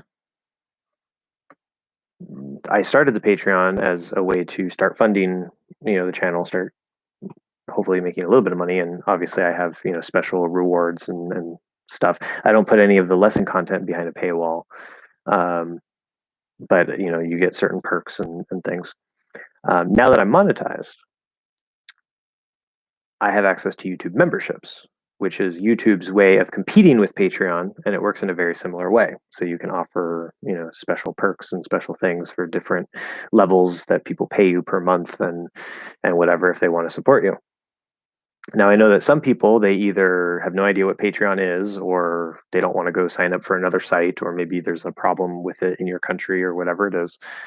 And so I'm thinking, like, should I have a Patreon and a YouTube membership? Because it's kind of like the same thing. Like, would I just offer the same thing on both places, or should I like offer different things on the YouTube one that is special?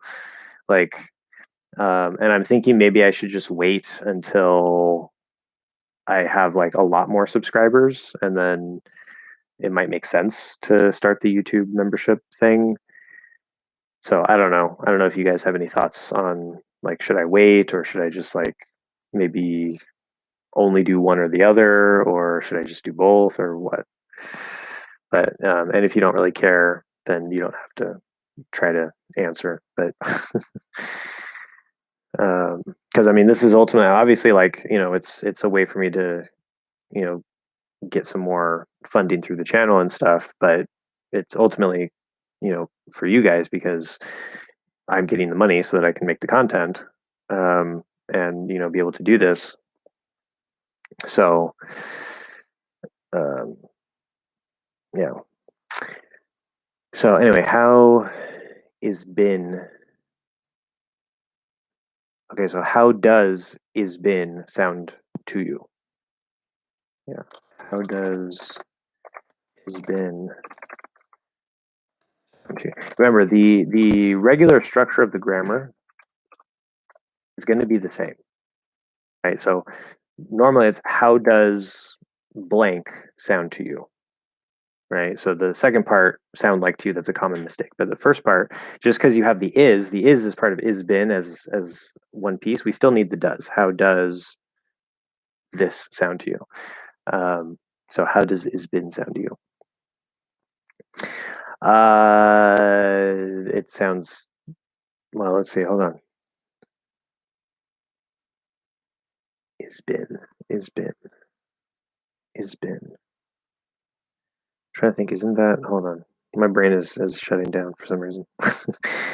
um, has been.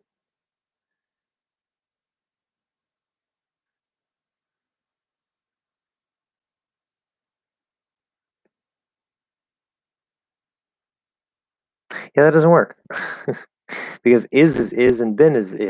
It's is. That's what you're saying there. That kind of threw me off because I was thinking like, well, actually, hold on. Because I'm thinking passive voice. Like if we say is made,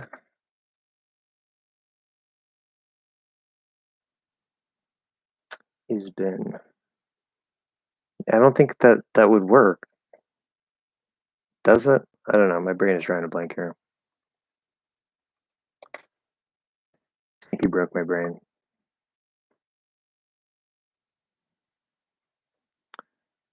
Is been a valid construction?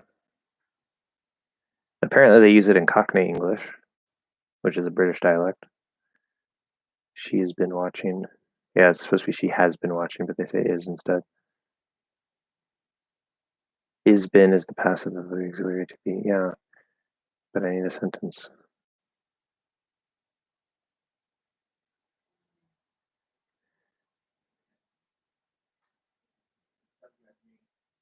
No, I need to know if my plants need light or not. Yeah, I don't think that exists.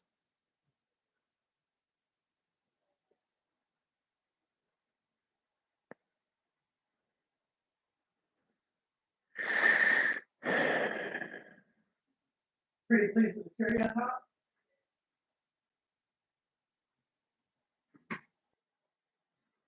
Yeah. So apparently the sound of it is enough to confuse my brain because I immediately went to passive voice because I know that that form of the verb, like been, made, whatever, would go after is for passive voice. And I guess like my brain kind of, my wires got crossed and I was like, is that right? So I had to double check, but yeah, I don't think that that doesn't really make any sense. Because you're saying is basically, or to be. Um, weird. Um,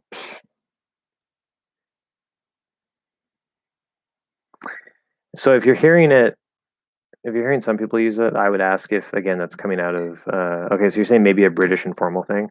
Yeah, so I did find it was saying that in Cockney English, which you may not be able to tell the difference between like the received, Queen's English proper sound and like the Cockney sound. Maybe you notice some differences, but um, Cockney English is a lot harder to understand. It's easy for us for the most part, but it's for a non-native, it's harder. Um, and they do use that apparently in Cockney English, so in Cockney British English. So maybe that's where you're hearing it. I don't know. But for American English and for standard normal everyday speech, even informally, I would be surprised if somebody said is been. Um, that's why I was trying to look for an example because I was like, this has to exist, but it doesn't. Not that I found. I think having both things would be just fine. You'd be offering your followers more options, which I think is good. Yeah,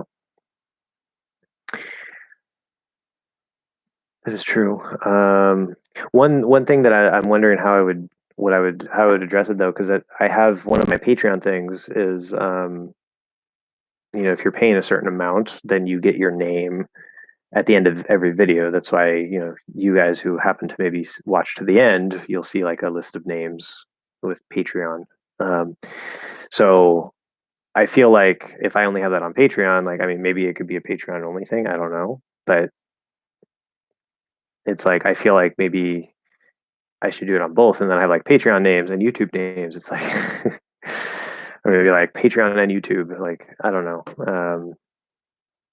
So I need to figure out maybe if I want to have them be like just like the same things on two different platforms, and then you could just pick which platform you like, or if I should do different things, like maybe some of the same things, but like then there's like different things on the YouTube one. So I don't know. Because then some people might want to sign up for both, which seems a bit much to me. But I don't want people to have to like double sign up just to get all the stuff. I'd rather offer all the same stuff on both and just give you an equal option. You can pick whichever one you want to sign up for, but I don't know. So we'll see. But it's going to 4:30, and we are at almost 3.5 hours. So I don't know. I'm hungry. My throat is starting to hurt, which is a sign I've been talking too much. Like you guys don't even know because I don't normally talk this much. Like I'm the only person talking for 3, 4, 5 hours, and that is not how I normally live my life. I usually don't say much of anything unless I have to. And so speaking for like 3, 4 hours, I actually start to get a sore throat, and then I'll have like a small sore throat for the rest of the day after these live streams. So that sucks.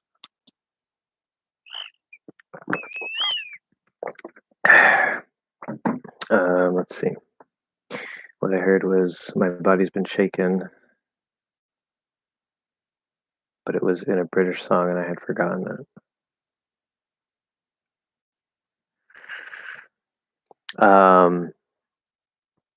Well, that is not is been. Are you under the assumption, or meaning like, are you assuming that the apostrophe s is? I guess that's the problem. Because this is perfectly fine English, but it's not is. It's my body has. Oops, shaken. That's not a word. My body has been shaken. The thing about contractions, some contractions are shared. Okay, a lot of them aren't. So, like if I say I'm, cannot type, guys. I'm, that apostrophe M, it's only for M, right? I am, I'm. So a lot of them are individual, but some of them actually have more than one application. And the reason why they do is because it's very clear based on the words around it which one we're using. Love that water bottle. Yeah, it's a awesome water bottle. It has times on it and everything. I'm not using it the way I'm supposed to yet. I'm just trying to drink more water, but here we are. Anyway, so yeah, exactly. I'm going to be talking to you guys more about contractions and stuff. I'm going to have a whole sort of mini course about that, and I'm thinking of putting some of those in the pronunciation course as well because it's important there. It looks more like a gallon. Yeah, it is a gallon actually. Well, I think this is supposed to be a gallon because this is where the day starts, but you can fill it up to here. So I don't know, but so yeah, with the contractions, apostrophe s has 2 separate contractions, and apostrophe d has 2 separate contractions. Okay, apostrophe s can be is or has, and apostrophe d can be had or would. Okay, not could, not should, because if we also contracted could and should, we wouldn't know which one it is, right? Now, the reason why there's 2 variations for each of these is because of the words around them. It's very clear. So if you say, my body's been shaken, okay, has been shaken, we don't say is been shaken. That's not English grammar. It doesn't work, right? It's has been shaken. Where if you say, my body's tired, obviously it's not my body has tired, right? And especially because the been shaken, there's already to be there, right? So it has to be has been. But in this case, it's is tired. So we know from what comes after the apostrophe s which one it is. It's the same thing with the d, the apostrophe d. If you say, I'd eaten already. Okay, so this is, before something else. We don't necessarily have to say both verbs, but in the context, right? Like, oh, where were you? Oh, I don't know, whatever the context is, but like, oh, I'd eaten already. So it's had. I had eaten, right, before something else happened. Um, so we know because I'd eaten, I had eaten. It's that third form of the verb eaten. So there you go. But if I say I'd eat if I had time, okay, we're not going to say I had eat. Right? It has to be I had eaten. So here, apostrophe D can only be would because we don't say I would eaten. You can say I would have eaten, which is the past tense of would, third conditional, right? I would have eaten if I had had time. It's a different structure. But if you don't have the have, then you can't say the eaten, right? It's I'd eat if I had time. I would eat. Okay. So there you go. Now you know. Um,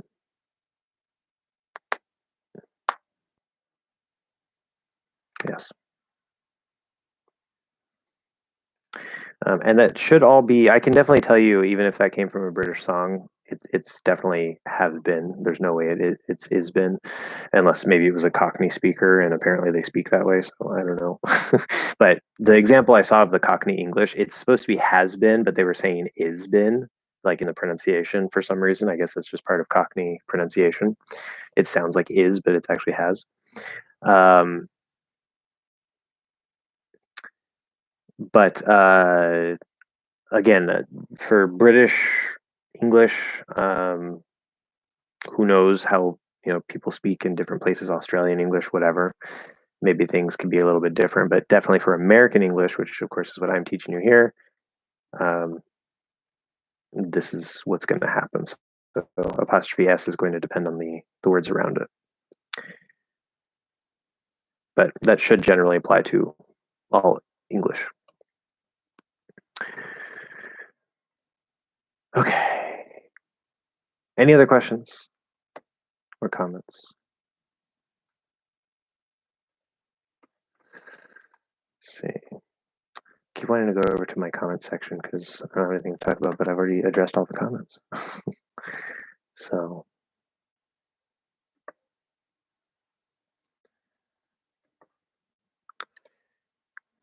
some of these sound more formal than the other one. So, well, if it's other one, it would be does one of these sound more formal than the other one? Which is the case because we just have two phrases here. How terrible. What a terrible. Good question. Okay. First, I will note if you just say how terrible, you can end the sentence there. You can add more if you want, like how terrible to hear that. If you say what a terrible, you also need a noun. So like what a terrible day. Okay, what a terrible period is not correct. You need a noun. So just so that's clear, but between these two, is one more formal sounding than the other? Yeah, the how version. Um, in English, when you say like how and then adjective to describe something like if you're saying like how big is the house, that's just normal, right? But if you're saying like how terrible or how awesome, how that sounds weird. That combination. See, because it sounds more formal than awesome. It's not that it's informal, but it doesn't. It sounds weird there. Um, how amazing, right? This is sort of like it's a really old structure that we still use, but it does sound a bit more formal. Like how great, you know. Where now, what a terrible blank. That's actually used. It doesn't sound formal, but it's also not the same thing. It's a little bit different. So like if I tell you like, oh yeah, this happened and this happened and this happened and this happened, you say, oh how terrible. right? We'd probably just say like that's terrible or that sucks or sorry to hear that or something like that. Um, where if you say what a terrible day, that sounds like you've had a terrible day. Although I could tell you my horrible day, and then you say, "Wow, what a terrible day." But they're not used interchangeably. They're not interchangeable phrases. They're used a little bit differently. But they are close in what they're describing. Um, but yeah, how terrible would sound a bit formal. Yeah. Um, is the S in bodies been pronounced differently? It's from the S in bodies tired. No, they're both Z sounds. They're both Z sounds. Um, now remember the pronunciation of that S at the end. Um,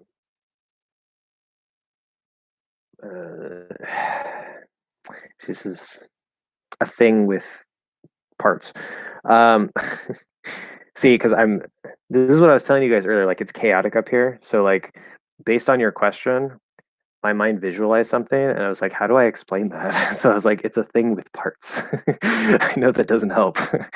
um, like if I could just show you guys the images, like just download images from my brain to your brain, like you would just be like, oh my god, that makes so much sense, or you'd just be really confused either way. But um, okay, how do I explain this? This is my task. Um, so we know is right. This is one part. Is a Z sound. It's not an S sound. Okay, just in that word, the S happens to be pronounced as a Z. That's just the way it is. It's spelled with an S, but it's a Z sound. Okay, so it's is. Well, I guess I should. Not us. Ignore that. There we go. Is. Right. I plus Z.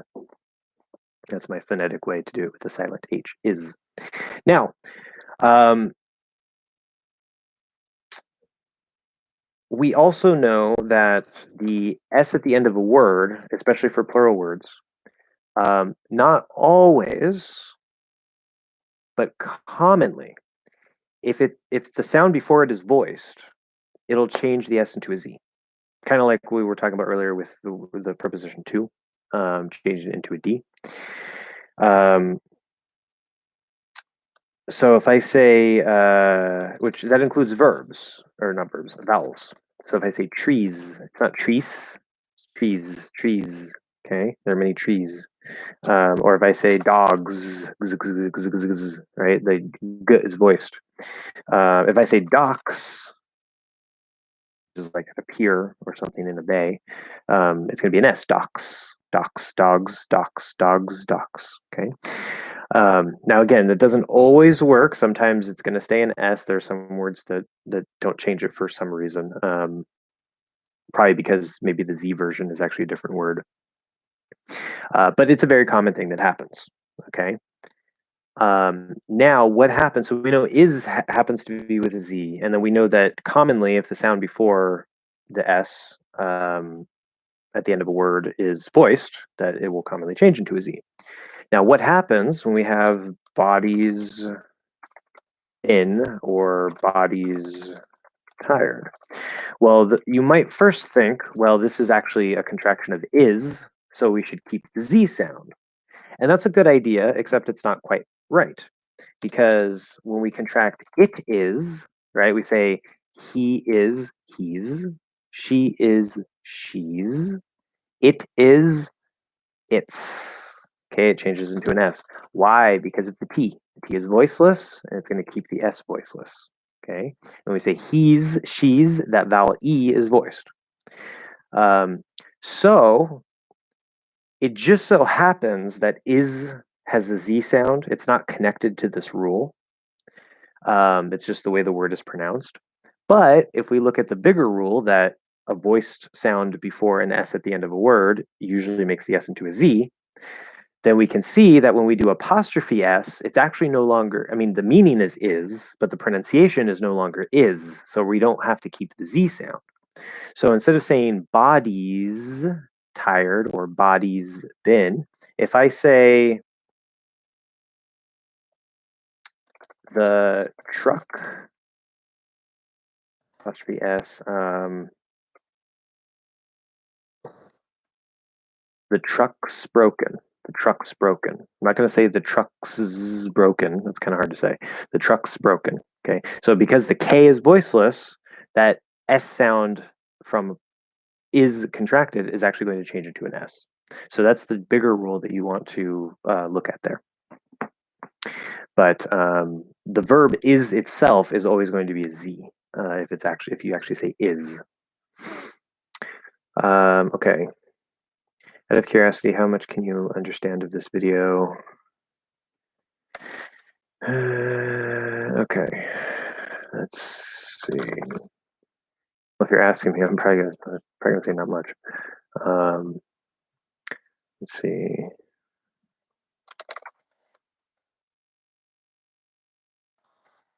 Version 2.0.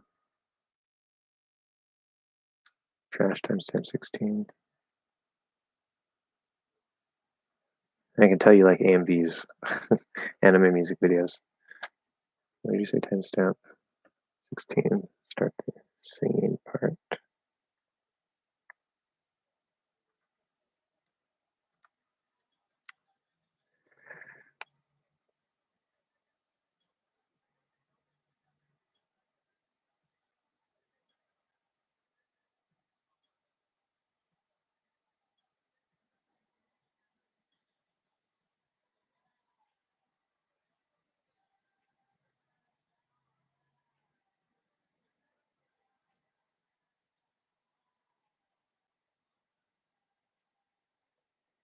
Okay, so listening to 47 seconds, the 47-second mark, which is about 30 seconds from where I started, I think, yeah. I understood, well, I forgot exactly what he said at this point, but I understood there was the F word in there at one point. I understood the word smile, and right before I turned it off, there was one sentence that I actually understood. Oh yeah, wherever I'm at. So at about like 45 to 47 seconds, he says wherever I'm at. Other than that, I understood absolutely nothing. I have no idea what he's saying.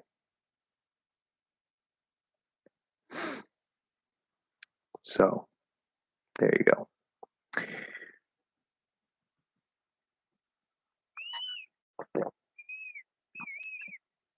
That's another reason why, I say you guys can talk however you want, but that's another reason why you can listen to whatever you want too. I mean, if you like that kind of music, then definitely listen to it. There's nothing wrong with it. But for English pronunciation, that's another reason why I say that you guys shouldn't necessarily use that as a source of your, pronunciation and input. Just like try to understand it, whatever. If you can, then great. But there's a reason why, and sometimes it's because of the speed. Sometimes like rap and stuff can be really, really fast, but there's a reason why, like me, I'm not used to listening to hip hop and rap. So if I just go listen to, like a really fast hip hop song or, a rap song like that, where it's just like, whatever. Even the parts where he was kind of singing more slowly, like, na na na na na na na, right? I still couldn't understand what he was saying because he's not, at least to what I'm used to hearing, as just a standard regular American who doesn't really speak that way. Not saying they're not regular Americans, that's not what I'm saying. I can't understand what they're saying. And so if you're going to use that as pronunciation input, I strongly recommend that you don't do that unless you want to talk that way, and that's your choice to do. But again, it's going to sound probably very informal, harder to understand at sometimes. So, yeah. I only heard that. Yeah. So I don't know. But it is what it is.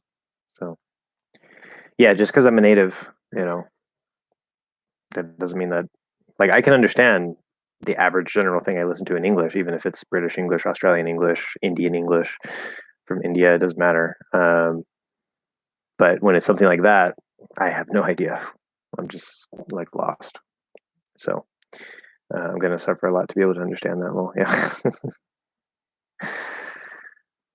Well, if you want to, then suffer away. But anyway, we're at over 3.5 hours.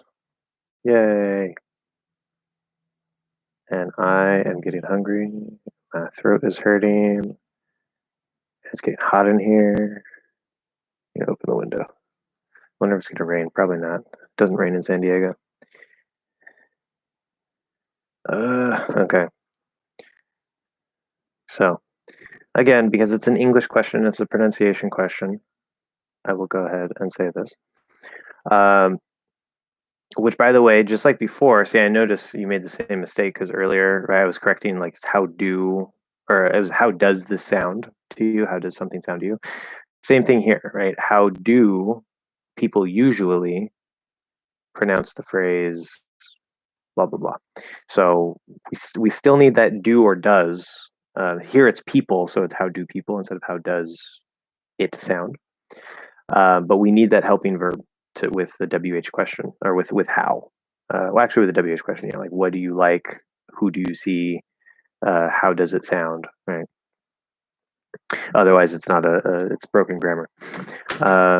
If it's a question, not a statement, because I could say like that's what I like. There's no do there. That's another mistake, is to always use the do instead of only in the questions. Okay, so how do people usually pronounce the phrase WTF? So, well, first I'll point out, so there is what I would call the not true stress schwa, the upside down V in the F word.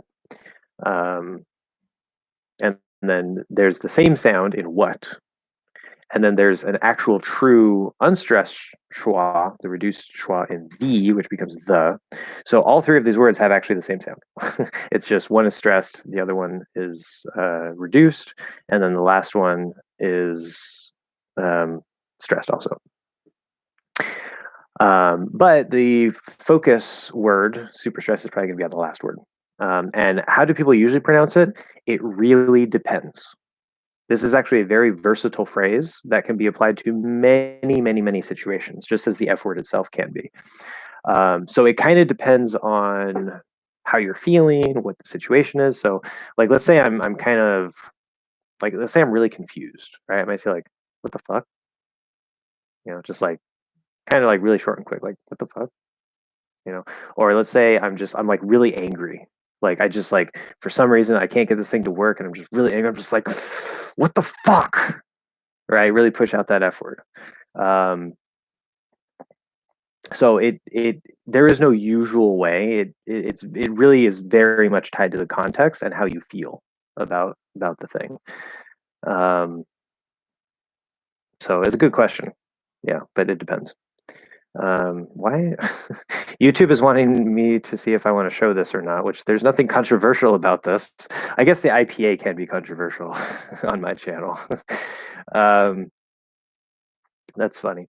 So Ariel, I don't want to say that wrong. Durachok. Sorry. But yes, welcome to the chat. Thank you for joining us. Okay, this is a fantastic question. Now, strictly speaking, according to the IPA and according to sounds in general that humans can make, there is a difference between these two symbols, otherwise they wouldn't exist. What exactly that difference is, I have no idea, nor does it matter. Because on my chart, I just threw one of them on there to represent the vowel sound, because it does not matter. I will tell you over and over again, it does not matter.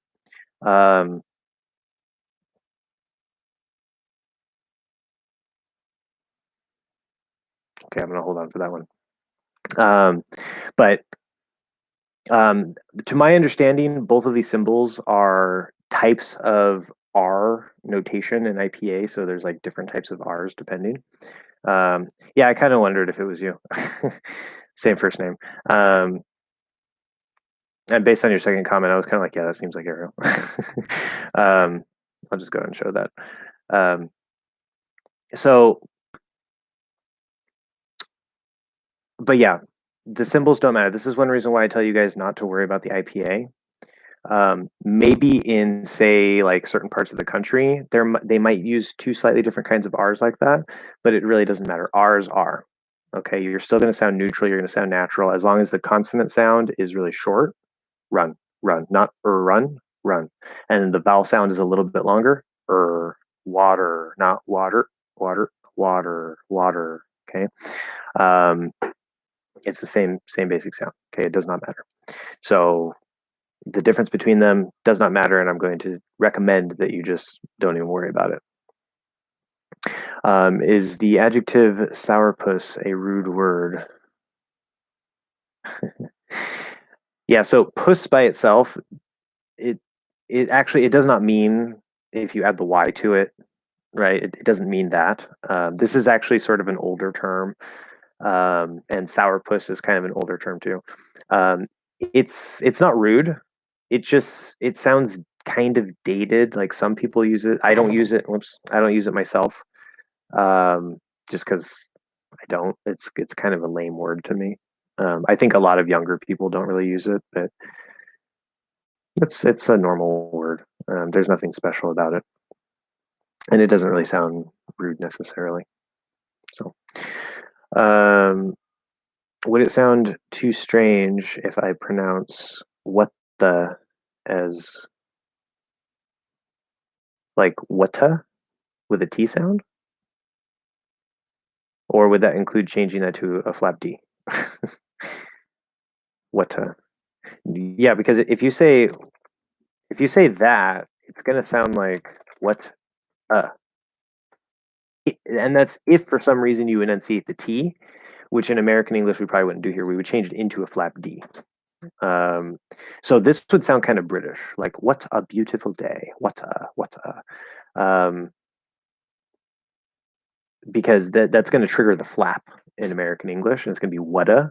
So if you want to say "what the," and you try to do it that way, if anything, it's going to sound like "a," just like maybe a British pronunciation of "a" instead of "the."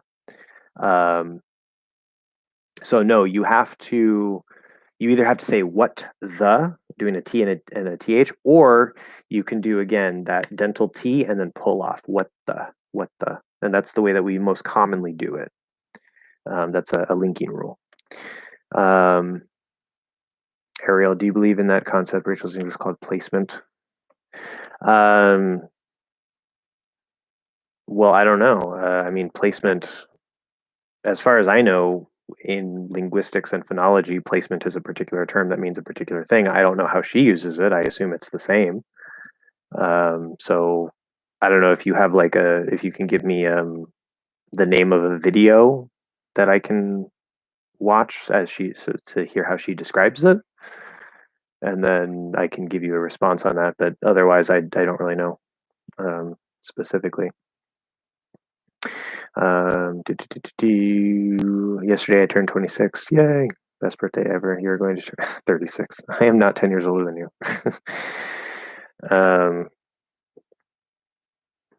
No, this year I'm going to turn. After I turned 18, I really stopped counting. So I don't even really know. I'm pretty sure I'm going to be 32 because I was born in 89. So 2019 would be 30. 30, yeah, I'm going to be 32.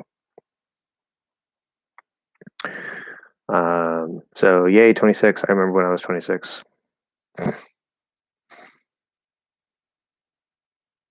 And part of me wishes I was still 26, and the other part of me is really glad I'm not.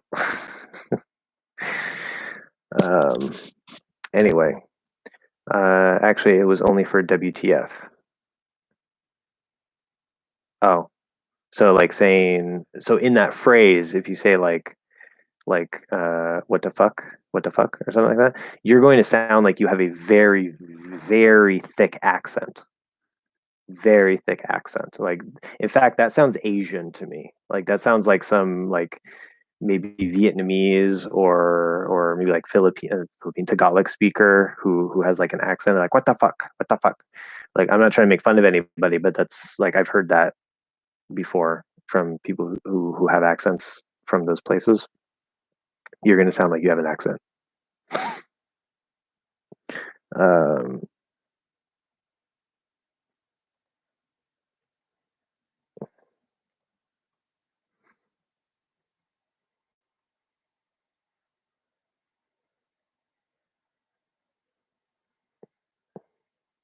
Well, the what and the last part are correct, but yeah, if you're saying it with a t, then that's an accent. It doesn't work.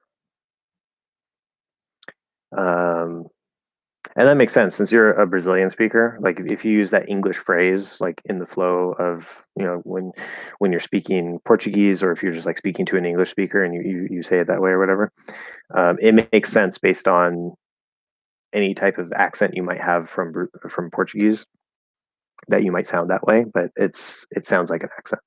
Yeah. Okay. Okay, I don't want to skip Gabriel here. What word should I use instead? We were talking about sourpuss.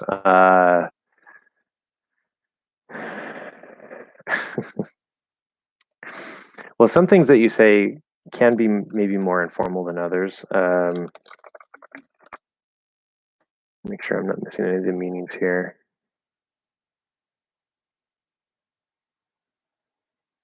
So yeah, if you're looking for synonyms, right, things that you can say instead, you can go to thesaurus.com. I'm pretty sure I spelled that right. Thesaurus. I think of like a dinosaur, like Tyrannosaurus. Thesaurus. Nope, don't go there. Misspelled. um, that's how I spelled it. Oh, maybe I just typed it wrong when I the Saurus. The Saurus. Is that how I typed it? Yeah, that's how I guess I mistyped it when I put it into the browser. Just to be sure, I'll copy and paste this again. Bam. There you go. Okay. Thesaurus.com. Your one-stop shop for synonyms and antonyms, which are opposite words. But anyway, again, some other words could also be kind of dated, or just maybe not particularly common. Like grouch is like don't be such a grouch. So don't be such a sourpuss. Don't be such a grouch. That's okay. That's a pretty common one, but um, what I would say is like maybe like don't be so lame, or oh that's lame, or don't be a loser. Like these are kind of, I think, maybe more like 90s 2000s type uh versions of the same thing, which obviously those can have other meanings too, but that's how I would speak because I grew up in the 90s. Don't be so gloomy, you could say that. That's what my grandma says, don't be so gloomy. um but gloomy itself doesn't necessarily mean sourpuss. It can be used in that context, like, oh, don't be so gloomy, or don't be such a, there we go, buzzkill.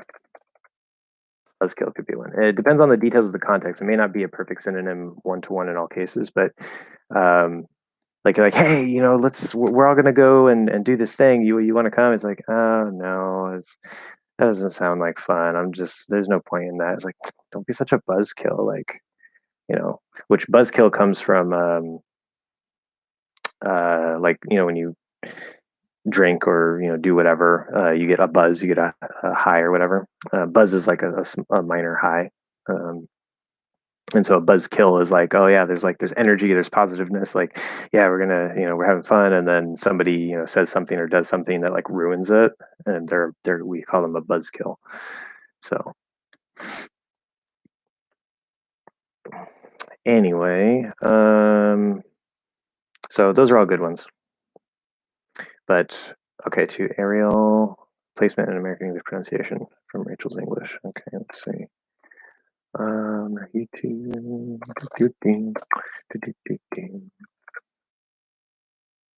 Rachel's English. Placement and American English. It looks like it's sort of an older video. It says 8 years ago. That's the first one that pops up. I'm going to assume that's it because that has the direct title.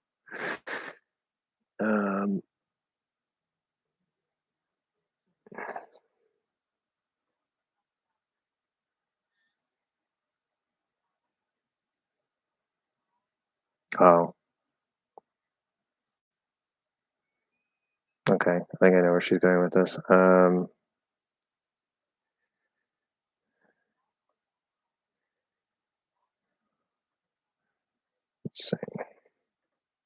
put her on 2 times.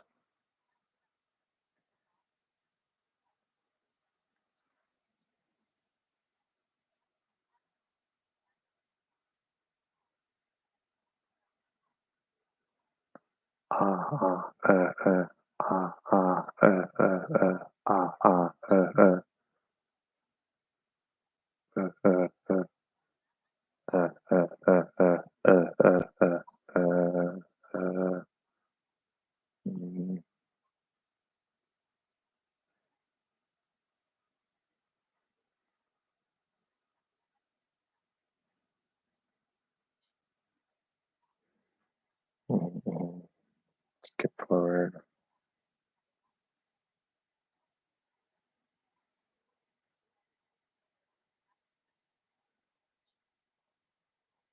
Okay.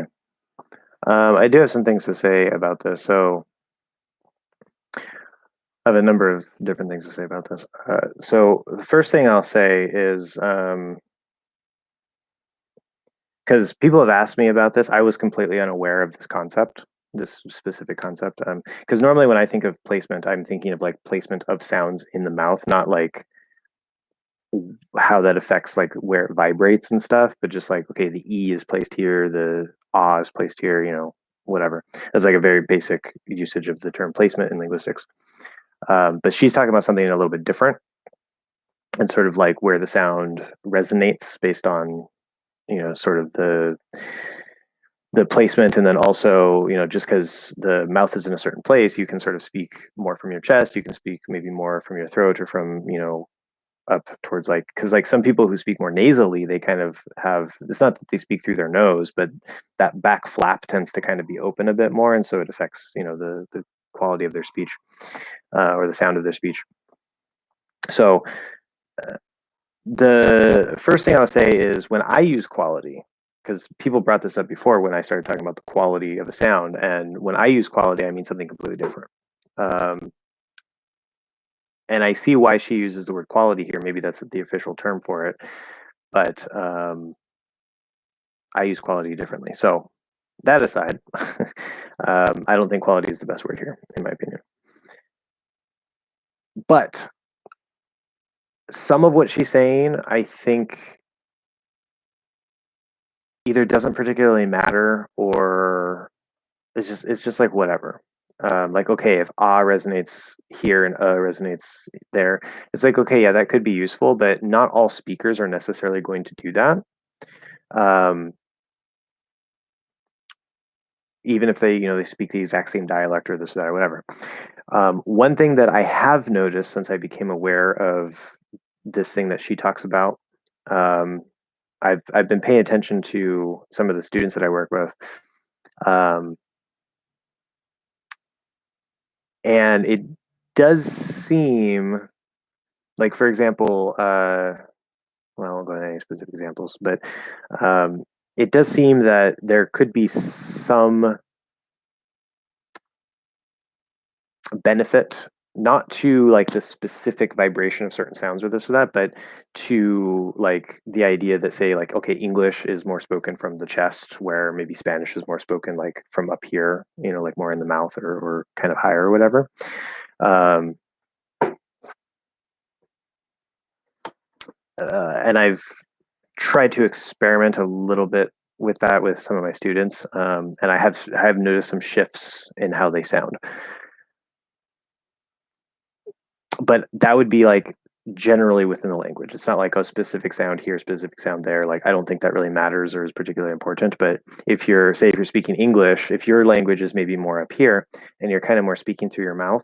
See, right now I'm trying to speak more through my mouth, and I'm doing all the sounds the same and everything, but I don't know if I'm also changing my pitch. It seems kind of like maybe I'm raising my pitch a little bit because I'm trying to speak a little higher, kind of.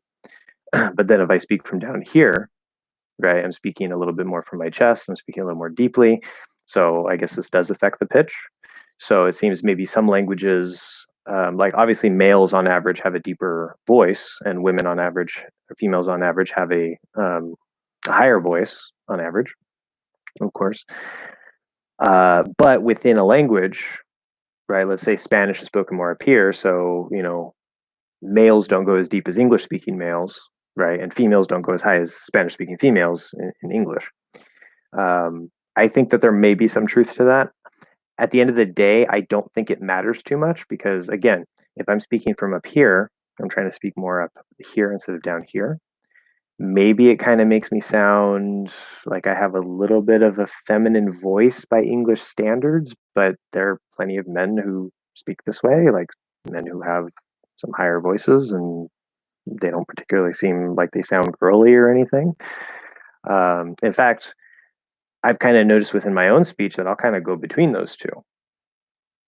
Especially if maybe like I'm really tired, I might kind of be like really down here, like I don't want to say anything, or if I'm, I just don't want to be bothered and somebody's like, hey, blah, blah, blah. And I was like, I don't really know.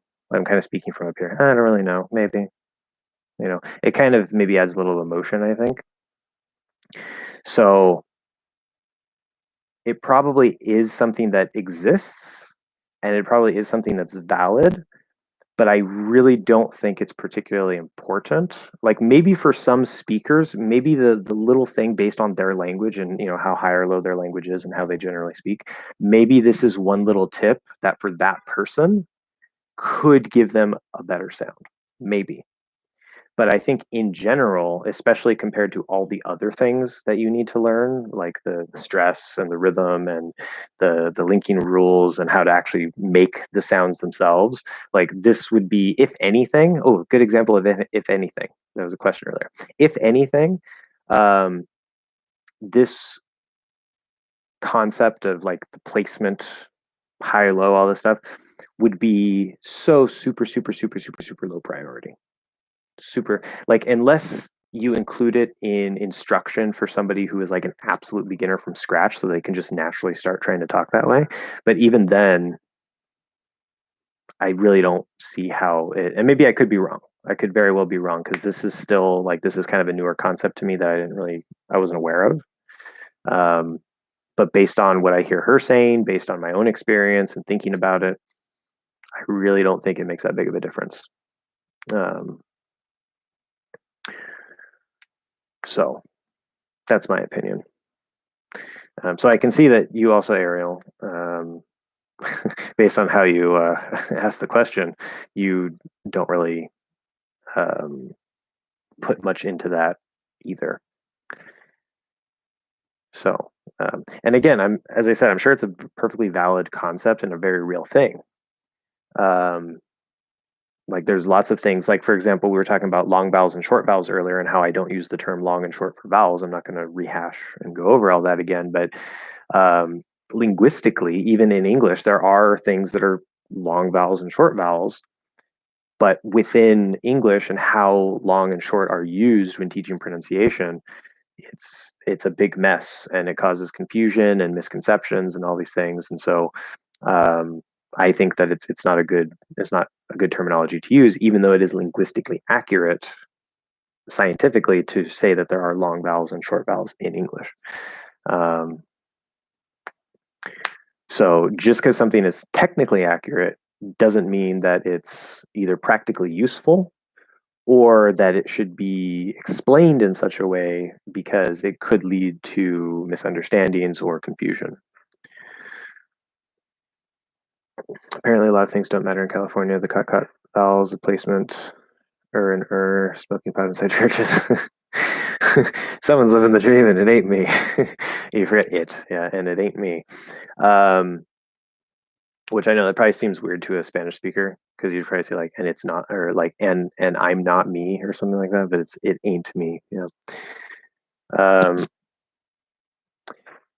but yeah, well, actually, it's so for the placement. I mean, obviously I'm from California, so yeah. I mean, I guess that's valid. But the cot merger. So I guess you were away for a while. I've been doing a lot of research on the neutral accent and how there actually is no neutral specific accent in American English, and I'm going to be making a whole lesson on that. So that's going to be coming. Hopefully, it'll be made before the end of the month. But with, say, for example, the cot merger, in my research, I actually discovered that this is something that is moving eastward from the west. So it's not just California, it's actually all the West. Most people in the Western United States, which is like Colorado to California, and then all north and south in that area, use the Cot-Cot merger. But it's also moving eastward past that Colorado line. And so actually a lot of people under 40 are naturally using the Cot-Cot merger, probably because of the influence of media and things like that. But this is actually something that's shifting. So, in the next, say, 50 years or so, or 100 years, the Cot-Cot merger is going to be like the standard way that the average American speaks. It's not just going to be, a particular thing. And either way, whether you have the merger or not, it still sounds neutral because the difference in sound is so small. That's one of the things I'm going to be talking about in that lesson. In the flow of actual speech, most people, most of the time, will not notice any difference. But also this idea that there's no accent in the Midwest is actually false. There's been research done on that. And even if you ask people, they say, oh yeah, we speak with a neutral accent. They actually don't. There are certain little things about their pronunciation. And there's other details. There's going to be more in that lesson. But with and again, these are technical IPA symbols. Perhaps in another language, there's actually a real difference between how these two symbols are used. But either way, they're going to sound so similar that it does not matter. It absolutely does not matter at all.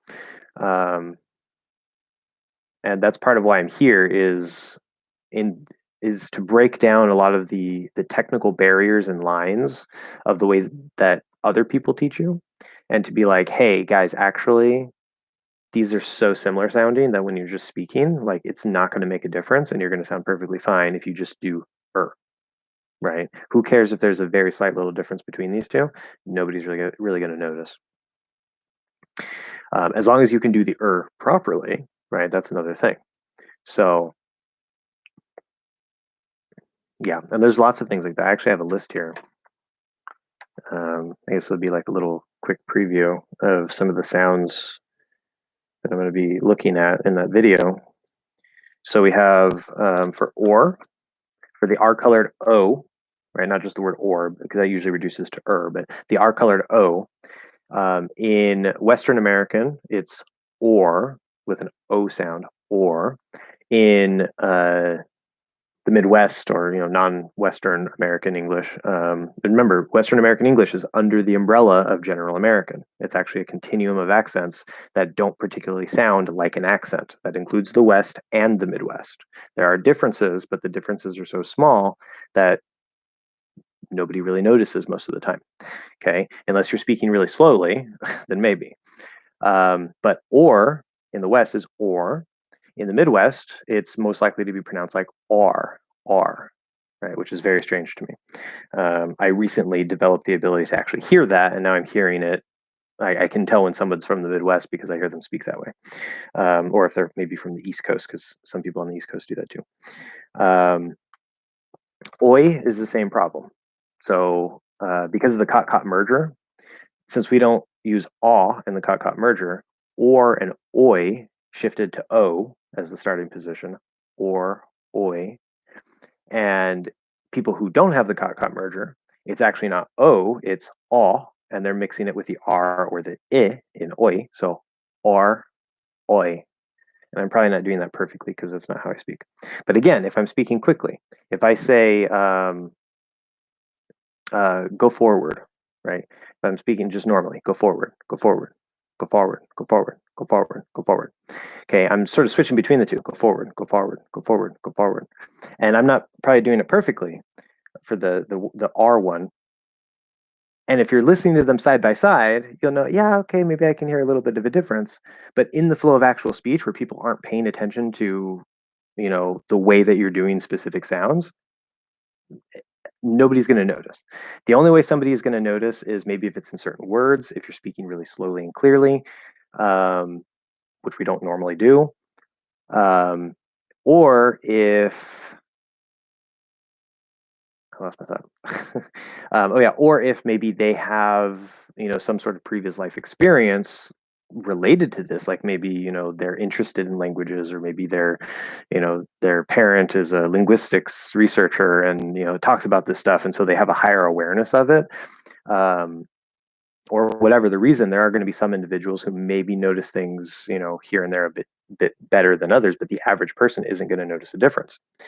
So both of these will sound completely neutral. Same thing with the A and K. It's like thank, bank, tank, whatever. Some people say thank with thank, and also A and G. So it's like bang. They'll say bang, bang, the big bang, which sounds very strange to me. But if I say thank, which is how I do it with the A diphthong, thank. So I want to thank you. I want to thank you, or I want to thank you. I want to thank you. I want to thank you for your service. I want to thank you for your service. It's not going to particularly stand out. Maybe in some words again, but it doesn't really matter. We talked about caught. That's ah, or ah. Those already obviously sound very similar. Because the merged is so far back, and this one just comes down and we drop the lips. That sounds a little bit more different in direct comparison. But again, most people aren't going to notice anything because they're so close. So sing. So ing, that is a core part of a word, because when we add ing, something different happens. But I'm going to talk about that one too. So sing, right? People in the Midwest will use the second vowel, and go to sing, sing. People in the West will usually use and go to So we'll say sing, sing, sing, not sing, sing. Okay. And sometimes, if we're speaking lazy, we might hit instead. It doesn't really matter. Like, it's going to sound pretty much the same. Adding ing to a verb. So in the Midwest, what they'll usually do is, it's just like sing, right? They'll say ing, so it doesn't change. In the West, what we do is not only do we change the vowel to e, but we change the n from to n. So we'll say walking instead of walking or walking. Sometimes we might go back there, but usually we don't. We do the front end. But again, the difference in sound between e and I and between n and is so small in these situations that it's not really noticeable, especially in normal speed speech. Another similar one here is like with think. So instead of ing, it's ink. So same exact thing. Think. We're going but then pushing out a k. Where in the West, so we still go back here in the k. So we just change the vowel to e. Think. Okay. Now, if we change that one up to here, think, that would sound really weird, but we don't do that. Okay. The Mary. What's the third one? Mary. Oh yeah, the name Mary. Apparently, in some places, like I think in British English, these are all pronounced differently, I guess. I know the ER and the AR are supposed to be pronounced differently by some people, but this is actually described as a common feature of general American English, not just like, a particular area, as for all of these becoming the same. So that's how I say them. Mary. It's air. Mary. Some people in the Midwest, not all people, but some people in the Midwest, I think, do make a distinction. I think this is more of a British English thing, where the A, they'll say marry instead of Mary. But I have heard some Americans do that. And then if we have, say, hurry, so this R-colored schwa, this is a thing that you don't even have to worry about, because the schwa is already hard enough. The is already hard enough. The way I say this is not hurry, which is the way some people say, like in the Midwest, but I say just an vowel. Hurry. It's a perfectly fine way to say if I say hurry up, or hurry up. In comparison, you can notice maybe a difference in the flow of normal speech. Nobody's going to notice. Okay, so you don't even have to worry about the R-colored schwa. Just erase it from your mind. Or that, that sound, even if it's not a true schwa, that upside down V. Also, I've talked a bit about this before. So there's like train or drain. And I have a couple more here. Yeah, this is the last two. So train or drain. Some people will say a T and a D at the start. They'll say train and drain.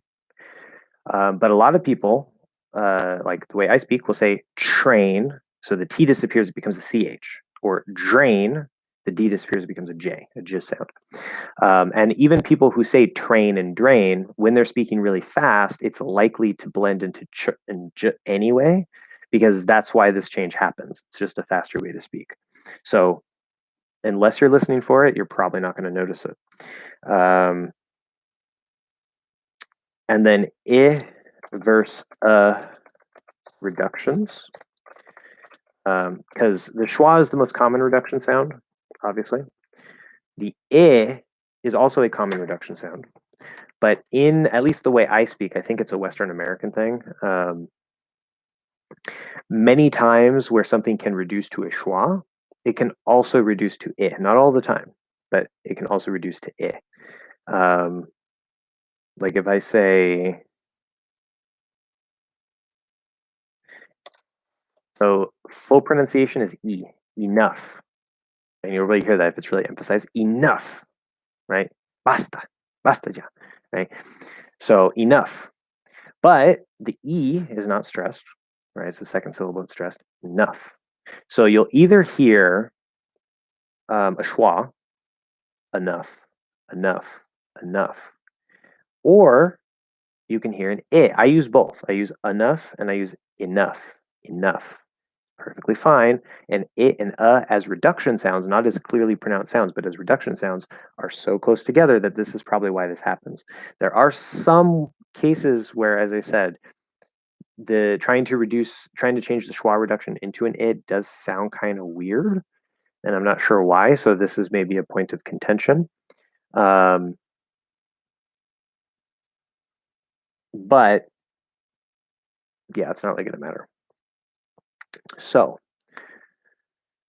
the point here is that number one, it's not just California, and number two, as I'm going to be talking about in this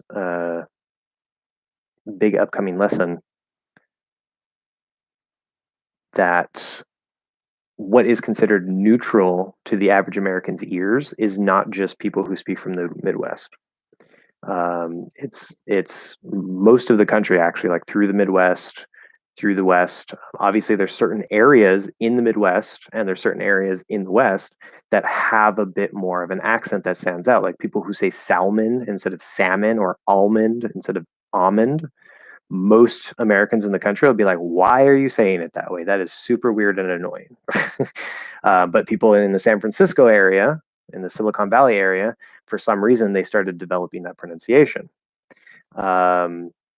There's people up in the Pacific Northwest, up in the Washington area, that have a couple small changes. There's people in the Midwest and the North. It's called the, what is it? The Northern Cities shift, or whatever, vowel shift, where some vowels are actually shifting. And so they think that they don't have an accent. If you ask them, they're like, no, we don't have an accent.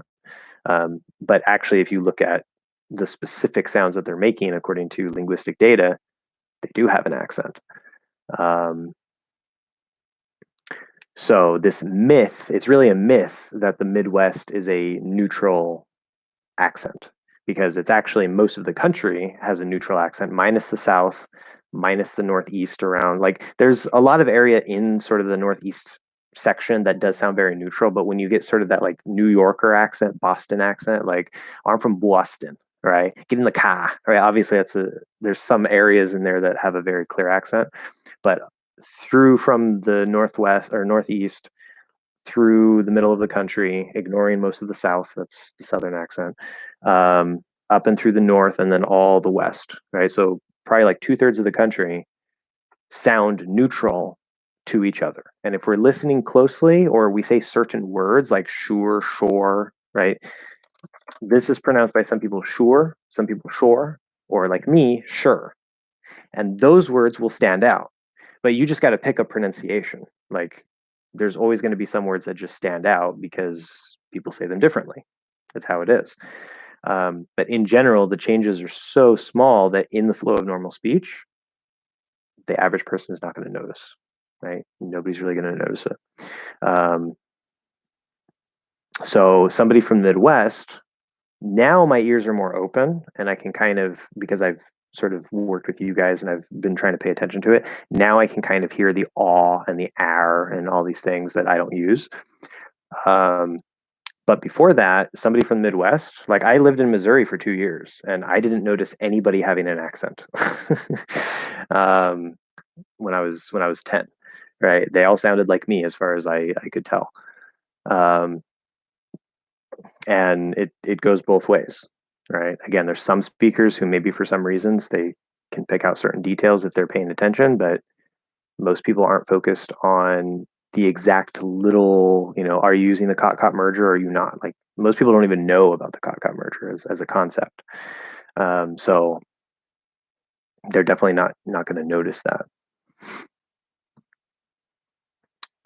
Which again is why the way I teach you guys, which has, the cot-cot merger, you have one less vowel sound to worry about. The and like these two IPA symbols for again, you don't have to worry about it.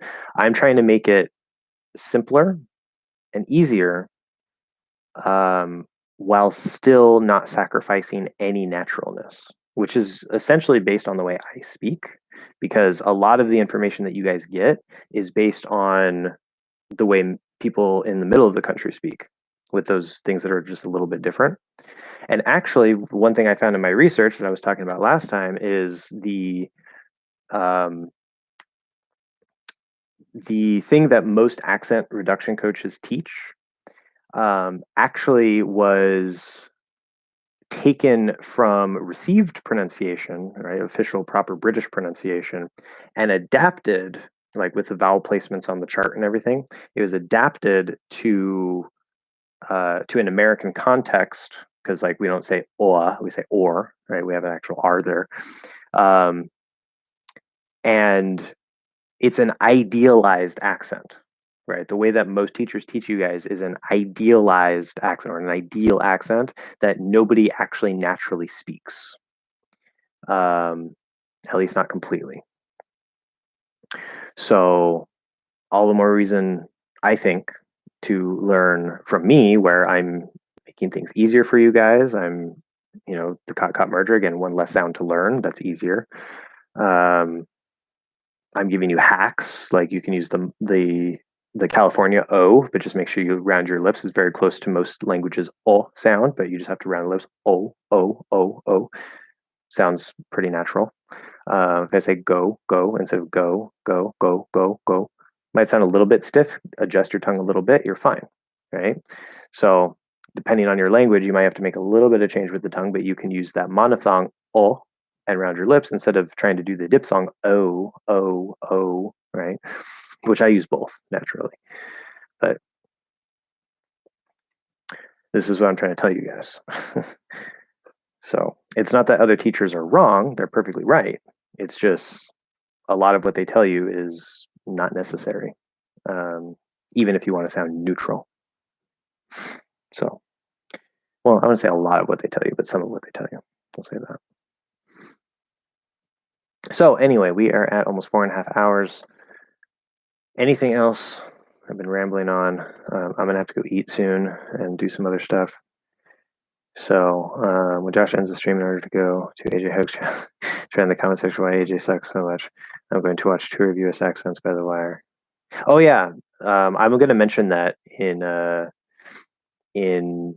the lesson that I'm going to be making. I'm pretty sure that's the exact video that I saw a while ago. And most of the people in that video, I think there's like 20, 30 people that they talk to from all over the country. Most of the people in that video sound completely neutral to me. They sound completely neutral. Most of them. Even though one person's from here, one person's from here, one person's from here, one person's from here, most of them sound completely neutral to me. So that's just further proof that the neutral American sound is actually based on certain features like flapping the D, making sure you pronounce all your R's and things like that. And then obviously you need to get good vowel placement according to English rather than your own language. Um, but a lot of the smaller details are so small that it doesn't really matter. But no, I won't be doing that. I really don't even care about AJ Hogue. So, anything else? Ouch.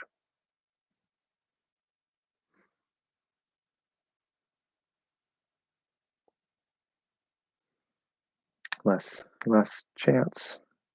No questions, no comments.